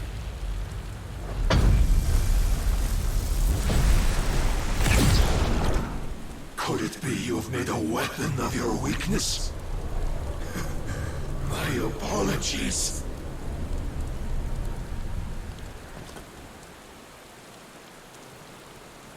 You are not the fool I took you for. And so it ends. No!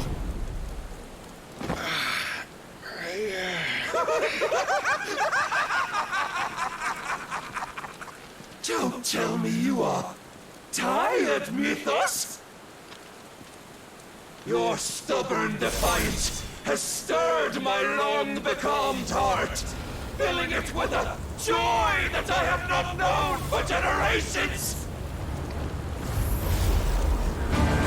I had thought the tantalizing kiss of self-indulgence a dream forever out of reach. And now that its sweet ruin courses through my veins, I shall not be quick to relinquish it. Show me your work, Mythos, that I might revel in it!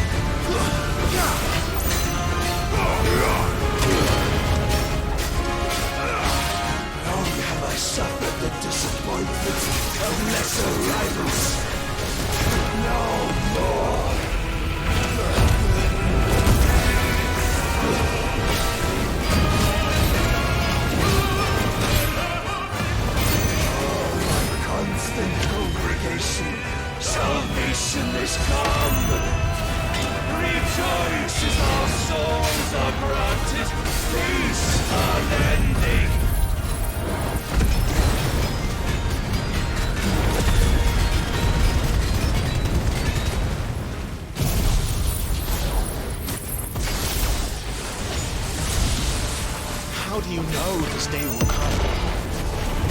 What proof have you? Your mere existence is proof of the Lord's grand design.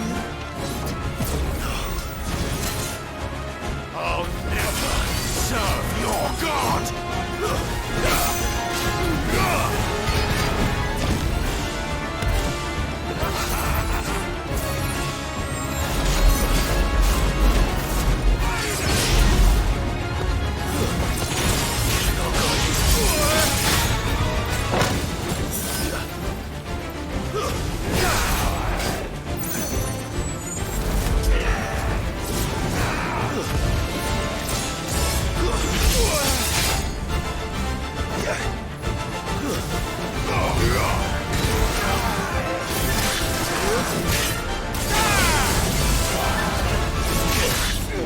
Nice try.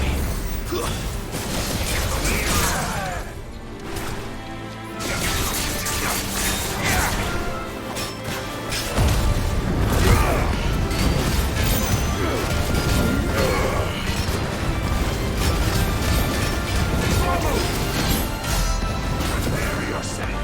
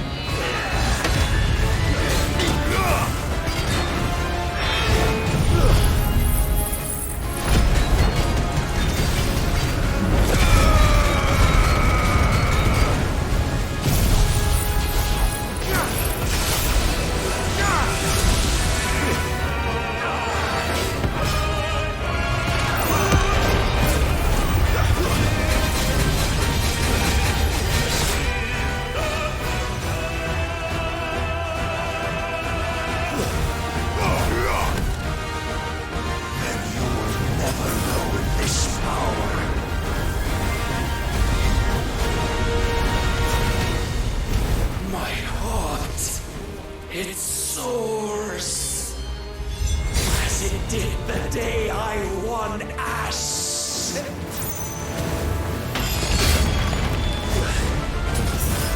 Since then, many have sought my crown, Ethos, but none could wrest it from my head.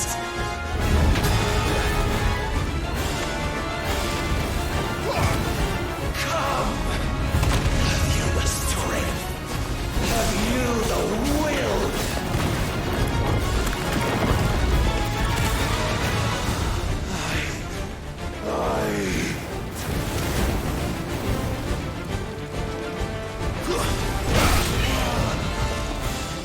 Rapture!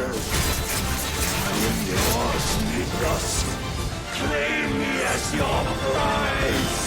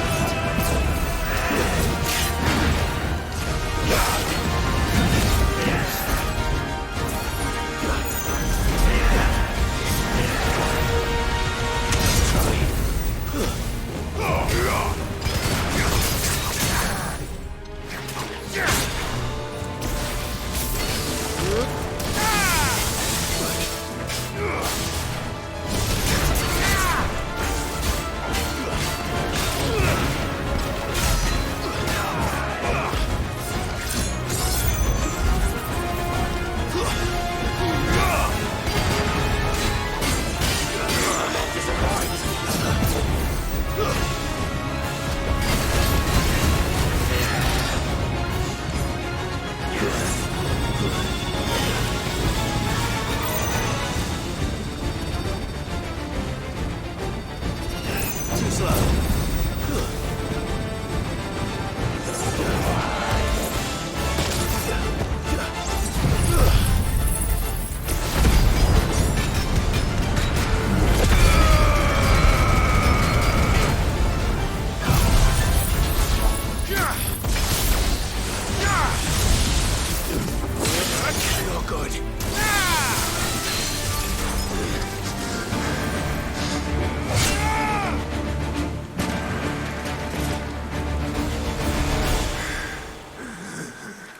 Well,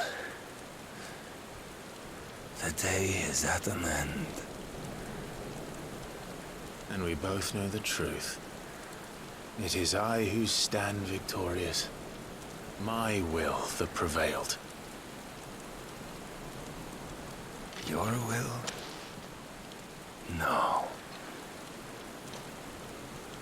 It was his. Clive Rossfield.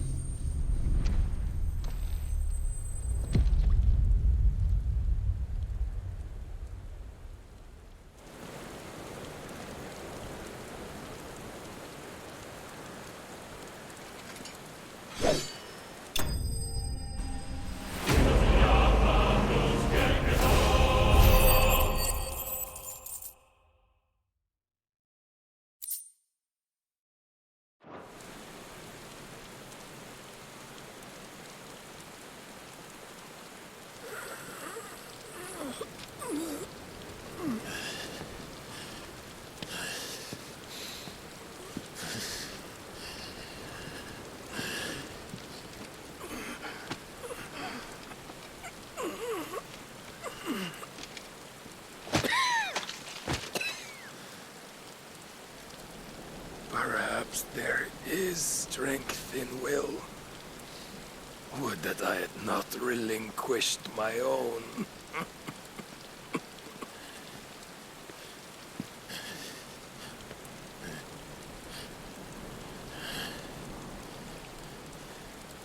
You relinquished nothing. What was it, if not will, that made you strive for a new world? Strive to win your master's approval?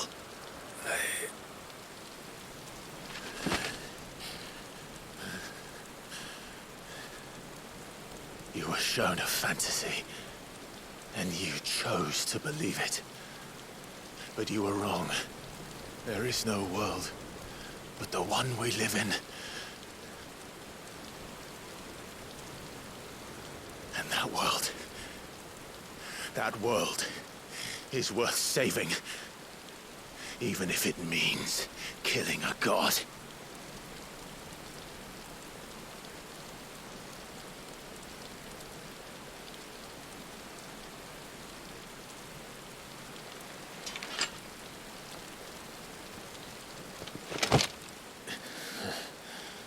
Bold words. From one who has served the Lord so well. This is pointless.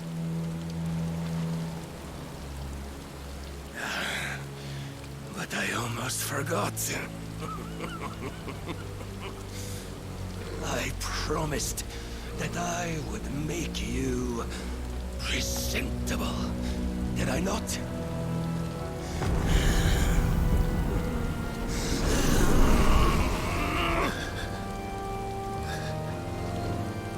We shall fulfill our destinies, just as the Lord's Mother Crystals have fulfilled theirs. Come, Clive Rossfield. Take what is rightfully yours. Become one with God. No.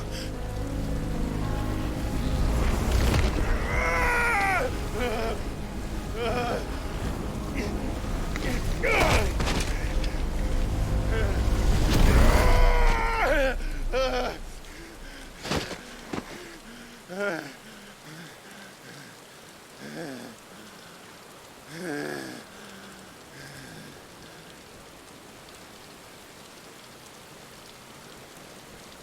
long last, salvation. I'm coming home. Mother.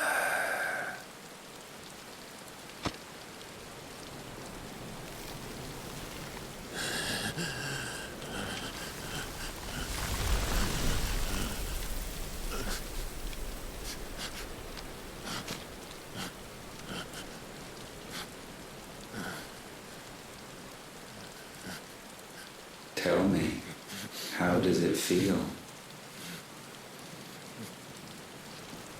Show yourself! Face me! How does it feel to consume your rival's strength, to gorge yourself on their beam, to edge step by trembling step ever closer to the divine? With or without a will, you are still but a vessel, our vessel. Behold, how your body shudders in anticipation of its fate.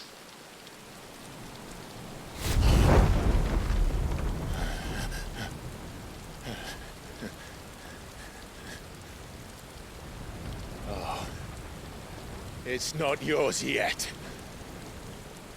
No. Come then, O wayward child. We shall await you upon the back of the first worm. There all shall end and begin again.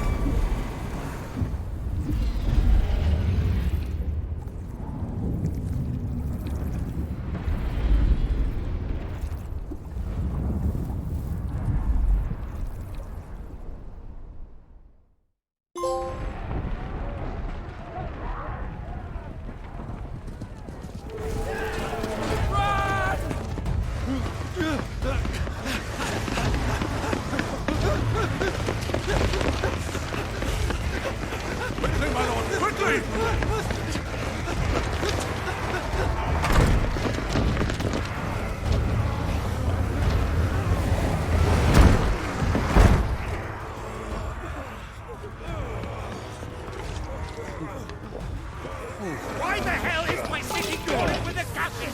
Don't ask me, ask them!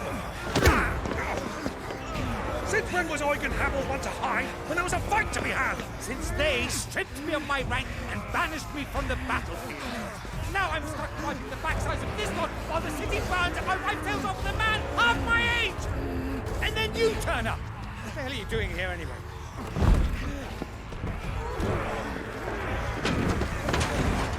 What indeed? The enemy numbers 200,000 or more, counting yours. There are simply not enough soldiers garrisoned in the capital to repel an army of that size. Then one of the central keep, held by a contingent of soldiers and bearers from the surrounding boroughs.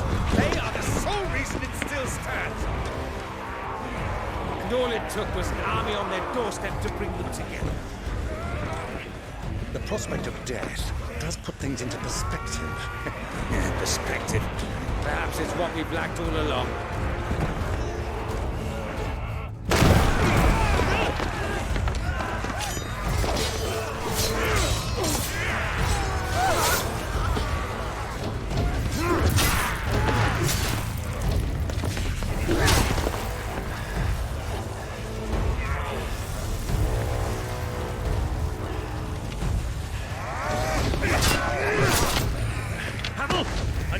lend me some of your best men, preferably all of them.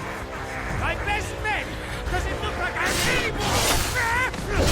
I admit this might not be the most convenient time, but my nephew's in trouble, and I may have already promised him your help. Your nephew, the outlaw? My soldiers have better things to do than die for nothing. And you and he are of the same mind. Clive fights for the opposite. He fights for a world in which they shouldn't have to live and die for nothing. And he fights today to give us all a chance of a better tomorrow. Be that as it may, a handful of men cannot stand against a kingdom.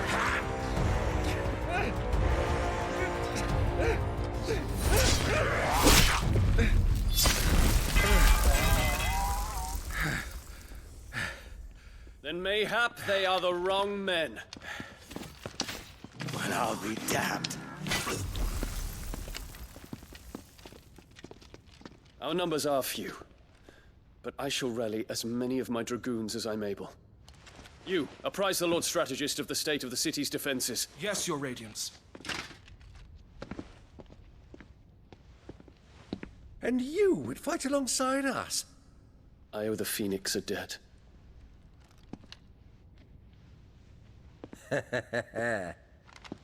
Does this vouch for my nephews? Aye, but I still have my doubts about you. Which we can discuss later. Indeed. You said you had men garrisoned in the keep. Captain, do you know how many yet remain? Allow me to confirm. Commander? Whatever their number, Randalar will be needing Gather the them bodies all. and build a pyre in the courtyard. Quickly. Terence. My lord.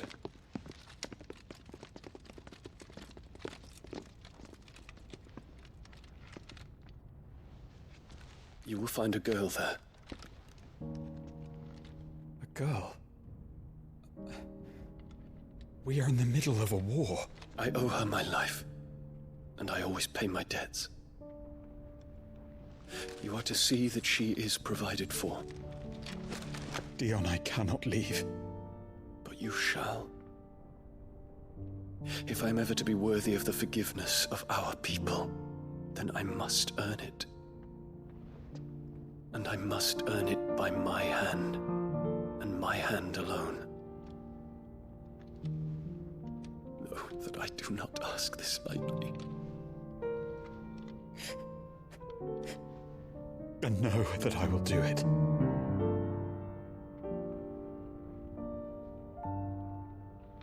Farewell, Terence.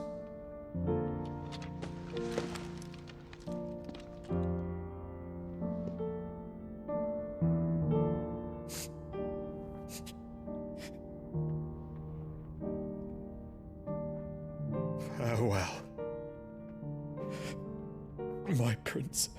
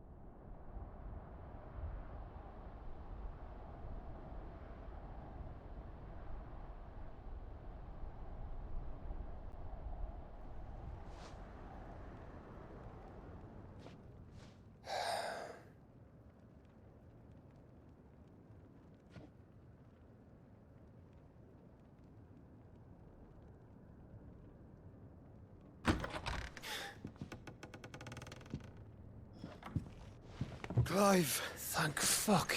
You all right? I am.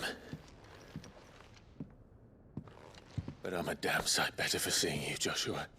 And Barnabas. The king is dead.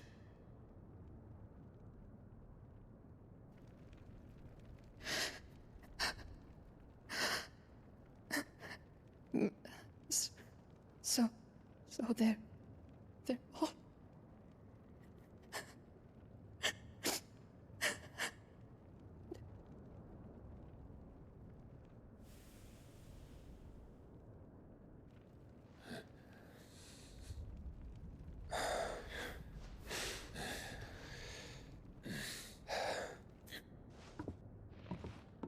They are, but so is their killer. He can't hurt anyone anymore. You're safe.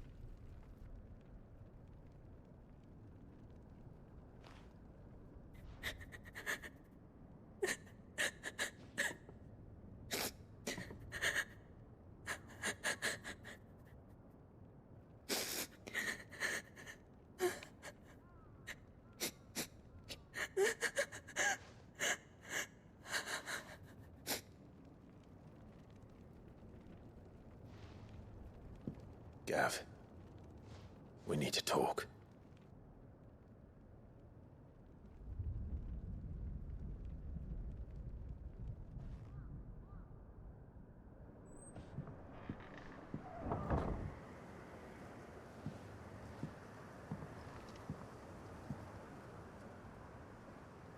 I'm sorry, Clive. You know I want nothing more than to go with you. I do. But I'm glad you're heading back to the Enterprise nonetheless. And not just for Edda's sake. Our people need to know what happened here. You can count on me. As can she, I hope.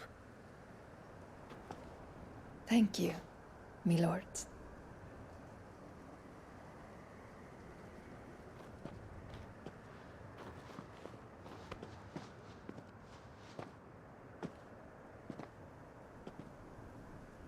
Do you think that was wise? Wiser than leaving a woman with child alone in the Deadlands. They'll be safer at the hideaway. For now, at least.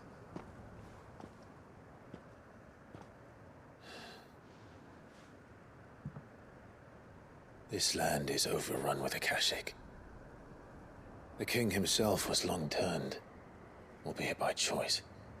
All to serve Ultima, in his damnable quest to forge the perfect vessel. The chaos Barnabas wreaked upon nation after nation. How many were killed for this? He didn't consider it killing. Or a mercy of sorts. A way to end their suffering. He truly wanted to save mankind, and ultimately use that. As he uses us. But why us? What are we? What are we? We are dominance. That is our fate. But that doesn't mean we have to accept it, which is why we fight. For the right to deny it. Is that not so? It is. For our sins.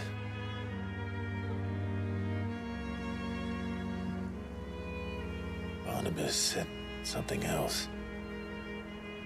That the Mother Crystals were Ultimas. Ultimas? Are you certain?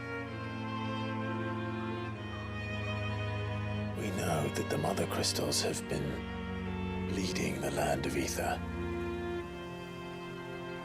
And we also know that it's this which hastens the spread of the Blight.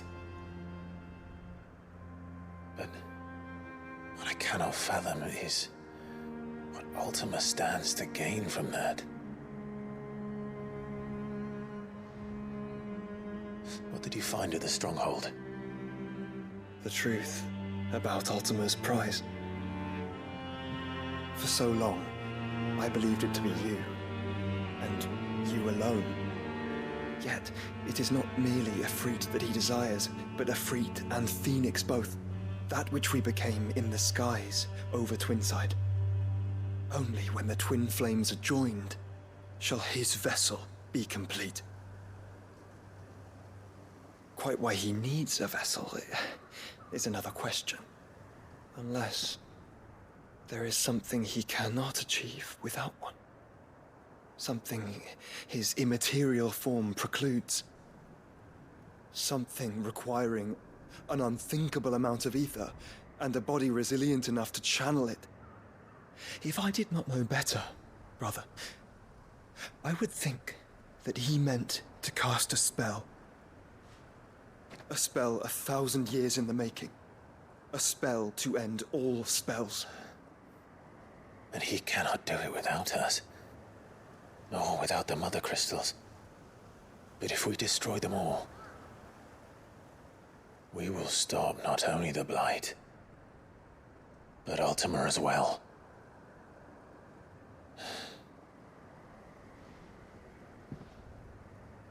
We stick to the plan then. Only this time, we face him together. Well, it's a long walk to Stone here. Let's not keep Ultima waiting.